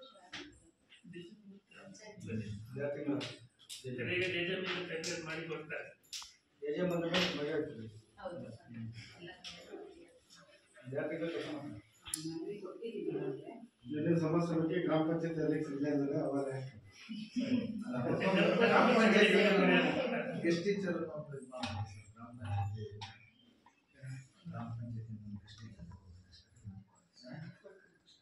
ಶಿಕ್ಷಣ ಇಲಾಖೆ ಅಭಿವೃದ್ಧಿಗೆ ಹಣ ಕೊಡ್ತಾ ಇದ್ದಾರೆ. ಅಭಿವೃದ್ಧಿಗೆ ಎಲ್ಲ ರೀತಿಯಿಂದ ಮಾಡಿ ಅಂತ ಹೇಳಿದ್ದಾರೆ. ಒಂದು ರೂಪಾಯಿ ಯಾರು ಕೇಳಿದ್ರೆ ಎಮರ್ಜೆನ್ಸಿ ಹಣ ಬರಲ್ಲ.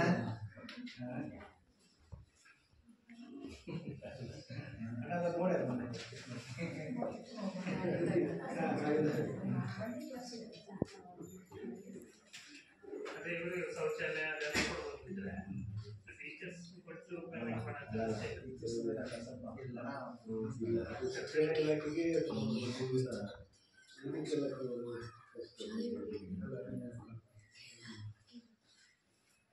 ಸರಿ, ಒಂದು ನಿಮಿಷ. ಈಗ ನೀವು 2022-23ನೇ ಸಾಲಿಗೆ ಸಾಮಾಜಿಕ ಲೆಕ್ಕ ಪರಿಶೋಧನೆ ನಮ್ಮ ಶಾಲೆ ಬಗ್ಗೆ ಪೋಷಕರ ಬಗ್ಗೆ ಮಾಡಿದ್ರಲ್ಲ, ನಿಮಗೆ ಏನು ಅನಿಸ್ತು ನಮ್ಮ ಶಾಲೆ ಬಗ್ಗೆ? ನಮ್ಗೆ ಏನು ಕಂಡು ಬಂದಿದೆ ಅದನ್ನೆಲ್ಲ ತಿಳಿಸ್ತಾ ಇದ್ದೀವಿ. ನಾವು ಆಲ್ರೆಡಿ ಈಗ ಕೊನೆ ಹಂತದಲ್ಲಿ ಸುಮಾರು ಶಾಲೆಗಳು ನೋಡ್ಕೊಂಡ್ ಬಂದಿದ್ದೀವಿ. ಅದೇ ತುಂಬಾ ಶಾಲೆಗಳು ನೋಡಿದ್ದು ಬೆಟರ್ ಇದೆ. ಯಾಕಂದ್ರೆ ಕೆಲವೊಂದು ಕಾಂಪೌಂಡ್ ಎಲ್ಲ ಕಾಗಿದೆ ಅನ್ನೋದು ಬಿಟ್ರೆ ಮತ್ತೆ ಬೇರೆ ಎಲ್ಲ ಚೆನ್ನಾಗಿದೆ. ಕೆಲವೊಂದ್ ಕಡೆ ಇನ್ನು ಬೇರೆ ಬೇರೆ ಸಮಸ್ಯೆಗಳಿದಾವೆ. ಈ ಸರ್ಕಾರಿ ಶಾಲೆಗಳಲ್ಲಿ ಎಲ್ಲರೂ ಸಮಸ್ಯೆಗಳು ಜಾಸ್ತಿನೇ ಇದೆ. ಅದಕ್ಕೋಸ್ಕರ ಇಲ್ಲಿ ಚೆನ್ನಾಗಿದೆ, ಶಿಕ್ಷಣದಲ್ಲೂ ಚೆನ್ನಾಗಿದೆ, ಮಕ್ಕಳು ಬಹಳ ಬುದ್ಧಿವಂತಿದ್ದಾರೆ, ಟೀಚರ್ಸ್ ಚೆನ್ನಾಗಿ ಪಾಠ ಮಾಡ್ತಾರೆ ಅಂತ ನಿಮ್ಮಿಂದನೇ ಬಂದಿರೋ ಅಭಿಪ್ರಾಯ. ಕೆಲವೊಂದ್ ಕಡೆ ಟೀಚರ್ಸ್ ಬಗ್ಗೆನೇ ಕಂಪ್ಲೇಂಟ್ ಇರುತ್ತೆ, ಅವ್ರ ಹಂಗೆ ಹೀಗೆ. ನಾವು ಇಲ್ಲಿ ಶಿಕ್ಷಕರನ್ನ ಏನು ಪರಿಸ್ಥಿತಿಗೆ ಒಳಪಡಿಸಿದ್ವಿ, ಆಮೇಲೆ ಪೋಷಕರನ್ನ ಒಳಪಡಿಸಿದ್ವಿ, ಮಕ್ಕಳನ್ನು ಸಹ ನಾವು ಪರಿಸ್ಥಿತಿಗೆ ಒಳಪಡಿಸಿದ್ವಿ.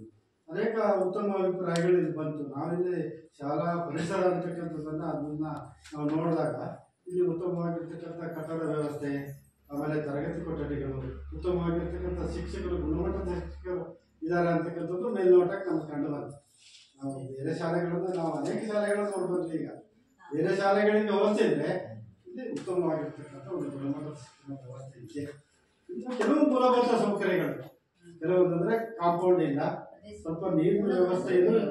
ಶೈಕ್ಷಣಿಕ ವರ್ಷದ ಕೊನೆಯಲ್ಲಿ ನೀರು ಸ್ವಲ್ಪ ವ್ಯವಸ್ಥೆ ಕಡಿಮೆ ಆಗ್ತದೆ ಅಂತಕ್ಕಂಥದ್ದು. ಶೌಚಾಲಯದ ವ್ಯವಸ್ಥೆ ಸ್ವಲ್ಪ ಉತ್ತಮವಾಗಿಲ್ಲ. ಹೀಗೆ ಕೆಲವೊಂದು ತೊಡಕುಗಳು, ಮೂಲಸೌಕರ್ಯಗಳ ವ್ಯವಸ್ಥೆ ಕಡಿಮೆ ಇದೆ. ಅದು ಬಿಟ್ಟರೆ ಶೈಕ್ಷಣಿಕವಾಗಿ ಸಾಮಾನ್ಯವಾಗಿ ಉತ್ತಮವಾಗಿರ್ತಕ್ಕಂಥ ವ್ಯವಸ್ಥೆ ಇದೆ.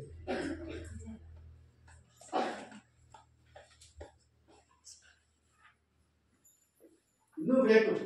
ಖಾಸಗಿ ಶಾಲೆಗಳಿಗೆ ನಾವು ಪೈಪೋಟಿ ಮಾಡಬೇಕಾದ್ರೆ ಇನ್ನೂ ಉತ್ತಮವಾಗಿರ್ತಕ್ಕಂಥ ಕೆಲವು ನೋಡಿ, ಇನ್ನು ಕಂಪ್ಯೂಟರ್ಗಳಿದ್ರೆ, ಆಮೇಲೆ ಸ್ಮಾರ್ಟ್ ಟಿವಿಗಳಿದ್ರೆ, ಸ್ಮಾರ್ಟ್ ಟಿವಿಗಳಲ್ಲಿ ಅನೇಕ ರೀತಿಯಾಗಿರ್ತಕ್ಕಂಥ ನಾವು ಮೊಬೈಲಿಂದನೇ ಡೈರೆಕ್ಟಾಗಿ ಕನೆಕ್ಟ್ ಕೊಟ್ಕೊಂಡು ಬೇರೆ ಬೇರೆ ರೀತಿಯಾಗಿರ್ತಕ್ಕಂಥ ಪಾಠ ಪ್ರವಚನಗಳು ನಿರ್ವಹಣೆ. ಎಷ್ಟೋ ವಿಷಯಗಳು 20% ಮಾತ್ರ ವಿಷಯಗಳು ಪಠ್ಯಪುಸ್ತಕದಲ್ಲಿ ಅಳವಡಿಸಿದೆ. ಇನ್ನು ಇರ್ತಕ್ಕಂಥದ್ದು ಎಲ್ಲ ಪಠ್ಯಪುಸ್ತಕದ ಹೊರಗಡೆ ವಿಷಯಗಳು ಅನೇಕ ಇದೆ. ಅನೇಕ ಪ್ರಪಂಚದ ವಿಚಾರಗಳನ್ನು ತಿಳ್ಕೊಳ್ಳಿಕ್ಕೆ ಸಹಾಯ ಆಗುತ್ತೆ ಈ ಸ್ಮಾರ್ಟ್ ಟಿವಿಗಳಲ್ಲಿ, ಸ್ಮಾರ್ಟ್ ಬೋರ್ಡ್ಗಳಲ್ಲಿ. ಇವುಗಳೆಲ್ಲ ಪಠ್ಯಕ್ರಮಗಳನ್ನು ನಿರ್ವಹಣೆ ಮಾಡ್ತಕ್ಕಂಥ ಒಂದು ಇದಿದೆ, ಪಾಠ ಪ್ರವಚನ.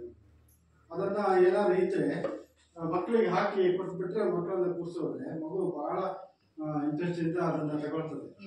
ಶಿಕ್ಷಕರ ಹೊರ ಕಡಿಮೆ ಆಗುತ್ತೆ, ಎಷ್ಟೋ ಶಿಕ್ಷಕರ ಹೊರ ಕಡಿಮೆ ಆಗುತ್ತೆ. ಅನೇಕ ವಿಷಯಗಳು ಮಗುವಿಗೆ ಸಿಗ್ತದೆ ಹೊರಗಡೆ ಪ್ರಪಂಚದ.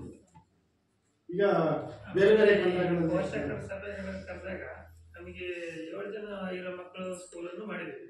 ಸೊ ಅಲ್ಲಿ 20 ಜನ ಬೇಕಾರೆ ಪೋಷಕರು ಜನ ಇವರು ಹುಡುಗರೆಲ್ಲ. ಇಲ್ಲಿ 24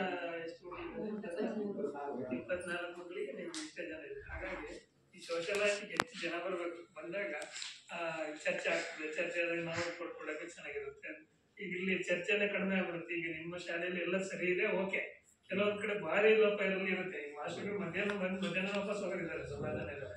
ಸೊ ಅಂತ ಶಾಲೆಗಳಲ್ಲಿ ಬರ್ಬೇಕು, ಬಂದು ಈ ತರ ಚರ್ಚೆ ಆದಾಗ ನೆಕ್ಸ್ಟ್ ಆ ಥರದ್ದು ಆಗಲ್ಲ, ಸಮಸ್ಯೆಗಳು ಅಲ್ಲೇ ಬಗೆಹರುತ್ತೆ ಕೆಲವೊಂದು ಆಗುತ್ತೆ. ಹಾಗಾಗಿ ನೀವು ಸ್ವಲ್ಪ ಹೇಳಿ, ಇನ್ನು ಅಕ್ಕಪಕ್ಕದವರಿಗೆಲ್ಲ ಹೇಳಿ ಈ ತರ ನೀವು ಬರ್ಬೇಕು. ಒಂದಿನ ಮಗುವಿಗೋಸ್ಕರ ಒಂದಿನ ಇಲ್ಲ. ಈ ಪ್ರೈವೇಟ್ ಶಾಲೆಗಳಲ್ಲಿ ಒಂದೇ ಒಂದು ಮೆಸೇಜ್ ಹಾಕಿದ್ರೆ ಸಾಕು, ಎಲ್ಲರೂ ಒಂದಿನ ಕರಿತೀವಿ ಅಷ್ಟೇ, ನಾವು ಯಾವಾಗಲೂ ಕರೆಯಲ್ಲ. ಸೋಷಿಯಲೈಟ್ ಈಗ ನಿಮ್ಗೆ ಗೊತ್ತಿರೋಕೆ ಈಗ ಫಸ್ಟ್ ಮಾಡ್ತೇವೆ. ಪೋಷಕರ ಸಭೆಗೆ ಏನು ಎಲ್ಲರೂ ಬರಲ್ಲ, ಎಲ್ಲ ಟೈಮ್ ಇಂಥ ಸಭೆಗಳಿಗೆ ಹೆಚ್ಚು ಭಾಗವಹಿಸ್ತಾರೆ. ನೋಡಿ, ಎಲ್ಲ ಉಚಿತವಾಗಿ ಇರ್ತಾ ಇದೆ. ಪಠ್ಯ ಪುಸ್ತಕ, ಸಮವಸ್ತ್ರಗಳನ್ನ, ಖಾಲಿಘಟ್ಟ ಸುಸಾಕ್ಷಿಗಳನ್ನ, ಮಧ್ಯಾಹ್ನದ ಬಿಸಿ ಊಟವನ್ನು, ಬೆಳಿಗ್ಗೆ ಹಾಲು ಕೊಡ್ತಾ ಇದೆ, ಆಮೇಲೆ ಪ್ರತಿದಿನ ಮೊಟ್ಟೆ ಕೊಡ್ತಾ ಇದೆ, ಪೋಷಕಾಂಶಯುಕ್ತವಾಗಿರ್ತಕ್ಕಂಥ ಎಲ್ಲ ಇದನ್ನು ಒದಗಿಸ್ತಾ ಇದೆ. ಎಲ್ಲ ಫ್ರೀಯಾಗಿ ಕೊಡ್ತಾ ಇದೆ ಸರ್ಕಾರ. ಹತ್ತಿರದಲ್ಲಿ ನಮಗೆ ಏನು ಫೀಸ್ ಇಲ್ಲ, ಮತ್ತು ಬೇರೆ ಯಾವುದೇ ಶುಲ್ಕ ಇಲ್ಲ. ಹತ್ತಿರದಲ್ಲಿ ನಮ್ಮ ಮಗುವಿಗೆ ಗುಣಮಟ್ಟದ ಶಿಕ್ಷಣವನ್ನು ಸಿಗಲಿಕ್ಕೆ ಬೇಕಾಗಿರ್ತಕ್ಕಂಥ ವ್ಯವಸ್ಥೆಯಿಂದ ನಾವೆಲ್ಲರೂ ಸೇರ್ಪಡೆ ಮಾಡ್ಕೋಬೇಕು. ಬರೀ ಶಿಕ್ಷಕರ ಮೇಲೆ ಎಲ್ಲ ಜವಾಬ್ದಾರಿಗಳನ್ನು ಬಿಟ್ಟರೆ ಆಗೋದಿಲ್ಲ. ನಮ್ಮದು ಜವಾಬ್ದಾರಿ ಅಷ್ಟೇ ಇರಬೇಕು. ನಮ್ಮ ಸುತ್ತಮುತ್ತಲಿರ್ತಕ್ಕಂಥ ನಮ್ಮ ಮಕ್ಕಳ ಪೋಷಕರ, ಆಮೇಲೆ ಗ್ರಾಮಸ್ಥರ ಜವಾಬ್ದಾರಿ. ಒಂದು ಶಾಲೆ ಅಂದರೆ ಒಂದು ದೇವಸ್ಥಾನ ಇದ್ದ ಹಾಗೆ, ಅಥವಾ ಅದಕ್ಕಿಂತ ಹೆಚ್ಚು ಪ್ರಾಶಸ್ತ್ಯವನ್ನು ಇಟ್ಕೊಳ್ಬೇಕಾಗುತ್ತೆ ಅಲ್ವಾ? ಒಂದು ಖಾಸಗಿ ಶಾಲೆಗೆ ಒಂದು ಮಗುವನ್ನು ಕಳಿಸ್ಬೇಕಾದ್ರೆ ಎಷ್ಟು ಖರ್ಚು ವೆಚ್ಚಗಳು ಬರ್ತದೆ. ಇಲ್ಲಿ ಎಲ್ಲ ಉಳಿತಾಯ ಆಗುತ್ತೆ. ಗುಣಮಟ್ಟದ ಶಿಕ್ಷಣವನ್ನು ಕೊಡಲಿಕ್ಕೆ ಮಗುವಿಗೆ ದೊರೆಯುವಂತೆ ಮಾಡಲಿಕ್ಕೆ ಅವಕಾಶವನ್ನು ಮಾಡ್ಕೋಬಹುದು.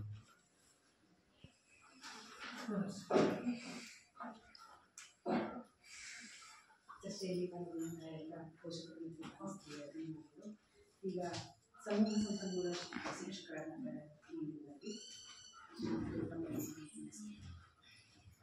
ಎಲ್ರಿಗೂ ನಮಸ್ಕಾರ. ಸಮಗ್ರ ಶಿಕ್ಷಣ ಯೋಜನೆಯ ಅಡಿಯಲ್ಲಿ ನಡೆಯುತ್ತಿರುವಂತಹ ಸಾಮಾಜಿಕ ಲೆಕ್ಕ ಪರಿಶೋಧನೆಯು ಸರ್ಕಾರಿ ಹಿರಿಯ ಪ್ರಾಥಮಿಕ ಶಾಲೆ ಹೆಬ್ಬಳವಲ್ಲಿ ಮೊನ್ನೆಯಿಂದ ನಡೀತಾ ಇತ್ತು. ಇವತ್ತು ಗ್ರಾಮ ಸಭೆ ಕರೆಯುವ ಉದ್ದೇಶನೇ ಈಗಲೇ ನಮ್ಗೆ ಸರ್ ಹೇಳಿದ ಹಾಗೆ, ಏನಾದ್ರೂ ವಿಚಾರಗಳಿದ್ರೆ ನೀವಿಲ್ಲಿ ಸ್ಪಷ್ಟವಾಗಿ ತಿಳಿಸ್ಕೋಬಹುದು. ಯಾಕೆಂದ್ರೆ ಮನೆ ಭೇಟಿಯನ್ನ ಮಾಡಿರ್ತಾರೆ, ಮನೆ ಭೇಟಿ ಮಾಡಿದಾಗ್ಲೂ ಅಭಿಪ್ರಾಯಗಳನ್ನ ಅಲ್ಲಿ ಕೊಟ್ಟಾಗ ಏನಾದ್ರೂ ಆಗತ್ತೆ ಅನ್ನೋದು ಈ ಸಭೆಗೆ ಬಂದು ಹೇಳುವಂತದ್ದು ಇನ್ನು, ಯಾಕೆಂದ್ರೆ ಅದು ತುಂಬಾ ರೆಕಾರ್ಡ್ ಆಗಿರುತ್ತೆ. ಯಾಕೆಂದ್ರೆ ಅಲ್ಲಿ ಅವ್ರ ಮೇಡಮ್ ನೋಡಿ ಅವಾಗಿಂದ ಏನು ಮೊಬೈಲ್ ಹಿಡಿದವ್ರು ಬಿಟ್ಟೇ ಇಲ್ಲ, ಅಷ್ಟು ರೆಕಾರ್ಡ್ ಆಗುತ್ತೆ, ರೆಕಾರ್ಡ್ ಆಗಿನೇ ಹೋಗುತ್ತೆ. ಈ ನೆಟ್ವರ್ಕ್ ಇದ್ರೆ ಲೈವೇ ಹೋಗುತ್ತೆ ಅಂತ ಹೇಳ್ತಾ ಇದ್ರು ಸರ್. ನೆಟ್ವರ್ಕ್ ಇದೆ ಅನ್ಸುತ್ತೆ. ಹಾಗಾಗಿ ಯಾಕೆಂದ್ರೆ ಅದು ಸ್ಪಷ್ಟವಾದ ನಿಖರವಾದ ಮಾಹಿತಿ ಹೋಗುತ್ತೆ ಅನ್ನೋ ಉದ್ದೇಶಕ್ಕೆ ಗ್ರಾಮ ಸಭೆ ಕರೆಯುವಂಥದ್ದು. ಅದನ್ನ ಫೇಲ್ಯೂರ್ ಆಗೋದೇ ಇಲ್ಲ, ಎಲ್ಲರಲ್ಲೂ ಚೆನ್ನಾಗಿರ್ತೀವಿ. ಸಭೆ ಕರೆದಾಗ ನಮ್ಮಲ್ಲಿ ಸರ್ಕಾರಿ ಶಾಲೆಯಲ್ಲಿ ಸಭೆ ಕರೆದಾಗ ಸ್ವಲ್ಪ ಜನಸಂಖ್ಯೆ ಬರೋದು ಕಡಿಮೆನೆ. ಅದೇ ನಾವು ದುಡ್ಡು ಕೊಟ್ಟು ಕಳಿಸ್ತಿದೀವಿ ಅಂತ ಹೇಳಿದ್ರೆ ಎಲ್ರು ಏನು ಪೋಷಕರ ಸಭೆಗೆ ಹೋಗುವ ಗತ್ತೆ ಬೇರೆ. ಅದು ಪೋಷಕರ ಸಭೆಗೆ ಹೋಗ್ಬೇಕು, ಅಯ್ಯೋ ಎಷ್ಟು ದಿನ 2-3-4 ದಿನದಿಂದನೂ ಲೀವ್ ಕೊಡ್ಲಿಕ್ಕೆಲ್ಲ ಅಪ್ಲೈ ಮಾಡೋದು, ಆ ಥರದ್ದೆಲ್ಲ ನೋಡಿದೀವಿ ನಾವು ವ್ಯವಸ್ಥೆಯಲ್ಲಿ.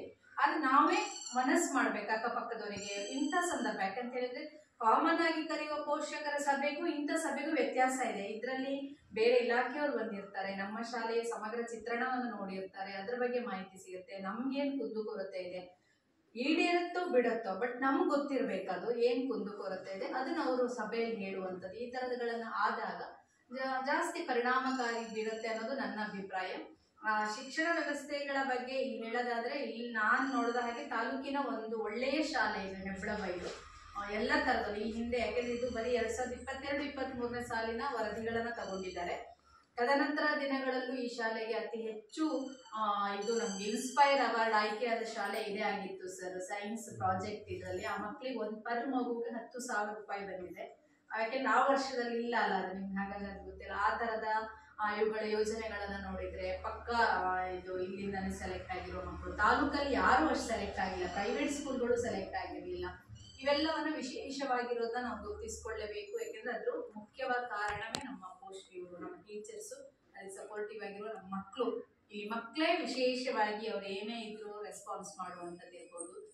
ಜೊತೆಗೆ ಈ ವರ್ಷ ನಾವೊಂದು ಕಾರಂಜಿ ಮಾಡಿದ್ವಿ ಇದೇ ಶಾಲೆಯಲ್ಲಿ. ಅದು ಕಾರಂಜಿ ಅಂದ್ರೆ ಅದು ಮೋಸ್ಟ್ಲಿ ಮೊನ್ನೆನೂ ನಮ್ಮ ಸಭೆಯಲ್ಲಿ BO ಹೇಳಿದ್ರು, ಜಿಲ್ಲಾ ಮಟ್ಟದ ಕಾರಂಜಿ ಲೆವೆಲಿಗೆ ಮಾಡಿದ್ರು. ಜಿಲ್ಲಾ ಮಟ್ಟದ ಹಂತವಾಗಿ ಒಂದು ಕ್ಲಸ್ಟರ್ ಅಲ್ಲಿ ಮಾಡ್ತೀವಿ ಅಂತ ಹೇಳಿದ್ರೆ ಅದರ ಎಲ್ಲ ಕ್ರೆಡಿಟ್ SRMC ಅಧ್ಯಕ್ಷರಿಂದ ಹಿಡಿದು ಪೋಷಕರು, ನಮ್ಮ ಟೀಚರ್ಸ್ ಸಪೋರ್ಟು, ಹಳೆ ವಿದ್ಯಾರ್ಥಿ ಸಂಘ, ಇಡೀ ಊರವರ ಸಹಕಾರದಿಂದ ಅವೆಲ್ಲ ಆಗಿದ್ದು. ಇದೆಲ್ಲ ಸಪೋರ್ಟು ಇಲ್ಲಿದೆ. ಆದ್ರೆ ಕೊರತೆ ಏನಾಗ್ತಾ ಇರೋದು ಮಕ್ಕಳ ಸಂಖ್ಯೆ ಅಂತ ಹೇಳಿದ್ರೆ ಅದು ಮಗುವನ್ನ ಶಾಲೆಗೆ ಸೇರಿಸುವಂತದ್ದು. ಎಷ್ಟೇ ಗುಣಮಟ್ಟದ ಶಿಕ್ಷಕರು ಇದ್ರೂ ಸಹ ಜನರ ಮನಸ್ಥಿತಿಯನ್ನ ಬದಲಾಯಿಸ್ಕೊಳ್ಳಿಕ್ ಹೋಗಿ, ಮನಸ್ಸೊಳಗೆ ಹೋಗಿ ಮನಸ್ಥಿತಿ ಬದಲಾಯಿಸೋಕೆ ಇನ್ನು ವ್ಯವಸ್ಥೆ ಬಂದಿಲ್ಲ. ಅದು ಅವ್ರವರಿಗೆ ಇರುವಂತ ವಿವೇಚನೆಗೆ ಬಿಟ್ಟಿದ್ದು. ನನ್ನೂರ ಶಾಲೆಗೆ ನಾನು ಸೇರಿಸ್ಬೇಕು, ಈ ತರದ ಯೋಚನೆಗಳಿಲ್ಲದೆ ಇದ್ದಾಗ ಬಂದ ಮಕ್ಕಳಿಗೆ ಅದ್ಭುತವಾದ ಶಿಕ್ಷಣವನ್ನ ಇಲ್ಲಿ ಕೊಡ್ತಾ ಇದ್ದಾರೆ. ನಾನು ಅದೇ ಹೇಳುವಂಥದ್ದು, ಇಲ್ಲಿ ನಂಗೆ 2 ಕ್ಲಸ್ಟರ್ ಬರುತ್ತೆ, 2ರಲ್ಲೂ ನಾನು ಅಷ್ಟೇ, ನಮ್ಮನ್ನು ನಂಬಿ ಬಂದವ್ರಿಗೆ ನಾವು ದ್ರೋಹ ಮಾಡೋದು ಬೇಡ, ಅತ್ಯುತ್ತಮವಾಗಿ ಕೊಡಿ. ಇಲ್ಲಿ ನಾನು ನೋಡಿದ ಹಾಗೆ ನಮ್ದು ಇಡೀ ಕ್ಲಸ್ಟರ್ ಅಲ್ಲಿ ಇಲ್ಲಿವರೆಗೆ ಆಗಿರೋದು ಒಂದೇ, ಈಗ ಮೊನ್ನೆ ನೀರ್ತೊಟ್ಟು ಶಾಲೆ ಆಗಿದ್ದು ಒಂದು ಇದಾದ ಮೇಲೆ 2ನೇ ಶಾಲೆ ಇತ್ತು. ಆಚೆ ಕರಿಮನೆ ಕ್ಲಸ್ಟರ್ ಅಲ್ಲಿ 1 ಶಾಲೆ ಆಗಿದೆ, ಅಂಡೆಗೋದವ್ರು, ಅದನ್ನ ಬಿಟ್ಟರೆ ನೆಕ್ಸ್ಟ್ ಇದೆ. ಇಲ್ಲಿವರೆಗೂ ನಾನು ದೇವೇಂದ್ರಪ್ಪ ಸರ್ ನಂಗೆ ಮೊದಲಿಂದನೇ ಗೊತ್ತು, ಅವ್ರ ಹತ್ರ ಕೇಳುವಂಥದ್ದು ಹೇಗಿದೆ ಸರ್ ಮಾಡ್ಕೊಂಡು, ಬೇರೆ ಕಡೆಗೆಲ್ಲ ಹೋಗಿ ಇಲ್ಲೆಲ್ಲ ಮಾಡ್ಕೊಂಡಿದ್ದಾರೆ ಮೇಡಮ್, ಯಾಕೆಂದ್ರೆ ಬೇರೆ ಕಡೆ ನಮ್ಮ ಹತ್ರ ಹೇಳ್ತಾರೆ ಅವ್ರಿಗೆ, ಅವಾಗ ಅನ್ಸುತ್ತೆ ಎಲ್ಲೋ ಮಾರ್ಗದರ್ಶನ ಸರಿಯಾಗಿ ನಮ್ಮ ಟೀಚರ್ಸ್ ಮಾಡ್ತಾರೆ, ಫಾಲೋ ಮಾಡ್ತಾರೆ. ಯಾಕೆಂತ ಹೇಳಿದ್ರೆ ಒಂದು ಮಾರ್ಗದರ್ಶನ ಕೊಟ್ಟಾಗ ಅದನ್ನ ತಗೊಂಡು ಹೋಗಿ ಸಣ್ಣ ಪುಟ್ಟ ಲೋಪಗಳು ಸಹಜವಾಗಿ ಆಗತ್ತೆ, ಅದನ್ನ ತಿದ್ದುಕೊಂಡು ಹೋಗ್ಲಿಕ್ಕೆ. ಯಾಕೆಂದ್ರೆ ಇಂಥವು ಆಡಿಟ್ಗಳು ಇಲ್ಲ ಇದ್ರೆ ನಮ್ಗೆ ಗೊತ್ತಾಗಲ್ಲ ನಾವ್ ಎಲ್ಲಿ ತಪ್ಪು ಮಾಡ್ತಾ ಇದ್ದೀವಿ. ಡೀಪ್ ಆಡಿಟಿವ್ಗಳು ಮೇಲ್ನೋಟಕ್ಕೆ ನೋಡ್ಕೊಂಡು ಹೋಗೋದೇ ಇಲ್ಲ, ಅವರಂತೂ ರಾಜಿ ಆಗೋದೇ ಇಲ್ಲ ಯಾವ ವಿಷಯದಲ್ಲೂ, ಅಷ್ಟು ಪಿನ್ ಟು ಪಿನ್ ನೋಡ್ತಾರೆ. ಅದು ನಮ್ಗೆ ಖುಷಿನೇ, ಯಾಕಂದ್ರೆ ಇಷ್ಟೊಂದು ವಿಚಾರಗಳಿದ್ದಾಗ ನಾವು ತಿಳ್ಕೊಳ್ತೀವಿ, ಜೊತೆಗೆ ಶಿಕ್ಷಕರುಗಳು ಒಂದ್ಸರಿ ಕಲಿಕೆ ಆಯ್ತು ಅಂತ ಹೇಳಿದ್ರೆ ನೆಕ್ಸ್ಟ್ ಅದನ್ನ ಕಂಟಿನ್ಯೂ ಮಾಡ್ಕೊಂಡು ಹೋಗ್ತಾರೆ. ಆಮೇಲೆ ಚೆನ್ನಾಗಿ ಆಗಿದೆ ಎಲ್ಲ ಇದರಲ್ಲೂ. ಇನ್ನೂ ಹೆಚ್ಚು ನಾವು ಇದಾಗ್ಲಿಕ್ಕೆ ಅವಕಾಶ ಮಾಡ್ಕೊಡ್ಬೇಕು. ಸಾರಿಗೆ ಭತ್ಯೆನೂ ಈ ಶಾಲೆಗೆ ಬರ್ತಾ ಇದೆ, ಬೇಡಿಕೆ ಇರುವಂಥದ್ದು. ಹಾಗೆ ಯಾರಿಗೆ ಈಗಾಗಲೇ ಸಾರಿಗೆ ಭತ್ಯೆ ಬಂದಿದೆಯೋ ಅವ್ರಿಗೆ ಸಮಸ್ಯೆ ಇಲ್ಲ, ಕಂಟಿನ್ಯೂ ಆಗಿ ಬರ್ತಾ ಇರುತ್ತೆ. ಇನ್ನೂ ಅವಕಾಶ ಅವ್ರು ನಮಗೆ ಕೇಳ್ತಾರೆ, ಅವಾಗ ನೀವು ಯಾವುದು ಮಗುಗೆ LPS ಮಕ್ಕಳಿಗಿದೆ ಅಂತ ಹೇಳಿದ್ರಿ, ಅಲ್ಲಿ ಯಾವ ಮಕ್ಕಳಿಗೆ ಖಂಡಿತವಾಗಿ ಮಲೆನಾಡಲ್ಲಿ ಇಂಥ ಮಕ್ಕಳೇ ಜಾಸ್ತಿ, ತುಂಬಾ ದೂರದಿಂದ ಬರ್ತಾರೆ, ಅವರಿಗೆ ಅವಕಾಶ ಕಲ್ಪಿಸೋಣ. ಸ್ಕಾಲರ್ಶಿಪ್ಪಿಗೆ ಏನಾಗ್ಬಿಡತ್ತೆ ಅಂತ ಹೇಳಿದ್ರೆ, ಮುಖ್ಯವಾಗಿ ಸ್ಕಾಲರ್ಶಿಪ್ ಹಾಕೋದು ಪೇರೆಂಟ್ಸ್ ಕರ್ತವ್ಯ. ಸೊ ಆಗದೇ ಇಲ್ಲ ಅಂತ ಹೇಳಿದ್ರೆ ಶಾಲೆಯವ್ರು ಹಾಕ್ತಾರೆ, ಆದ್ರೆ ಸಹ ಪೋಷಕರು ಏನ್ ಮಾಡ್ತಾರೆ ಅಂತ ಹೇಳಿದ್ರೆ ಇಲ್ಲಿ ಇದು ಮಾಡ್ಕೊಂಡಿಲ್ಲ, ಯಾವ್ದು ಅಂತ ಹೇಳಿದ್ರೆ ಕ್ಯಾಸ್ಟ್ ಅಂಡ್ ಇನ್ಕಮ್ಮೇ ಮಾಡ್ಕೊಳ್ಳಲ್ಲ, ಅದೆಲ್ಲ ಅವ್ರ ಜವಾಬ್ದಾರಿ, ಟೀಚರ್ಸ್ ಮಾಡಕ್ಕಾಗಲ್ಲ. ಒಂದು ಶಾಲೆಗೆ ಮಗು ದಾಖಲಾಗತ್ತೆ, 1ನೇ ಕ್ಲಾಸ್ ಸೇರಿಸ್ತೀವಿ ಅಂತ ಸೇರಿಸಿದಾಗ ನೆಕ್ಸ್ಟ್ ಟೀಚರ್ಸ್ ನೆನ್ಪು ಮಾಡ್ತಾನೆ ಇರ್ತಾರೆ. ನಾವಂತೂ ಎಷ್ಟು ಸರಿ ಮೆಸೇಜ್ ಹಾಕ್ತಾ ಇರ್ತೀವಿ, ಅವಾಗ ಟೀಚರ್ಸ್ ಮೆಸೇಜ್ ಹಾಕ್ತಾರೆ, ಆದ್ರೆ ಅವ್ರು ಫಾಲೋ ಅಪ್ ಮಾಡೋದೇ ಇಲ್ಲ. ಎಷ್ಟೋ ಮಕ್ಕಳು ಇಲ್ಲೊಂದು ಸಮಸ್ಯೆನೂ ಇದೆ, ಆಧಾರೇ ಆಗದಿರೋ ಮಕ್ಕಳು, ಅಂತ ಸಮಸ್ಯೆಗಳೆಲ್ಲ ಆದಾಗ ಇದು ಎಷ್ಟಂತ ಮಾಡ್ಲಿಕ್ಕಾಗತ್ತೆ. ಹಾಗಾಗಿ ಅಂತವನ್ನೆಲ್ಲ ಕೋಆಪರೇಟಿವ್ ಇದ್ದಾಗ ಖಂಡಿತವಾಗಿ ಸೌಲಭ್ಯಗಳನ್ನ ತರಿಸ್ಕೊಡ್ಲಿಕ್ಕೆ ಅವಕಾಶಗಳನ್ನ ಕಲ್ಪಿಸಬಹುದು. ಶೌಚಾಲಯ ಆಗ್ತಾ ಇದೆ, ಅದು ಹೆಣ್ಮಕ್ಳ ಶೌಚಾಲಯ ಬೇಡಿಕೆ ಇದೆ ತಾಲೂಕ್ ಪಂಚಾಯತಿಗಳು, ಅದಕ್ಕೆ ಅನುದಾನ ಏನೋ ಕಡಿಮೆ ಆಯ್ತು ಏನು ಅಂತ ಹೇಳಿದ್ರಂತೆ. ಉಳಿದಂತೆ ಮತ್ತೆಲ್ಲ ವ್ಯವಸ್ಥಿತವಾಗಿ, ಯಾಕೆಂದ್ರೆ ಇಲಾಖೆಯಿಂದ ಬರುವಂತದ್ದು. ಆಮೇಲೆ ಇವು ಕಂಪ್ಯೂಟರ್ ಶಿಕ್ಷಣ ಇವೆಲ್ಲ ICT ಸೆಕ್ಷನ್ಗಳೆಲ್ಲ ಆಗುವಾಗ ಸರ್ಕಾರ ಯಾವ ಆಯ್ಕೆ ಮಾಡುತ್ತೆ, ಮಾನದಂಡ ಫಸ್ಟ್ ಮಕ್ಕಳ ಸಂಖ್ಯೆ ಮಾನದಂಡವಾಗಿ ಇಟ್ಟುಕೊಂಡೇ ಒಂದೊಂದು ಶಾಲೆಗಳನ್ನ ಆಯ್ಕೆ ಮಾಡುತ್ತೆ. ಆದ್ರೆ ಇಲ್ಲಿ ಇವರು ವೈಯಕ್ತಿಕವಾಗಿ ಈ ಶಾಲೆಯವರು ಮುತುವರ್ಜಿಯಿಂದ ದಾನಿಗಳನ್ನ ಹಿಡಿದು ಕಂಪ್ಯೂಟರ್ ವ್ಯವಸ್ಥೆಗಳನ್ನ ಮಾಡ್ಕೊಂಡು, ಸ್ಮಾರ್ಟ್ ಕ್ಲಾಸ್ಗಳನ್ನು ಸಹ ಇವರು ಡೋನರ್ಸ್ ಗಳಿಂದ ಕಲೆಕ್ಟ್ ಮಾಡ್ಕೊಂಡು ಮಾಡಿರುವಂತ ಇವೆಲ್ಲವನ್ನ ನಾವು ಪ್ರೋತ್ಸಾಹಕರವಾಗಿರುವಂತದ್ದನ್ನ ಅಭಿನಂದಿಸಲೇಬೇಕು. ಯಾಕೆಂದ್ರೆ ಯಾವುದು ಸರ್ಕಾರದಿಂದ ಆಗಿರುವಂತದ್ದು, ಸರ್ಕಾರದಿಂದ 4 ಗೋಡೆಗಳು ಮೇಲೊಂದು ಹೆಜ್ಜೆ ಇಷ್ಟೇ ಆಗ್ತವೆ, ಬಿಟ್ಟರೆ ಬೇರೆ ಏನೂ ಆಗಲ್ಲ. ಯಾಕೆಂದ್ರೆ ಒಳ್ಳೆಯ ಅಟ್ಮಾಸ್ಫಿಯರ್ ಇರುವಂತ ಒಂದು ತರಗತಿ ಕೋಣೆ ಮುಖ್ಯವಾಗಿ ನಂಬಬೇಕಾಗುವಂತ ಅವೆಲ್ಲವನ್ನ ಕಟ್ಟಿಕೊಟ್ಟಿದ್ದಾರೆ ಈ ಶಾಲೆಯಲ್ಲಿ. ಹಾಗಾಗಿ ಅವ್ರು ಫಸ್ಟ್ ಅವರಿಗೆ ಅಭಿನಂದಿಸಬೇಕು. ಉಳಿದಂತೆ ಸಮರ್ಪಕವಾಗಿ ಇದನ್ನ ಬಿಸಿ ಊಟ ಯೋಜನೆ ಚೆನ್ನಾಗಿ ಆಗ್ತಾ ಇದೆ, ನೋಡಿರ್ತೀರಿ, ನೀವು ಊಟನೂ ಮಾಡಿರ್ತೀರಿ. ಆಮೇಲೆ ಅದರದ ಖರ್ಚು ನಿಭಾಯಿಸೋದು ಎಷ್ಟು ಕಷ್ಟ ಅಂತಾನು ಗೊತ್ತು. ಇಲ್ಲಿ ಟೀಚರ್ಸ್ಗಳೇ ಅದನ್ನ ಮಾಡ್ಕೊಂಡು ಹೋಗ್ತಾರೆ, ಯಾಕೆ ನಾವು ಊಟ ಮಾಡ್ತೀವಿ ಅನ್ನೋ ಅಭಿಪ್ರಾಯನೇ ಅವ್ರು ಹೇಳ್ತಾರೆ ಯಾವಾಗ್ಲೂ ಸಹ. ನಾನು ಇಲ್ಲಿ ಬಂದಾಗಲೂ ಊಟ ಮಾಡ್ಕೊಂಡು ಹೋಗ್ತೀನಿ. ಆಗ ವ್ಯವಸ್ಥಿತವಾಗಿ ಎಲ್ಲವೂ ಚೆನ್ನಾಗಿ ಆಗ್ತಾ ಇದೆ. ಇನ್ನು ನಮ್ಮ ಪಂಚಾಯತ್ ಸಪೋರ್ಟ್ ಕೊಟ್ರೆ, ಇನ್ನು ಸೌಲಭ್ಯಗಳನ್ನ, ಮೂಲಭೂತ ಸೌಲಭ್ಯಗಳಿಗೆ ನಮ್ಗೆ ಅವಕಾಶಗಳನ್ನ ಹೆಚ್ಚು ಕೊಟ್ರೆ ಖಂಡಿತವಾಗಿ ಒಂದು ಉತ್ತಮ ಶಾಲೆ ಇನ್ನೂ ಚೆನ್ನಾಗಾಗತ್ತೆ. ಮಕ್ಕಳ ಸಂಖ್ಯೆ ಹೆಚ್ಚಾಗಲಿ ಎನ್ನುವ ಆಶಯದೊಂದಿಗೆ ಗ್ರಾಮ ಸಭೆಯಲ್ಲಿ ನಮ್ಮ ಇದ್ರ ಬಗ್ಗೆ, ಶಾಲೆಯ ಬಗ್ಗೆ ಇಲಾಖೆಯ ಪರವಾಗಿ ಮಾತನಾಡಲಿಕ್ಕೆ ಅವಕಾಶ ಕೊಟ್ಟಂತೆ ಎಲ್ಲರಿಗೂ ಧನ್ಯವಾದಗಳನ್ನು ಅರ್ಪಿಸ್ತೇನೆ.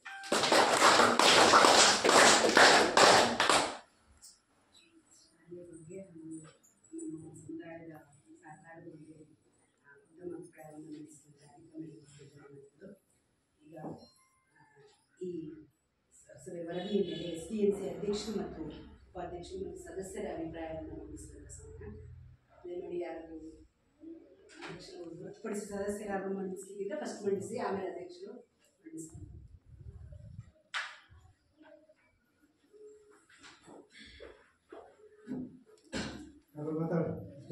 ಹೇಳಿ.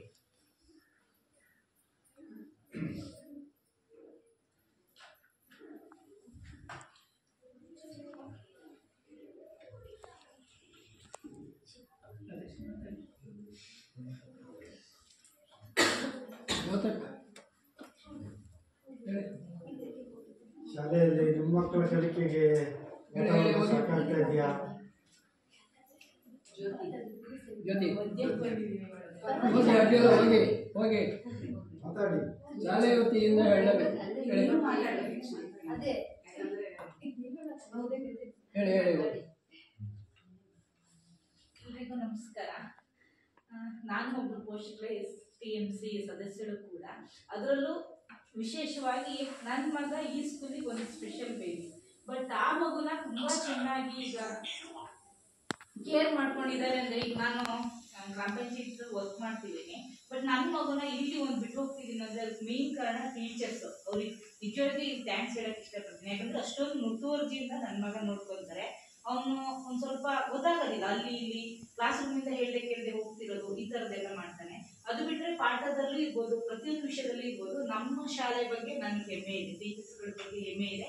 ಮತ್ತೆ ಬೇರೆ ಸ್ಕೂಲ್ಗಳಿಗೆ ನಾವು ಈ ಬಸ್ಸಲ್ಲಿ ಇರ್ಬೋದು, ಬೇರೆ ಕಡೆ ಇರ್ಬೋದು, ಮಕ್ಕಳನ್ನ ನೋಡ್ತಾ ಇರ್ತೀವಿ. ಆದ್ರೆ ನಮ್ಮ ಸ್ಕೂಲ್ ಮಕ್ಕಳಿಗೂ ಬೇರೆ ಸ್ಕೂಲ್ ಮಕ್ಕಳಿಗೂ ಡಿಫ್ರೆನ್ಸ್ ಇದೆ. ಇಲ್ಲಿ ಸ್ಕೂಲ್ ಮಕ್ಕಳಿಗೆ ಸ್ವಲ್ಪ ಮಾನವೀಯತೆ ಜಾಸ್ತಿ ಇದೆ ಅಂತ ಹೇಳ್ಬೋದು. ಏನಂತಂದ್ರೆ ನಾವು ಹೇಗೆ ನಮ್ಮ ಮಕ್ಕಳನ್ನ ಬೆಳೆಸ್ತೀವಿ ಹಾಗೆ ಮಕ್ಕಳು ಕೂಡ ಬೆಳೀತಾರೆ. ನಾವು ಮನೇಲಿ ಏನ್ ಹೇಳ್ಕೊಡ್ತೀವಿ, ಇಲ್ಲಿ ಟೀಚರ್ಸ್ ಏನ್ ಹೇಳ್ಕೊಡ್ತಾರೆ ಅಂತದನ್ನ ನಮ್ಮ ಮಕ್ಕಳು ಕೂಡ ಕಲಿತಾರೆ.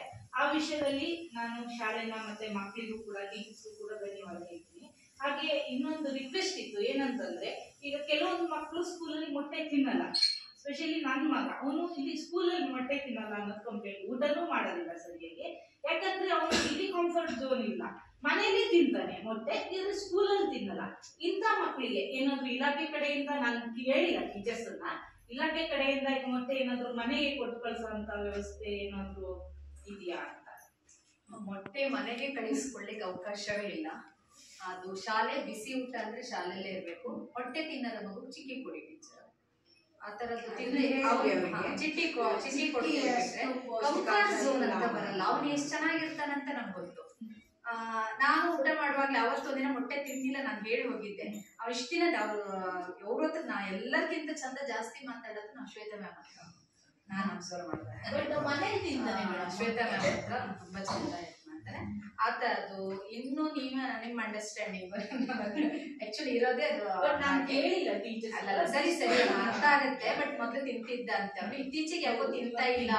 ಆ ದಿನ ಹಳದಿ ಭಾಗ ಹಾಗೆ ಇಟ್ಕೊಂಡಿದ್ದ ಅವನು. ಅವ್ನು ಹಳದಿ ಫಸ್ಟಿಂದ ತಿಂತಿಲ್ಲ. ಆ ತರದ್ದು ತುಂಬಾ ಹಳದಿ ಭಾಗ ಯಾಕೆ ತಿನ್ನಲ್ಲ ಮಕ್ಕಳು ಅಂತ ಹೇಳಿದ್ರೆ ಹಲ್ಲಿಗೆ ಹಿಡಿಯತ್ತೆ ಅಂತ. ಆ ಹಲ್ಲಿಗೆ ಬಾಯಿಗೆಲ್ಲ ಹಿಡಿಯತ್ತೆ, ಅಂಟಿರತ್ತೆ. ಯಾಕೆಂದ್ರೆ ಹೆಚ್ಚಿನ ಮಕ್ಕಳು ಅದೇ ಮಾಡ್ತಾರೆ. ಎಲ್ಲೋ ತಿನ್ನುವಾಗ ಒಂಚೂರು ಬಾಯಿಗೆಲ್ಲ ಹಿಟ್ಟಿರತ್ತಲ್ಲ, ಆ ಉದ್ದೇಶಕ್ಕೆ ತಿನ್ನೋದಿಲ್ಲ. ಬಿಟ್ರೆ ಮತ್ತೆ ಒಟ್ಟಿಗೆ ತಿನ್ನೋದಿಲ್ಲ. ಅವ್ರು ಮೊಟ್ಟೆನ ಕಜ್ಜಿ ತಿನ್ನಲ್ಲ, ಅದನ್ನ ಸಪ್ರೇಟ್ ಮಾಡ್ತಾರೆ, ಬಿಳಿ ಭಾಗವನ್ನ ಸಪ್ರೇಟ್ ಮಾಡಿ ಇಟ್ಕೊಂಡು ಈ ತರ ಇರ್ತವೆ. ಆಮೇಲೆ ಮೊಟ್ಟೆ ನಾನು ನೋಡಿದ ಹಾಗೆ ಬೇರೆ ಬೇರೆ ಶಾಲೆ ಕಂಪ್ಲೇಂಟ್ ಏನು ಅಂದ್ರೆ ಮೊಟ್ಟೆ ಇಷ್ಟನೇ ಅವ್ರಿಗೆ, ದಿನ ತಿನ್ನಕ್ ಆಗಲ್ಲ. ಅದು ದಿನ ತಿನ್ನಕ್ಕೆ ಆಗದೆ ಇರುವಾಗ ಅವರೇ ಪೋಷಕರು ಏನ್ ಮಾಡ್ತಾರೆ ಅಂದ್ರೆ ನಮ್ ದಿನ ಬೇಡ, ಸಭೆಯಲ್ಲಿ ಅದೆಲ್ಲ ನಿರ್ಣಯಿಸ್ಕೊಂಡು ನಾವು ಬದಲಾವಣೆ ಮಾಡ್ಕೋಬಹುದು. ಅದಕ್ಕೆ ಇಲಾಖೆನೂ ಅವಕಾಶ ಕೊಟ್ಟಿದೆ. ಒನ್ ಡೇ ಚಿಕ್ಕೆ ಕುಡಿ, ಒನ್ ಡೇ ಮೊಟ್ಟೆ ಕೊಡಿ, ಆ ತರ ಕೇಳ್ತಾರೆ. ಕೆಲವು ಶಾಲೆ ಮೊಟ್ಟೆ ಕೊಡಕ್ ಆದೇಶ ಕೊಟ್ರೆ ನೀವು ಟೀಚರಿಗೆ ಕೊಡಕೇನಾ ಅನ್ನೋ ಶುರು ಆ ತರವು ಮಾಡ್ಬಿಡ್ತಾರೆ. ಅಂತಗಳನ್ನ ಅವಕಾಶಗಳನ್ನ ನಾವು ಕೊಡೋದಿಲ್ಲ. ಹಾಗಾಗಿ ಮೊಟ್ಟೆ ಇದ್ರೆ ಮೊಟ್ಟೆನೆ ಕೊಡಿ ಅಂತ ನಾವು ಹೇಳೇ ಬಿಡ್ತೀವಿ ತಿನ್ನೋ ಮಕ್ಳಿದ್ರೆ. ಇಂಥ ಕಂಡೀಷನ್ ಇದ್ದಾಗ ಚಿಕ್ಕಿ ಕೊಡ್ಲಿಕ್ಕೆ ಆಪ್ಷನ್ ಅಥವಾ ಬಾಳೆಹಣ್ಣು ಕೊಡ್ಲಿಕ್ಕೆ ಆಪ್ಷನ್ ಇದೆ. ಬಿಟ್ರೆ ಮನೆಗೆಲ್ಲ ಕಳಿಸಿ ಅದು ಏನಾಗುತ್ತೆ ಗೊತ್ತಾ, ನೀವೊಂದು ಈ ತರ ಕೇಳ್ಬಿಡ್ತೀವಿ, ನಾಳೆ ಇನ್ನೊಂದು ಯಾವ್ದೋ ಮಗು ಅಮ್ಮ ಮನೆಗೆ ಕಳ್ಸಕ್ಕೆ ಹೇಳು, ನಾ ಶಾಲೆಗೆ ತಿನ್ನಲ್ಲ, ನಾನು ಶಾಲೆ ತಿನ್ನಕ, ಅವು ಏನಾಗ್ಬಿಡುತ್ತೆ, ಅದು ಅನುಕೂಲ ಶಾಸ್ತ್ರ ಆಗ ಹೋಗಿ ಅದು ಕಂಟಿನ್ಯೂ ಇನ್ಯಾವುದೋ ಒಂದ್ ಕಡೆ ಬೇರೆ ದಾರಿ ಆಗುತ್ತೆ. ಅದು ಮನೆ ಕಳಿಸ್ತಾ ಇದ್ದಾರಂತೆ ಏನೇನೇನೋ ಆಗುವ ಅವಕಾಶಗಳು ಶಾಲಾ ಹಂತದಲ್ಲಿ ಬೇಡ. ಹಾಗಾಗಿ ಅದಕ್ಕೆ ಬದಲಿ ವ್ಯವಸ್ಥೆ ಚಿಕ್ಕಿ ಒಂದೇ ಇರುತ್ತೆ, ಬೇರೆ ಬೇಡ ಅನ್ನೋದು ನನ್ನ. ಯಾಕೆಂದ್ರೆ ಮುಂದಿನ ಆಗುವಗಳು ನಾವು ಜವಾಬ್ದಾರ ಆಗ್ತೀವಿ. CRP ಸಭೆಯಲ್ಲಿ ಹೇಳಿ ಹೋಗಿದ್ದಾರೆ. ಹಾಗಾಗಿ ಇನ್ನೊಂದು ಶಾಲೆಗೆ ಹೋಗುತ್ತೆ, ನೀವು ಇಲ್ಲೆಲ್ಲೋ ಎಂಪ್ಲಾಯ್ ಆಗಿರ್ತೀವಿ, ನಮ್ಮ ಮಗನಿಗೆ ಕಳಿಸ್ತಾರೆ ಕಣ್ರಿ ಮೊಟ್ಟೆ ಮನೆಗೆ, ಕವಿತಾ ಟೀಚರ್ ಮನೆಗೆ ಹೋಗೋದ, CRP ಮನೆಗೆ ಹೋಗೋದ ಗೊತ್ತಾಗಲ್ಲ ಆಮೇಲೆ. ಹಂಗಾಗಿ ಅಂತ ಅವಕಾಶಗಳನ್ನ ಸೃಷ್ಟಿ ಮಾಡ್ಕೊಳ್ಳೋದು ಬೇಡ. ಅಂದ್ರೆ ರಿಕ್ವೆಸ್ಟ್ ಮೇಡಮ್, ಯಾಕಂದ್ರೆ ಚಿಕ್ಕಿಗೂ ಮೊಟ್ಟೆಗಳು ಅದು ಸಿದ್ಧಿ ಆಗತ್ತಲ್ಲ ಮನೆಗೆ, ಅಲ್ಲಿ ಪೌಷ್ಟಿಕಿಲ್ಲ, ಪೌಷ್ಟಿಕಾಂಶಗಳಲ್ಲಿ ವ್ಯತ್ಯಾಸವೇ ಇಲ್ಲ.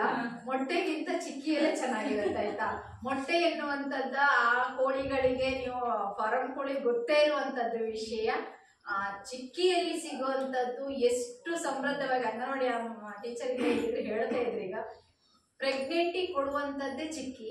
ಅದ್ರಲ್ಲಿ ಎಷ್ಟು ಕ್ಯಾಲ್ಸಿಯಂ ಇರುತ್ತೆ, ಕಬ್ಬಿಣಾಂಶ ಇರುತ್ತೆ. ನಾವೇ ನಮ್ಗೆ ಹಿಮೋಗ್ಲೋಬಿನ್ ಕಡಿಮೆ ಆದಾಗ ಡಾಕ್ಟರ್ ಫಸ್ಟ್ ಹೇಳಿದ್ದೆ ಅದು ಎಷ್ಟಾಗುತ್ತೋ ಅಷ್ಟು ಚಿಕ್ಕಿ ತಿನ್ನಿ ಅಂತ. ನಾನು ನನ್ನ ಮಗುಗ್ ಮನೇಲಿ ಕೊಡೋದು ತಗೊಳ್ಳೋದು ಚಿಕ್ಕಿನಿ, ನಾವು ತಿನ್ನೋದು ಚಿಕ್ಕಿನಿ. ಯಾಕಂತ ಹೇಳಿದ್ರೆ ಅಷ್ಟು ಮೊಟ್ಟೆಯಲ್ಲಿ ಹೇಳುತ್ತೆ, ಸರ್ಕಾರ ಹೇಳುತ್ತೆ, ಇಲಾಖೆ ಎಲ್ಲವೂ ಹೇಳುತ್ತೆ.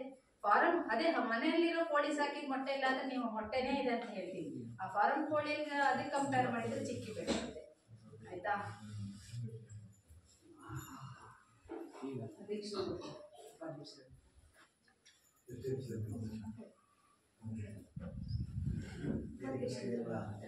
ಎಲ್ಲ ಗಣ್ಯರು ಹಾಗೂ ನಮ್ಮ STMC ಎಲ್ಲ ಸದಸ್ಯರಿಗೂ ನನ್ನ ಪೂರ್ವಕವಾದ ಧನ್ಯವಾದಗಳು.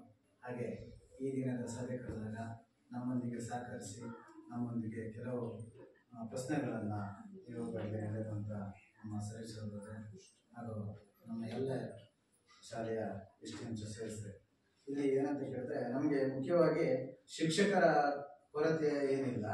ಯಾಕಂತ ಕೇಳಿದ್ರೆ ಶಿಕ್ಷಕರು ಒಳ್ಳೆ ನಮಗೆ ಪಾಠ ಪ್ರವಚನ ಬಗ್ಗೆ ನಮಗೆ ಒಳ್ಳೆ ಸಲಹೆಯನ್ನು ಕೊಡ್ತಿದ್ದಾರೆ. ಮಕ್ಕಳಿಗೂ ಸಹ ಒಳ್ಳೆ ಕಲಿಕೆಯನ್ನು ಕೊಡ್ತಿದ್ದಾರೆ. ನಮಗೆ ಕೊರತೆ ಇರೋದೇ ಮಕ್ಕಳ ಸೇರ್ಪಡೆ ಇರೋದು. ಮುಂದೆ ಏನು ಮಾಡೋದು? 7th ಈಗ 4 ಮಕ್ಕಳು ಹೋಗ್ತಿದ್ದಾರೆ. ಮುಂದೆ ಹೇಗೆ ಮಕ್ಕಳನ್ನ ಸೇರ್ಪಡೆ ಮಾಡೋದು, ಹೇಗೆ ಶಾಲೆಯನ್ನು ಇನ್ನೂ ಹೆಚ್ಚು ಅಭಿವೃದ್ಧಿ ಕಡೆ ತಗೊಂಡೋಗೋದು ಅನ್ನೋದ್ರ ಬಗ್ಗೆ ನಮಗೆ ಎಲ್ಲರೂ ಸಹ, ನಾವು ಟೀಚರ್ಸ್ ಇರ್ಬೋದು, ನಾವಿರ್ಬೋದು, STMC ಇರ್ಬೋದು, ಎಲ್ಲರೂ ಸಹ ನಾವು ಅದರ ಬಗ್ಗೆ ದಿನ ಮೀಟಿಂಗ್ ಕರೆದಾಗ ನಮ್ದು ಅದೇನೆ ಒಂದು ಮಾತಿನ ಒಂದು ಇದಾಗಿದೆ ನಮ್ಗೆ. ಯಾಕಂತ ಕೇಳಿದ್ರೆ ಇಷ್ಟಕ್ಕೆ ನಮ್ಮ ಶಾಲೆ ಇನ್ನೂ ಹೆಚ್ಚು ಮಕ್ಕಳನ್ನ ಪಡೆಯಬೇಕು. ಈ ಹೆಬ್ಳಬರ್ ಶಾಲೆ ಅನ್ನೋದು ಇನ್ನೂ ಅಭಿವೃದ್ಧಿ ಕಡೆ ಹೋಗ್ಬೇಕು. ಈಗ ಮನೆ ನಾವು ಪ್ರತಿಭಾ ಕಾರಂಜಿ ಮಾಡಬೇಕಾದ್ರೂ ಅಷ್ಟೇ ಊರಿನ ಎಲ್ಲರೂ ಸಹ ನಮಗೆ ಸಹಕಾರಗಳನ್ನು ನೀಡಿ ಹೆಬ್ಳಬೈಲು ಅನ್ನೋದು ಏನೊಂದು ಕಾರ್ಯಕ್ರಮ ಅನ್ನೋದನ್ನ ಇಡೀ ರಾಜ್ಯ ನಮ್ಮ ತಾಲೂಕು ಮಟ್ಟದಲ್ಲೂ ಒಂದು BOSRS ಅಂತ ಹೇಳೋದು ಭಾರಿ ಅದ್ಭುತವಾಗಿ ಮಾಡಿದ್ದೀವಿ, ಭಾರಿ ಅದ್ಭುತವಾಗಿ ಮಾಡಿದ್ವಿ. ಹಾಗೆ ಇನ್ನೂ ಒಂದು ಅದ್ಭುತವಾಗಿ ಮಾಡ್ಬೇಕನ್ನೋದೇ ನಮ್ಮ ಆಸೆ ಇದೆ. ಆದ್ರೆ ಮಕ್ಕಳ ಕೊರತೆ ಭಾರಿ ಇದೆ ನಮಗೆ. ಎಲ್ಲರೂ ಮಾಸ್ತಿ ಕಟ್ಟಿ ಕಳಿಸ್ತಿದ್ದಾರೆ, ತೀರ್ಥಹಳ್ಳಿ ಕಳಿಸ್ತಾರೆ, ಹಾಗೆ ಎಲ್ಲ ಇಲ್ಲಿಗೆ ಲೋಕಲ್ ಆಗಿ ಕಳಿಸ್ತಾರೆ. ನಮ್ಮ ಮಕ್ಕಳು ಕೊರತೆ ಆದರೆ ಇನ್ನೂ ಒಳ್ಳೆ ಸಹ ಪ್ರೋತ್ಸಾಹ ಬೇಕು. ಗ್ರಾಮ ಪಂಚಾಯತಿಯಿಂದನೂ ನಮಗೆ ಇನ್ನೂ ಪ್ರೋತ್ಸಾಹ ಕೊಡ್ಬೇಕಂತ ಕೇಳ್ತಾ ಈ ಸಭೆಯಲ್ಲಿ ಮಾತನಾಡಲು ಅವಕಾಶ ಕೊಟ್ಟ ನಿಮ್ಗೆಲ್ಲರಿಗೂ ವಂದಿಸ್ತಾ ನಾನು ಮಾತನ್ನು ಮುಗಿಸ್ತೀನಿ. ಜಯ ಜಯ.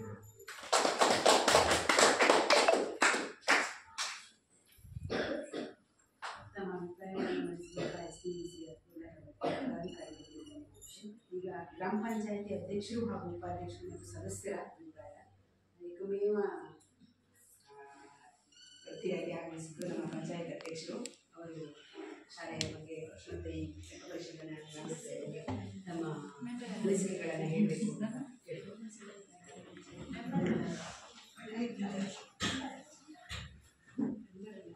ಇವತ್ತಿನ ಈ ಗ್ರಾಮ ಸಭೆಯ ಅಧ್ಯಕ್ಷತೆ ವಹಿಸಿರುವಂಥ ನಮ್ಮ ಊರಿನ ಹಿರಿಯರು, ನಮ್ಮ ಮಾರ್ಗದರ್ಶಕರಾಗಿರುವಂಥ ನಮ್ಮ ಶ್ರೀಶ್ ಅವರೇ, ಹಾಗೆಯೇ ಲೆಕ್ಕ ಪರಿಶೋಧನೆಯ ಸಂಯೋಜಕರಾಗಿರುವಂಥ ಸೌರಪಟ್ಟದ ರೇಖಾ ನಾಗೇಶ್ ಅವರೇ, CRP ಮೇಡಮ್ ರೇಖಾ ಅವರೇ, STMC ಅಧ್ಯಕ್ಷರು ರಮೇಶ್ ಅವರೇ, ಹಾಗೆ ಸಂಪನ್ಮೂಲ ವ್ಯಕ್ತಿಗಳಾದಂಥ ನಮ್ಮ ದೇವೇಂದ್ರ ಮತ್ತು ತಂಡದವರೇ ಮತ್ತು ಪೋಷಕರೇ, ಶಿಕ್ಷಕರ ವಿದ್ಯಾರ್ಥಿಗಳೇ ಹಾಗೂ ಶಿಕ್ಷಕರೇ, ಈ ಯೋಜನೆ ಬಹುಶಃ 134 ಅಂಶಗಳನ್ನು ಇಟ್ಟುಕೊಂಡು ಸರ್ಕಾರ ಏನು ಈ ವರ್ಷ ಪ್ರಥಮ ನಮಗೆ ಇಷ್ಟು ವರ್ಷ ಪಂಚಾಯತಿ ಮಟ್ಟದಲ್ಲಿ ಮಾತ್ರ ಲೆಕ್ಕಾಚಾರ, ಈ ವರ್ಷ ತಾಲೂಕು ಪಂಚಾಯತಿಗಳು ನಡೆದಂಥ ಕೆಲಸ, JPಗಳು ಹಾಗೆ ಶಾಸಕರು MPಗಳಿಗೆ ವರ್ಷದಂತೆ ಪರಿವರ್ತನೆ ಆಗ್ತಾ ಇದ್ದಾವೆ. ಇವತ್ತಿನ ದಿನ ಶಾಲೆಯಲ್ಲಿ 134 ಅಂಶಗಳನ್ನ ಇಟ್ಟು ಅದರಲ್ಲಿ ಲೋಪದೋಷಗಳು ಏನಿದ್ದಾವೆ ಅಥವಾ ನಮ್ಮ ಸರ್ಕಾರ ಕೊಟ್ಟಂಥ ಯೋಜನೆಗಳು ಎಷ್ಟೆಷ್ಟು ಫಲಕಾರಿಯಾಗಿದ್ದಾವೆ ಅಥವಾ ಇನ್ನೂ ಎಷ್ಟು ವಿಫಲತೆ ಆಗಿದ್ದಾವೆ ಅನ್ನೋ ಬಗ್ಗೆ ಒಂದು ದೂರದೃಷ್ಟಿ ಯೋಜನೆಯಿಂದ ಇಂಥ ಕಾರ್ಯಕ್ರಮ ಅಂದರೆ ಈ ಕಾರ್ಯಕ್ರಮ ನಿಜವಾದ ಒಳ್ಳೆಯ ಕಾರ್ಯಕ್ರಮ. ಯಾಕಂದರೆ ಇಲ್ಲಿಯ ಈ ಶಾಲೆಯಲ್ಲಿ ಏನು ಆಗಬೇಕು ಅನ್ನೋದನ್ನ ಒಂದು ದೂರದೃಷ್ಟಿಯಿಂದ ಅವರು ಎಲ್ಲ ನಿಮ್ಮ ವರದಿ ಮೇಲೆ, ಈಗ ನೀವೊಂದು ವರದಿಲಿತ್ತು ಏನು ಕ್ರೀಡಾಂಗಣ ಮತ್ತು ಏನು ಆಟದ ವಸ್ತುಗಳು, ಕ್ರೀಡಾಂಗಣ ಯಾಕೆ ಇಲ್ಲಿ ಶಾಲೆಗೆ ಗೊತ್ತಿಲ್ಲಲ್ಲ ಅಲ್ಲ, ಹೌದು ನೀವು ವರದಿ ಕೊಡ್ಬೇಕು ಅಂತ. ಶಿಕ್ಷಕರೇ ಇಲ್ಲ, ದೈಹಿಕ ಶಿಕ್ಷಕ ಇದ್ದ ಮೇಲೆ ಎಲ್ಲಿ ಎಷ್ಟು ವರ್ಷದಿಂದ ದೈಹಿಕ ಶಿಕ್ಷಕ ಸರ್ಕಾರ ತೆಗೆದುಕೊಳ್ತಿಲ್ಲ. ನಿಜವಾಗ್ಲೂ ಒಬ್ಬ ಮಾನಸಿಕವಾಗಿ ಮನುಷ್ಯ ಮಗು ಬೆಳಿಬೇಕಾದ್ರೆ ಅವನು ದೈಹಿಕವಾಗಿ ಬೆಳಿಬೇಕು. ಅದು ಈ ಟೀಚರ್ಸ್ಗಳಿದ್ದಾರೆ, ರಿಕವರಿ ಕೋಟ್ ಆಗಬೇಕು ಅವ್ರಿಗೆ. ಹಾಗಾಗಿ ಈಗ ನೀವು CPI ಮಾಡ್ತಾರೆ, ಎಷ್ಟೋ ಜನ CPI ಮಾಡಿದ್ರಲ್ಲ ಎಲ್ಲ ವಯಸ್ಸಲ್ಲಿ ಮುದುಕರಾಗ್ತಾ ಇದ್ದಾರೆ. ಸರ್ಕಾರ ಆ ದೈಹಿಕ ಶಿಕ್ಷಕರನ್ನ ತೆಗೆದುಕೊಳ್ಬೋದು, ನೀವು ಓದಿನ ನೀವು ಸೇರಿಸ್ಬೇಕು. ಅದು ದೈಹಿಕ ಶಿಕ್ಷಕರನ್ನ ಕಡ್ಡಾಯವಾಗಿ ಶಾಲೆಗಳಿಗೆ, ಪ್ರಾಥಮಿಕ ಶಾಲೆಗಳಿಗೆ ಹಾಕಬೇಕು. ಯಾಕಂದ್ರೆ ಮಕ್ಕಳು ಈಗ ಏಳಿಗೆ ಆಗೋದು ಈಗ ಕಾಲೇಜಿನಲ್ಲಿ PT ಟೀಚರ್ ಇಟ್ಕೊಳ್ಳಿ ಪ್ರಯತ್ನ ಆಗಲ್ಲ. ಪ್ರಾಥಮಿಕ ಹಂತದಲ್ಲಿ ಮಕ್ಕಳ ಬೆಳವಣಿಗೆ ಇಲ್ಲಿ ನಡೀತಿರೋದು. ಇಲ್ಲಿ ದೈಹಿಕವಾಗಿ ಅವನು ಬೆಳೆದ್ರೆ ಅವನು ಮಾನಸಿಕವಾಗಿ ಪ್ರಬುದ್ಧ ಪಡ್ತಾನೆ. ಹಾಗಾಗಿ ಆ ವರದಿಗಳನ್ನು ಸಲ್ಲಿಸಿ ಅಂತ ಹೇಳಿ ನಮ್ಮಲ್ಲಿ ಹೇಳ್ತಾ ಈ ಶಾಲೆ ಚೆನ್ನಾಗಿ ನಡೀತಾ ಉಂಟು. ಯಾವ ನಿಮ್ಮ ಆಡಿಟ್ಗಳಲ್ಲಿ ಇದರಲ್ಲಿ ಲೋಪದೋಷಗಳು ಕಂಡು ಬಂದಿಲ್ಲ, ಚೆನ್ನಾಗಿ ಇದು ಮಾಡಿದ್ದಾರೆ ಅಂತ ಹೇಳಿ ನಮಗೆ ಮಾತಾಡೋ ಅವಕಾಶ ಕೊಟ್ಟಂತ ಹೇಳುವಂತ ಮಾತಾಡ್ತಾ ಇದ್ದೀನಿ.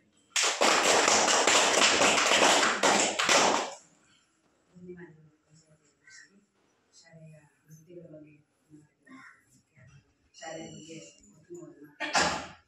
ಈಗ ಶಾಲೆಯ ಮುಖ್ಯ ಶಿಕ್ಷಕರು ಮತ್ತು ಸಹ ಶಿಕ್ಷಕರ ಅಭಿಪ್ರಾಯವನ್ನು ಕೇಳ್ತಾ ಇದ್ದಾರೆ. ಮೊದಲಾಗಿ ಮುಖ್ಯ ಶಿಕ್ಷಕಿಯಾಗಿ ನಾನು ಅಭಿಪ್ರಾಯವನ್ನು ಹೇಳಲಿಕ್ಕೆ ಇಷ್ಟಪಡ್ತೇನೆ. ಲೆಕ್ಕ ಪರಿಶೋಧನೆ, ಸಾಮಾಜಿಕ ಲೆಕ್ಕ ಪರಿಶೋಧನೆ, ಯಾವುದೇ ಲೆಕ್ಕ ಪರಿಶೋಧನೆ ಅಂದರೆ ಸ್ವಲ್ಪ ಮನಸ್ಸಿಗೆ ಕಸಿಬಿಸಿ ಆಗುತ್ತೆ ನಿಮಗೆ. ಅಂದರೆ ನಾನು ಮುಖ್ಯವಾಗಿ ಪ್ರಭಾರಿ ಮುಖ್ಯ ಶಿಕ್ಷಕಿ ನನ್ನ ತರಗತಿ ಶಿಕ್ಷಕಿಯಾಗಿ ಸಹ ಶಿಕ್ಷಕಿಯಾಗಿ ನಾನು ಆಯ್ಕೆಯಾಗಿರುವಂಥದ್ದು. ಹಾಗೆ ತರಗತಿ ಶಿಕ್ಷಕಿಯಾಗಿಯೇ ಇರಲಿಕ್ಕೆ ಇಷ್ಟಪಡುವವರು. ಆಡಳಿತಾತ್ಮಕ ಅಥವಾ ಕಡತಗಳ ನಿರ್ವಹಣೆಯನ್ನು ಸ್ವಲ್ಪ ಕಷ್ಟ ಸಾಧ್ಯವಾದ ವಿಷಯ. ಲೆಕ್ಕದಲ್ಲಿ ತುಂಬ ಪಕ್ಕ ಅಲ್ಲ ಅದು. ಹಾಗಾಗಿ ಸ್ವಲ್ಪ ಜಾಸ್ತಿನೇ ಕಸಿಬಿಸಿ ಆಯಿತು ಸಾಮಾಜಿಕ ಲೆಕ್ಕ ಪರಿಶೋಧನೆ ಅಂದರೆ. ನಮ್ಮ ಇಲಾಖೆ ಅಧಿಕಾರಿಗಳಾದರೆ ಏನೋ ಒಂದು ಇಲ್ಲ ಒತ್ತಡ ಇತ್ತು, ಯಾವುದೋ ಬೇರೆ ಕೆಲಸಗಳಲ್ಲಿ ತೊಡಗಿಸ್ಕೊಂಡಿದ್ವಿ, ಏನೋ ಒಂದು ಹೇಳ್ಬಹುದೇನೋ. ಮತ್ತು ಯಾವುದೋ ಇಲಾಖೆಯ ಅಧಿಕಾರಿಗಳನ್ನು ಮನವೊಲಿಸೋದು ತಪ್ಪಾಗುತ್ತೆ, ಹಾಗೆ ತಪ್ಪು ಮಾಡೋದು ತಪ್ಪಾಗುತ್ತೆ. ಇದೆಲ್ಲವೂ ತುಂಬ ಕಸಿಬಿಸಿ ಆಗುತ್ತೆ. ಬಟ್ ಇದಕ್ಕೆ ತುಂಬ ಚೆನ್ನಾಗಿ ನನಗೆ ಸಾಥ್ ಕೊಟ್ಟರು ನನ್ನ ಅಕ್ಕ ತಂಗಿಯರು ಅಂತ ಹೇಳ್ತೀನಿ, ಸಹೋದ್ಯೋಗಿ ಬಂಧುಗಳು ಅಂತ ಹೇಳಲ್ಲ. ಹಾಗೆ ನಮ್ಮ ಮಾರ್ಗದರ್ಶಕರಾದಂತಹ ಶ್ರೀಮತಿ ರೇಖಾ ಮೇಡಮ್ ಅವರು ಇವತ್ತು ಉತ್ತಮ ಅಭಿಪ್ರಾಯ ನಿಮ್ಮೆಲ್ಲರಿಂದ ವ್ಯಕ್ತವಾಗಿದೆ ಅಂದರೆ ಅದೆಲ್ಲದರ ಕ್ರೆಡಿಟ್ ಅವರಿಗೇನೆ ಸಲ್ಲಬೇಕು. ಹಾಗೆ ಶಾಲೆಯನ್ನು ಉತ್ತಮವಾಗಿ ನಡೆಸ್ಕೊಂಡು ಹೋಗಲಿಕ್ಕೆ ನನ್ನ ಪೋಷಕ ಬಂಧುಗಳು, ಗ್ರಾಮಸ್ಥರು ಎಲ್ಲರೂ ನನಗೆ ತುಂಬ ಸಹಕಾರವನ್ನು ಕೊಟ್ಟಿದ್ದೀರಿ. ಅನುಭವ ಜಾಸ್ತಿ ಇದ್ರೂ ಈ ಥರದ ಕೆಲಸಗಳಲ್ಲಿ ನನಗೆ ಸ್ವಲ್ಪ ಅಂದರೆ ಲೆಕ್ಕ ಈ ಕಡತ ನಿರ್ವಹಣೆ ಅಂದರೆ ಸ್ವಲ್ಪ ಹಿಂದೆ ಬೀಳ್ತೀನಿ. ನಾನು ತರಗತಿ ಶಿಕ್ಷಕಿಯಾಗಿ ಇರಲಿಕ್ಕೆ ಇಷ್ಟಪಡ್ತೀನಿ. ಮುಂಬರುವ ದಿನಗಳಲ್ಲಿ ಯಾಕೆ ನನಗೆ ಗೊತ್ತಾಗ್ತಾ ಇಲ್ಲ, ಮಕ್ಕಳ ಸಂಖ್ಯೆಯನ್ನು ಆಧರಿಸಿ ಈಗ ಸರ್ ಹೇಳಿದಾಗೆ ದೈಹಿಕ ಶಿಕ್ಷಕರು, ಮುಖ್ಯ ಶಿಕ್ಷಕರೆಲ್ಲ ಮಕ್ಕಳ ಸಂಖ್ಯೆಯನ್ನು ಆಧರಿಸಿ ಯಾಕೆ ಎಲ್ಲ ಹೊರೆಯೂ ನಮ್ಮ ಮೇಲೆ ಬೀಳೋದಾದರೆ ಮುಖ್ಯ ಶಿಕ್ಷಕರ ಹುದ್ದೆ ನಾವು ಮಾಡಬೇಕು, ದೈಹಿಕ ಶಿಕ್ಷಕರು ನಾವು ಮಾಡಬೇಕು, ರೆವಿನ್ಯೂ ಅದು ಯಾವ ಡಿಪಾರ್ಟ್ಮೆಂಟಿಗೆ ವರದಿ ಕೇಳಿದ್ರು ನಾವೇ ಅದನ್ನು ರೆಡಿ ಮಾಡಬೇಕು. ಹಂಗಾದ್ರೆ ಆ ಹುದ್ದೆಗಳೆಲ್ಲ ಅವಶ್ಯಕತೆನೇ ಇಲ್ಲಲ್ಲ ದೈಹಿಕ ಶಿಕ್ಷಕರು. ಈಗ ಆಯಿತು, ದೈಹಿಕ ಶಿಕ್ಷಕರ ಹುದ್ದೆ ಮಕ್ಕಳು ಕಡಿಮೆ ಇದ್ದಾರೆ, ಬೇಡ, ಓಕೆ, ಕ್ರೀಡಾಕೂಟಕ್ಕೆ ಮಕ್ಕಳನ್ನು ತರಲೇಬೇಕು ಅನ್ನೋ ಒತ್ತಾಯ ಯಾಕೆ ನಮ್ಮ ಮೇಲೆ? ಎಲ್ಲಿಂದ ನಾವು ತಯಾರು ಮಾಡೋಣ? ಅವನ್ನ ತುಂಬ ಬೇಜಾರಾಗುವಂಥದ್ದು. ಹಾಗೆ ಮುಖ್ಯ ಶಿಕ್ಷಕರು, ಈಗ ಮುಖ್ಯ ಶಿಕ್ಷಕರಿಗೆ ತರಗತಿ ಅಂದರೆ ಪಾಠ ಹಂಚಿಕೆ ಮಾಡುವಾಗ ಕಡಿಮೆ ಮಟ್ಟದ ತರಗತಿಗಳನ್ನೇ ಅವರಿಗೆ ಕೊಡುವಂಥದ್ದು ರೀತಿ ಇರುವುದು. ಬಟ್ ಹಾಗೆ ಮಾಡಿದ್ರೆ ಇಲ್ಲಿ ಪಾಠ ಪ್ರವಚನಕ್ಕೆ ಕೊರತೆ ಆಗ್ತದೆ. ನಾವು ಕೂಡ ಪಾಠ ಪ್ರವಚನದಲ್ಲಿ ಈಗ ಮೇಡಮ್ ರೇಷ್ಮೆ ಮೇಡಮ್ ಬಂದು 2 ತಿಂಗಳಾಯಿತು. ಹಾಗೆ ಒಂದು ತರಗತಿಗಳು 6 ಇರೋದ್ರಿಂದ ಈಗ ಸ್ವಲ್ಪ ಹೊರೆ ಕಡಿಮೆ ಆಗಿದೆ, ಇಲ್ಲ ಅಂತ ಹೇಳಲ್ಲ. ಹಾಗೆ ನಾವು ನಮ್ಮ SDMC ಅವರು, ನಮ್ಮ ಪೋಷಕ ವರ್ಗದವರು, ಗ್ರಾಮಸ್ಥರೆಲ್ಲ ಸೇರಿ ಅತಿಥಿ ಶಿಕ್ಷಕರನ್ನ ಬಿಡುಗಡೆಗೊಳಿಸಿ ಅನ್ನೋ ಆದೇಶ ಬಂದಾಗಲೂ ನಾವು ನಮ್ಮ ಸ್ವಯಂ ನಿರ್ಧಾರದಿಂದ ನಮ್ಮ ಶ್ವೇತಾ ಮೇಡಮ್ ಅನ್ನು ಉಳಿಸ್ಕೊಂಡಿರೋದ್ರಿಂದ ಅಷ್ಟು ಸಮಸ್ಯೆ ಇಲ್ಲ. ಅದೇ ನಮ್ಮ ಅಧ್ಯಕ್ಷರು ನಿಮ್ಮ ಹತ್ರ ಪ್ರಸ್ತಾಪ ಮಾಡಿದ್ದು, ಗ್ರಾಮ ಪಂಚಾಯತಿಯವರು ಯಾರಾದರೂ ನಮಗೆ ನಿಮ್ಮ ಕಡೆಯಿಂದ ಅನುದಾನ ಕೊಡ್ಲಿಕ್ಕೆ ಸಾಧ್ಯ ಅಂತ ಕೇಳಿದ ಉದ್ದೇಶ ಅದೇ. ನಮಗೆ ನಮಗೆ ಶ್ವೇತಾ ಮ್ಯಾಮ್ನ ಅವಶ್ಯಕತೆ ತುಂಬ ಇದೆ. ನಮ್ಗೆ ಶ್ವೇತಾ ಮ್ಯಾಮೇ ಬೇಕು, ಬೇರೆ ಇದು ಯಾರು ನಮಗೆ ಇದು ಮಾಡಲ್ಲ. ಹಾಗಾಗಿ ನಮ್ಮ ಪೋಷಕರಿಗೆ, ನಮ್ಮ ಮಕ್ಕಳಿಗೆ ಅವರು ಹತ್ತಿರ ಆಗಿದ್ದಾರೆ. ಹಾಗೆ ಜೊತೆಗೆ ಅವರು ಶಾಲೆಯಲ್ಲಿ ಯಾವುದೇ ಅತಿಥಿ ಶಿಕ್ಷಕಿ ಇವರು, ಗೌರವ ಶಿಕ್ಷಕಿ ಇವರು ಅಂತ ಗುರುತಿಸುವಂಥದ್ದು ಏನೂ ಇಲ್ಲ. ಇಲ್ಲಿ ಅವರು ನಮ್ಮೆಲ್ಲರಲ್ಲಿ ಒಬ್ಬರು. ಆ ಥರ ಇರೋದ್ರಿಂದ ನಮಗೆ ಯಾವುದಾದ್ರೂ ಅನುದಾನದಿಂದ ದಯವಿಟ್ಟು ನೀವು ಬದಲಿ ವ್ಯವಸ್ಥೆ ಮಾಡಿಯೋ ಏನೋ ಮಾಡಿ ನಾವು ಮತ್ತೆ ಬರೆಸ್ತೀವಿ. ನೀವು ಅಷ್ಟು ಪೂರ್ಣ ಪ್ರಮಾಣದ ಹಣವನ್ನು ಕೊಡಿ ಅಥವಾ ಮಾಸಿಕ ವೇತನವನ್ನು ಕೊಡಿ ಅಂತ ಕೇಳಲ್ಲ. ಸ್ವಲ್ಪ ಮಟ್ಟಿನ ಒಂದು 25% ಅಷ್ಟು ನೀವು ಕೊಡಬೇಕು ಅಂತ ನಾನು ಪಂಚಾಯತಿಗಳಲ್ಲಿ ಮನವಿ ಮಾಡ್ಕೊಳ್ತೀನಿ. ಯಾವುದಾದ್ರೂ ಸಂಘ ಸಂಸ್ಥೆಗಳನ್ನು ಅಪ್ರೋಚ್ ಮಾಡಿಬಿಟ್ಟು ಅದನ್ನು ನಾವು ಮಾಡ್ತೀವಿ. ನಮಗೊಂದು ದಾರಿದೀಪವಾಗಿ ನೀವು ನಿಲ್ಲಬೇಕು ಅಂತ ಕೇಳ್ಕೊತೀನಿ. ಹಾಗೆ ಇಲ್ಲಿರುವ ಎಲ್ಲ ನೆರೆದಿರುವಂಥ ಎಲ್ಲರಿಗೂ ಅಭಿನಂದಿಸ್ತಾ ಅವಕಾಶಕ್ಕಾಗಿ ಧನ್ಯವಾದಗಳನ್ನು ಅಂತ ನಾನು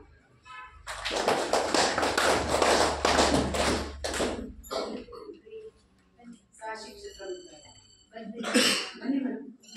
ರೇಷ್ಮಾ ಮೇಡಮ್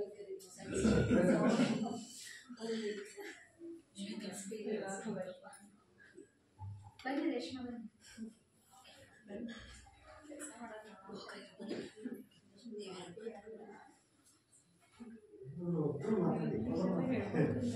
ರಮ್ಯಾ ಅಲ್ಲ ರಮಾನ ಬನ್ರಿ. ಎಲ್ಲರಿಗೂ ನಮಸ್ಕಾರ. ಮೇಡಮ್ ಹೇಳ್ದಂಗೆ ಅವ್ರು ಹೇಳಿದ್ರು ಎಲ್ಲ ಕ್ರೆಡಿಟ್ ಟೀಚರ್ಸಿಗೆ ಹೋಗ್ಬೇಕು, ನಾನೇನು ಮಾಡಿಲ್ಲ ಅಂತ ಹೇಳಿ. ಬಟ್ ಆ ಥರ ಯಾವ ಶಾಲೆಯಲ್ಲೂ ಆಗಲ್ಲ. ಒಂದು ಕೋಆಪರೇಷನ್ ಇದ್ರೇ ನಾವು ಮಾಡಕ್ ಸಾಧ್ಯ ಆಗತ್ತೆ. ಮೇಡಮ್ ಆಸ್ ಎ HM ಅಂತ ಹೇಳಿ ಏನೂ ಕೆಲಸ ಅವರಾಗಿ ಡಿಸಿಷನ್ ತಗೊಳ್ಳಲ್ಲ, ನಮಗೆ ಕೇಳೇ ಮಾಡ್ತಾರೆ. ಮತ್ತು ನಾನೇ ಎಷ್ಟೋ ಸಲ ಆರ್ಡರ್ ಥರ ಅವ್ರಿಗೆ ಮಾಡಿದ್ದೀನಿ. ಅದು ಬೇರೆಲ್ಲ. ಮತ್ತೆ ನಮಗೆ ರಮೇಶ್ ಅಣ್ಣ ಹೇಳ್ದಂಗೆ ನಮಗೆ ಒಂದೇ ಒಂದು ಪ್ರಾಬ್ಲಮ್ ಏನೂ ಇಲ್ಲ, ಜಸ್ಟ್ ಅಡ್ಮಿಷನ್ ಟೆನ್ಷನ್ ಅಷ್ಟೇ, ಮತ್ಯಾವುದೂ ಇಲ್ಲ. ಬೇಕಾಗಿರೋದು ಅಡ್ಮಿಷನ್. ಮತ್ತೆ ಇಷ್ಟು ದೊಡ್ಡ ಶಾಲೆ, ಇಷ್ಟು ಚೆನ್ನಾಗಿರೋ ಶಾಲೆ ನೆಕ್ಸ್ಟ್ ಕಮಿಂಗ್ ಇಯರ್ಸ್ ಅಲ್ಲಿ ಕ್ಲೋಸ್ ಆಗೋದು ಅನ್ನೋದೊಂದು ತುಂಬಾ ಒಂಥರ ಯಾವಾಗಲೂ ಯೋಚನೆ ಮಾಡ್ತಾನೆ ಇರ್ತೀವಿ ಅದ್ರ ಬಗ್ಗೆ. ಹಾಗಾಗಿ ಎಲ್ಲರದ್ದು ಕೋಆಪರೇಷನ್ ಬೇಕು. ಎಷ್ಟೋ ಮಕ್ಕಳು ಇಲ್ಲಿಂದ ಮಾಸ್ತಿಕಟ್ಟೆಗೆ ಹೋಗ್ತಾರೆ, ಬಟ್ ನನಗೆ ಗೊತ್ತಿಲ್ಲ ಯಾವ ಕ್ವಾಲಿಟಿ ಎಜುಕೇಶನ್ ಅಲ್ಲಿ ಸಿಗ್ತಿದೆ ಅಂತ ಹೇಳಿ. ಬಟ್ ನಾನು ಬೆಟ್ ಮಾಡ್ತೀನಿ ನಮ್ಮ ಶಾಲೆ ಮಕ್ಕಳು ಮಾಸ್ತಿಕಟ್ಟೆ ಸ್ಕೂಲಿಂದ ಏನು ಕಡಿಮೆ ಇಲ್ಲ ಅಂತ ಹೇಳಿ. ಈಗಾದ್ರೂ ಅಟ್ ಕರೆಂಟ್ ಸಿಚುವೇಶನ್ ಅಲ್ಲಿ ಕರ್ಕೊಂಡು ಬಂದು ನಿಲ್ಸಿದ್ರು they can compete with them ಅಂತ ಹೇಳಿ ಹೇಳ್ತೀನಿ. ಹಾಗಾಗಿ ಎಲ್ಲರೂ ಎಲ್ಲ ಊರಿನ ಜನಕ್ಕೂ ಹೇಳಬೇಕು, ಪ್ಲೀಸ್ ಅಡ್ಮಿಷನ್ ಮಾಡಿಸಿ ಒಂದು ಶಾಲೆ ಉಳಿಸ್ಕೋಬೇಕು ಅನ್ನೋದು ನನ್ನ ಅಭಿಪ್ರಾಯ.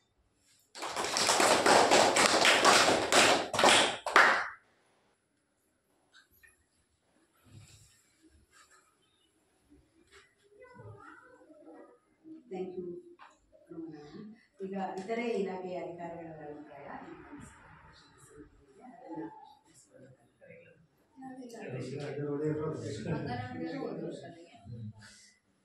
ಈಗ ಕೊನೆಯದಾಗಿ ಗ್ರಾಮ ಸಭೆಯ ಅಧ್ಯಕ್ಷತೆಯನ್ನು ವಹಿಸಿಕೊಂಡಂತಹ ಶ್ರೀಯುತ ಮೊಹಮ್ಮದ್ ಶರೀಫ್ ಸರ್ ಅವರು ತಮ್ಮ ಅಭಿಪ್ರಾಯವನ್ನು ವ್ಯಕ್ತಪಡಿಸಿದ್ದಾರೆ ಅಂತ ಹೇಳ್ಕೊಡ್ತೀನಿ.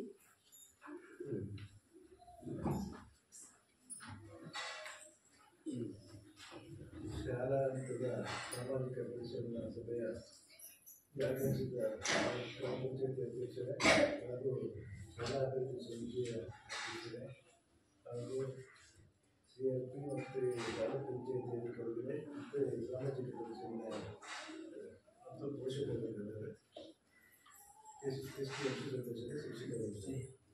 ಇದು ಹೊಸದಾಗಿ ಒಂದು ಸಾಮಾಜಿಕ ಪರಿಶೀಲನೆ ಸಭೆಯಾಗಿದೆ. ಮತ್ತು ಇನ್ನೊಂದು ಅಂದರೆ ಇದಕ್ಕೆ ಒಂದು ಸಭೆ ನಡೆಯಬೇಕಾದ್ರೆ ನೋಡಲ್ ಅಧಿಕಾರಿ ಸರ್ಕಾರವನ್ನು ನೇಮಕ ಮಾಡ್ತಾರೆ. ಆದರೆ ಇವತ್ತು ನೋಡಲ್ ಅಧಿಕಾರಿ ಬಾರದಿದ್ದ ಕಾರಣಕ್ಕೆ ಅನಿವಾರ್ಯವಾಗಿ ನಾನು ಗ್ರಾಮದ ಹಿರಿಯರಾಗಿ ನನಗೆ ಬಂದಿದ್ದಾರೆ. ಅದು ನನಗೆಲ್ಲರೂ ಸಂತೋಷ. ಹಾಗೆಯೇ ಇದು ಸಭೆ ನಡೆಯಬೇಕಾದ್ರೆ ಪೋಷಕರು ಹೆಚ್ಚಿನ ಸಂಖ್ಯೆಯಲ್ಲಿ ಆಗಮಿಸಿದಾಗ ಮಾತ್ರ ಅದರ ಸಮಸ್ಯೆ ಅರಿವಾಗ್ತದೆ. ಇದಿದ್ರೆ 4-5 ಜನ ಬಂದು ಸೇರಿಕೊಂಡ್ರೆ ಈ ಸಭೆ ನಡೆದಾಗ ಅದನ್ನು ಗಣನೆಗೆ ಬರೋದಿಲ್ಲ. ಹಾಗಾಗಿ ಇನ್ನು ಇದೊಂದು ಮಾದರಿ. ಯಾಕಂದರೆ ಈ ಶಾಲೆ 1984-85ರಲ್ಲಿ ಶಾಲೆ ಇರಲಿಲ್ಲ. ಇಲ್ಲಿ ನಾವು ಊರಿನವರೆಲ್ಲ ಸೇರಿಕೊಂಡು ಒಂದು ಅಲ್ಲಿ ಬೋರ್ವೆಲ್ ಹತ್ರ ಒಂದು ಸೆಡ್ ಇತ್ತು, ಅಲ್ಲಿ ಶಾಲೆ ನಡೆಸ್ತಾ ಇದ್ರು. 84 ಪ್ರೈವೇಟಾಗಿ 1.5 ದುಡ್ಡು ಕೊಟ್ಕೊಂಡು. ಅಂದರೆ ಇಲ್ಲಿ ಶಾಲೆ ಬೇಕು ಅನ್ನೋದು. ಯಾಕಂದರೆ ಸುಳ್ಗೋಡೆ ಶಾಲೆ ಇತ್ತು ಅದು ಮಾತ್ರ. ಅವಾಗ ಅದನ್ನು ದಾಖಲೆಯನ್ನು ಮಾಡಬೇಕಲ್ಲ ಹೇಗೆ ಅಂತೇಳಿ ಇಲ್ಲಿ ಶಾಲೆ ನಡೆಸೋದು. ದಾಖಲೆಯನ್ನು ಸುಳ್ಗೋಡೆ ಶಾಲೆ 84-86. ಯಾಕಂದರೆ ಇವರೆಲ್ಲ ಓದುವಾಗ ದಾಖಲೆ ಇಲ್ಲಿಲ್ಲ. ಯಾಕಂದರೆ ನನ್ನ ಮಗನೂ ಇಲ್ಲೇ ಶಾಲೆ ನಡೆದಿದ್ದು 84-85ರಲ್ಲಿ. ಅವನು ಶಾಲೆ ದಾಖಲೆ ಅಲ್ಲಿರೋದು, ಇಲ್ಲಿ ಶಾಲೆ ನಡೆದಿದ್ದೆ. ಆವಾಗ 86-87ರಲ್ಲಿ ಗ್ರ್ಯಾಂಟ್ ಆಯಿತು ಶಾಲೆ. ಆವಾಗ ತುಂಬ ಮಕ್ಕಳಿದ್ರು ಇಲ್ಲಿ. ಯಾಕಂದರೆ ಈ ಇಂಗ್ಲೀಷ್ ಇದ್ದಿದೆಯಲ್ಲ, ಅದು ಪೋಷಕರ ತಲೆ ಹೋಗಿರಲಿಲ್ಲ. ಈಗೇನಾಗಿದೆ, ಈಗ ಎಲ್ಲ ಗ್ರಾಮದ ಪೋಷಕರಿಗೆ ಆ ಇಂಗ್ಲೀಷ್ ಮೀಡಿಯಂ ಅನ್ನೋದು ತಲೆ ಒಳಗೆ ಹೋಗಿ ಈ ಶಾಲೆ ಮಕ್ಕಳು ಕಡಿಮೆ ಆಗಿದೆ. ಅವರು ಇನ್ನೊಂದೇನು, ಅವ್ರ ಮಕ್ಕಳು ಹೋಗ್ತಿರಲ್ಲ, ನನ್ನ ಮಗ ಯಾಕೆ ಕಳಿಸ್ಬಾರ್ದು, ಹೀಗೆಲ್ಲ ಇದು ಮಾಡಿ ಕಳಿಸ್ತಾ ಇದ್ದಾರೆ. ಅಂದರೆ ಅಷ್ಟು ಕಷ್ಟದಲ್ಲಿ ಬಂದ ಶಾಲೆನ ಉಳಿಸ್ಕೊಳ್ಳೋಕ್ಕೆ ಕಷ್ಟ ಆಗಿದೆ. ಈಗ ಪೋಷಕರು ಅರ್ಥ ಮಾಡ್ಕೊಳ್ಬೇಕು. ಯಾಕಂದರೆ ನನ್ನ ಮಗನ ಹೈಸ್ಕೂಲ್ ಮಾಸ್ಟರ್, ಅವ ಸರ್ಕಾರಿ ಶಾಲೆ ಸೇರಿಸಿದ್ದಾನೆ 2 ಮಕ್ಕಳಿಗೆ. ಪ್ರೈವೇಟ್ ಶಾಲೆ ಸೇರಿಸಿಲ್ಲ, ಸರ್ಕಾರಿ ಶಾಲೆಯಲ್ಲೇ ಓದ್ತಾ ಇದ್ದಾರೆ 2. ಒಬ್ಬ SLC ಒಬ್ಬ ಇವನಿರ್ತಾರೆ, ಅವನು ಬೆಳ್ತಂಗಡಿಯಲ್ಲಿ ಕೆಲಸ ಮಾಡ್ತಾ ಇದ್ದಾನೆ. ಯಾಕಂದರೆ ಅವನು ಸೇರಿಸಿದ್ರೆ ಪೋಷಕರಿಗೆ ಹೇಳಂಗಿಲ್ಲ. ತನ್ನ ಮಗನಿಗೆ ಪ್ರೈವೇಟ್ ಶಾಲೆಗೆ ಸೇರಿಸಿ ಬೇರೆ ಪೋಷಕರಿಗೆ ನಿಮ್ಮ ಮಕ್ಕಳಿಂದ ಸಂಶಾಲೆ ಕಳಿಸಿ ಅಂತ ಹೇಳಿದ್ರೆ ಏನಾಗ್ತದೆ, ಕಷ್ಟ ಆಗುತ್ತೆ ನಮಗೆ. ಹಾಗಾಗಿ ಅವನು ಸೇರಿಸಿಲ್ಲ, ಭಾರಿ ಇದರಲ್ಲಿ ನಾನು SLC ಓದ್ಕೊಂಡು ಬರ್ತಾನೆ, ಮತ್ತು ಹಾಡುಗಳೆಲ್ಲ ಹಾಡ್ತಾ ಇರ್ತಾನೆ ಹಾಡೋದಕ್ಕೆ. ಹಾಗಾಗಿ ಇಲ್ಲಿ ಪೋಷಕರ ಮುಖ್ಯ ಅರ್ಥ ಮಾಡ್ಕೊಳ್ಬೇಕು. ನಮ್ಮ ಊರಿನಲ್ಲಿ ಇರೋ ಒಂದು ಶಾಲೆನ ನಾವು ಉಳಿಸ್ಕೊಳ್ಬೇಕು. ಮತ್ತು ಎಜುಕೇಷನ್ ಸರಿ ಇಲ್ಲ ಅಂದರೆ ಸರ್ಕಾರದಲ್ಲಿ ಕೇಳಬೇಕು ಮತ್ತು ಶಿಕ್ಷಕರಿಗೂ ಕೇಳಬೇಕು. ಯಾಕಂದರೆ ನಾವು ಬೇರೆ ಪ್ರೈವೇಟ್ ಶಾಲೆಗಳಲ್ಲಿ ಏನು ಹೇಳ್ತಾರೆ, ಪಾಠ ಮಾಡ್ತಾರೆ, ಅದು ಸರ್ಕಾರಿ ಶಾಲೆಗಳಲ್ಲೂ ಇದ್ದಾರೆ. ಯಾಕಂದರೆ ನಮ್ಮ ಉದಾಹರಣೆಗೆ ನಮ್ಮ ಮಗ ಇರೋ ಶಾಲೆಯಲ್ಲಿ 90-95 ಜನ SLC ಇದ್ದಾರೆ, 2 ಸೆಕ್ಷನ್ ಮಾಡ್ತಾರೆ. ಅಲ್ಲಿ ಪ್ರೈವೇಟಿಗೆ ಯಾರು ಕೊಡ್ತಾರೆ, ಎಲ್ಲ ಅದೇ ಶಾಲೆ ಕಳಿಸ್ತಾರೆ. ಮತ್ತು ಒಂದು STMC ಸಭೆ ನಡೆದರೆ ಜಿಲ್ಲಾ ಪಂಚಾಯತ್ ಯಾವಾಗ ಜಿಲ್ಲಾ ಪಂಚಾಯತಿ, ತಾಲೂಕು ಪಂಚಾಯತಿ, MLA ಸಮೇತ ಬರ್ತಾರೆ. ಒಂದು 40-50 ಜನ STMC ಈ ಸಭೆಯಲ್ಲಿ ಹಾಜರಿರ್ತಾರೆ, ಪೋಷಕರು ಸಮೇತ ಹಾಜರಿರ್ತಾರೆ. ಆ ಥರ ಇಲ್ಲೂ ಜನರಿಗೆ ಪೋಷಕರಿಗೆ ಅದನ್ನು ಬರಬೇಕು. ಒಂದು ದಿವಸ ಸಭೆ ನಡೆದಾಗ ಪೋಷಕರು ಬಂದು ಕುಂದುಕೊರತೆಯನ್ನು ಆಲಿಸಿಕೊಂಡು ಅದನ್ನು ಸರಿಪಡಿಸುವ ಪ್ರಯತ್ನ ಮಾಡಿದರೆ ಶಾಲೆ ಉತ್ತಮವಾಗಿ ನಡೀತದೆ, ಯೋಗ್ಯವಾಗಿ ಇರಲಿಕ್ಕೆ ಸಾಧ್ಯತೆ ಇದೆ, ಒಳ್ಳೆ ಶಿಕ್ಷಣ ಸಿಗುತ್ತೆ. ಮತ್ತು ಶಿಕ್ಷಕರಿಗೂ ಅಷ್ಟೇ ಒಂದು ಧೈರ್ಯ ಬರುತ್ತೆ. ಎಲ್ಲ ಕೇಳೋರಿದ್ದಾರಲ್ಲ, ನಾವು ತಪ್ಪು ಮಾಡಬಾರ್ದು, ನಾವು ಚೆನ್ನಾಗಿ ಮಕ್ಕಳಿಗೆ ವಿದ್ಯಾಭ್ಯಾಸವನ್ನು ಕೊಡಬೇಕು ಅನ್ನೋದೊಂದು ಅವರಿಗೂ ಒಂದು ತಲೆಯಲ್ಲಿ ಏರ್ಪಡುತ್ತೆ. ಹಾಗಾಗಿ ಎಲ್ಲ ಪದವೀಧರ ಶಿಕ್ಷಕರು, ಅದೇ ಹೌದು, ಪದವೀಧರ ಶಿಕ್ಷಕರು ಆಯಾ ವಿಷಯವಾರು ಕೊಡ್ತಿದ್ದಾರೆ. ಬೇರೆ ಇಂಗ್ಲೀಷಿಗೆ ಬೇರೆ ಸಪ್ರೇಟ್ ಆಗಿರ್ತದೆ, ವಿಜ್ಞಾನಕ್ಕೆ ಸಪ್ರೇಟ್, ಗಣಿತಕ್ಕೆ ಸಪ್ರೇಟ್, ಸಬ್ಜೆಕ್ಟ್ ವೈಸ್ ಟೀಚರ್ಸ್ ಅನ್ನು ಕೊಡ್ತಾರೆ. ಅದರಲ್ಲೂ ಭಾರಿ ಗುಣಮಟ್ಟದ ಶಿಕ್ಷಕರು ಮಕ್ಕಳಿಗೂ ಅಷ್ಟೇ ಪುಸ್ತಕ, ಬಟ್ಟೆ, ಶೂ, ಸಿಗುತ್ತದೆ, ಪ್ರಯಾಣ ಭತ್ಯೆ ಎಲ್ಲ ಸರ್ಕಾರದ ಸೌಲಭ್ಯ ಒದಗಿಸ್ತಾರೆ. ನಮಗೆ ಅಷ್ಟು ಪೋಷಕರು ಹೊರ ಹೆಚ್ಚು ಕಡಿಮೆ ಆಗುತ್ತಿದೆ. ಅದು ಯೋಚನೆ ಮಾಡೋದಿಲ್ಲ ಪೋಷಕರು. ನಾನು ನನ್ನ ಮಗ ತೀರ್ಥದಲ್ಲಿ ಹೋಗ್ತಾನೆ, ಶಿವಮೊಗ್ಗ ಹೋಗ್ತಾನೆ, ಅದೊಂದು ದೊಡ್ಡತನದಲ್ಲೇ ತಮ್ಮ ಮಕ್ಕಳಿಗೆ ಬುದ್ಧಿವಂತರಿದ್ದಾರೆ, ಮಕ್ಕಳಿದಾರಲ್ಲ ಭಾರಿ ಬುದ್ಧಿವಂತರಿರ್ತಾರೆ. ಹಾಗಾಗಿ ಎಲ್ಲ ಪೋಷಕರು ಇದು ಮಾಡಿಕೊಂಡು ಈ ಶಾಲೆಗೆ ಸೇರಿಸ್ಬೇಕಂತೇಳಿ ಎಲ್ಲ ಪ್ರಯತ್ನ ಮಾಡಿ ಈ ಶಾಲೆಯನ್ನು ಉಳಿಸ್ಕೊಳ್ಬೇಕು. ಪೋಷಕರ ಜವಾಬ್ದಾರಿ ಇದು, ಶಾಲೆ ಉಳಿಸೋದು ಬಿಡೋದು ಅಂತ ಹೇಳಿ ನನ್ನನ್ನು ಮಾತಾಡಲಿಕ್ಕೆ ಹೇಳಿದರೆ ನನ್ನ ಮಾತನ್ನು ಶಾಲೆಯನ್ನ ಇಲ್ಲಿ ಸ್ಥಾಪಿಸಲಿಕ್ಕೆ ಅವರು ಒಂದು ಕಷ್ಟ, ಅವರಿಗೆ ಶಾಲೆ ಅವನತಿಯತ್ತ ನಿಧಾನವಾಗಿ ಹೆಜ್ಜೆ ಇಡ್ತಿರೋ ಬಗ್ಗೆ ಅವರಿಗಿರುವಂತಹ ಬೇಸರ ಎಲ್ಲವನ್ನ ಮಾತಲ್ಲಿ ಹೇಳ್ತಾ. ಹಾಗೆ ನೀವು ಕೂಡ ಸರ್ ನಮಗೆ ಈಗ ಈ ವರ್ಷ ಲಾಸ್ಟ್ ಇಯರು ಹೋಗಿದ್ವಿ ನಾವು, ಮಕ್ಕಳ ದಾಖಲಾತಿಯನ್ನು ನಾವು ಮೊದಲನೇ ಮಾರ್ಚಲ್ಲಿ ಹೋಗಿದ್ವಿ. ಈ ಸರಿಯೂ ನಾವು ಮನೆಗಳಿಗೆ ಯಾರ್ಯಾರಿದ್ದಾರೆ ಈ ವರ್ಷ 1ನೇ ತರಗತಿ ಸೇರುವವರು ಲಾಸ್ಟ್ ಇಯರೇ ಅಪ್ರೋಚ್ ಮಾಡಿ ಬಂದಿದ್ದೀವಿ. ನಮ್ಮ ಜೊತೆಗೆ ತಾವು ಕೂಡ ಸೇರಿಕೊಳ್ಬೇಕು, ನಿಮ್ಮ ಮಾತುಗಳ ಮೂಲಕ ಮನವೊಲಿಸಬೇಕು ಪೋಷಕರನ್ನ ಅಂತ ನಾವು ಮನೆಯಲ್ಲಿ ಹೇಳ್ಬೇಕಾಗಿದ್ದು.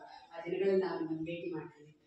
ಹಾಗೆ ತುಂಬ ತುರ್ತಿನಲ್ಲಿ ಕರೆದು ಈ ಟೈಮಿಗೆ ನನ್ನನ್ನು ಕರೆದಿದ್ದಾರೆ ಅನ್ನೋ ಒಂದು ಬೇಜಾರನ್ನು ವ್ಯಕ್ತಪಡಿಸದೆ ನಮ್ಮ ಜೊತೆಗೆ ಈ ಸಭೆಯಲ್ಲಿ ಪಾಲ್ಗೊಂಡು ಅಧ್ಯಕ್ಷತೆಯನ್ನು ವಹಿಸಿಕೊಂಡು ಉತ್ತಮವಾಗಿ ಪೋಷಕರಿಗೆ ತಿಳುವಳಿಕೆಯನ್ನು ನೀಡಿದ್ದಕ್ಕಾಗಿ ನಿಮಗೆ ತುಂಬ ಹೃದಯದ ಧನ್ಯವಾದಗಳನ್ನು ಸಲ್ಲಿಸ್ತೀವಿ.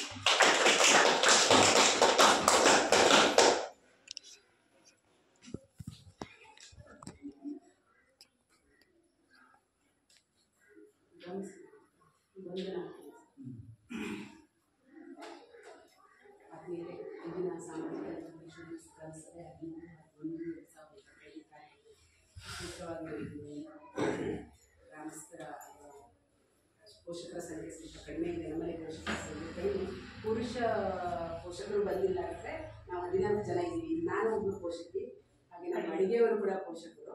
ಹಾಗಾಗಿ 14 ಜನ ಲೆಕ್ಕಕ್ಕೆ ಇದ್ದೇವೆ. ಆದರೆ ಪುರುಷ ಪೋಷಕರ ಸಂಖ್ಯೆ ಸ್ವಲ್ಪ 2 ಜನ, ಕೆಲವು ಮನೆಯಲ್ಲಿ 2 ಮಕ್ಕಳು. ನಮ್ಮ ನೈಜ ಪೋಷಕರ ಸಂಖ್ಯೆ 18. ಹಾಗಾಗಿ ಸ್ವಲ್ಪ ಪೋಷಕರ ಸಂಖ್ಯೆ ಕಡಿಮೆ ಇದೆ. ಹಾಗೆ ಗ್ರಾಮ ಪಂಚಾಯತಿಯಲ್ಲಿ ನಾವು 2 ದಿನದ ಹಿಂದೆ ಗ್ರಾಮ ಪಂಚಾಯತಿ ಎಲ್ಲ ಪದಾಧಿಕಾರಿಗಳಿಗೆ ನಾವು 2 ದಿನದ ಹಿಂದೆಯೇ ಜ್ಞಾಪನವನ್ನು ಕೊಟ್ಟಿದ್ದೀವಿ. ಆಗಲೂ ಕೂಡ ಅಧ್ಯಕ್ಷರು ಮಾತ್ರ ಇಲ್ಲಿ ಉಪಸ್ಥಿತರಿದ್ದಾರೆ. ಈ ದಿನದ ಸಭೆಯಲ್ಲಿ ಅಧ್ಯಕ್ಷತೆ ವಹಿಸಿಕೊಂಡು ತಮ್ಮ ಅಧ್ಯಕ್ಷೀಯ ಸ್ಥಾನವನ್ನು ಸುಸೂತ್ರವಾಗಿ ನಿಭಾಯಿಸಿದಂತಹ ಶ್ರೀಯುತ ಮೊಹಮ್ಮದ್ ಶರೀಫ್ ಅವರಿಗೆ ಪೂರ್ವಕ ಧನ್ಯವಾದಗಳು. ಬೆಳಗ್ಗೆ ಹೋಗ್ಬಿಟ್ಟು ನಮ್ಮ ಸಭೆಯಲ್ಲಿ ಪಾಲ್ಗೊಂಡಂತಹ ನಮ್ಮ ಸ್ಥಳೀಯ ಗ್ರಾಮ ಪಂಚಾಯತ್ ಅಧ್ಯಕ್ಷರಾದಂತಹ ಶ್ರೀಯುತ ಜಯಪ್ರಕಾಶ್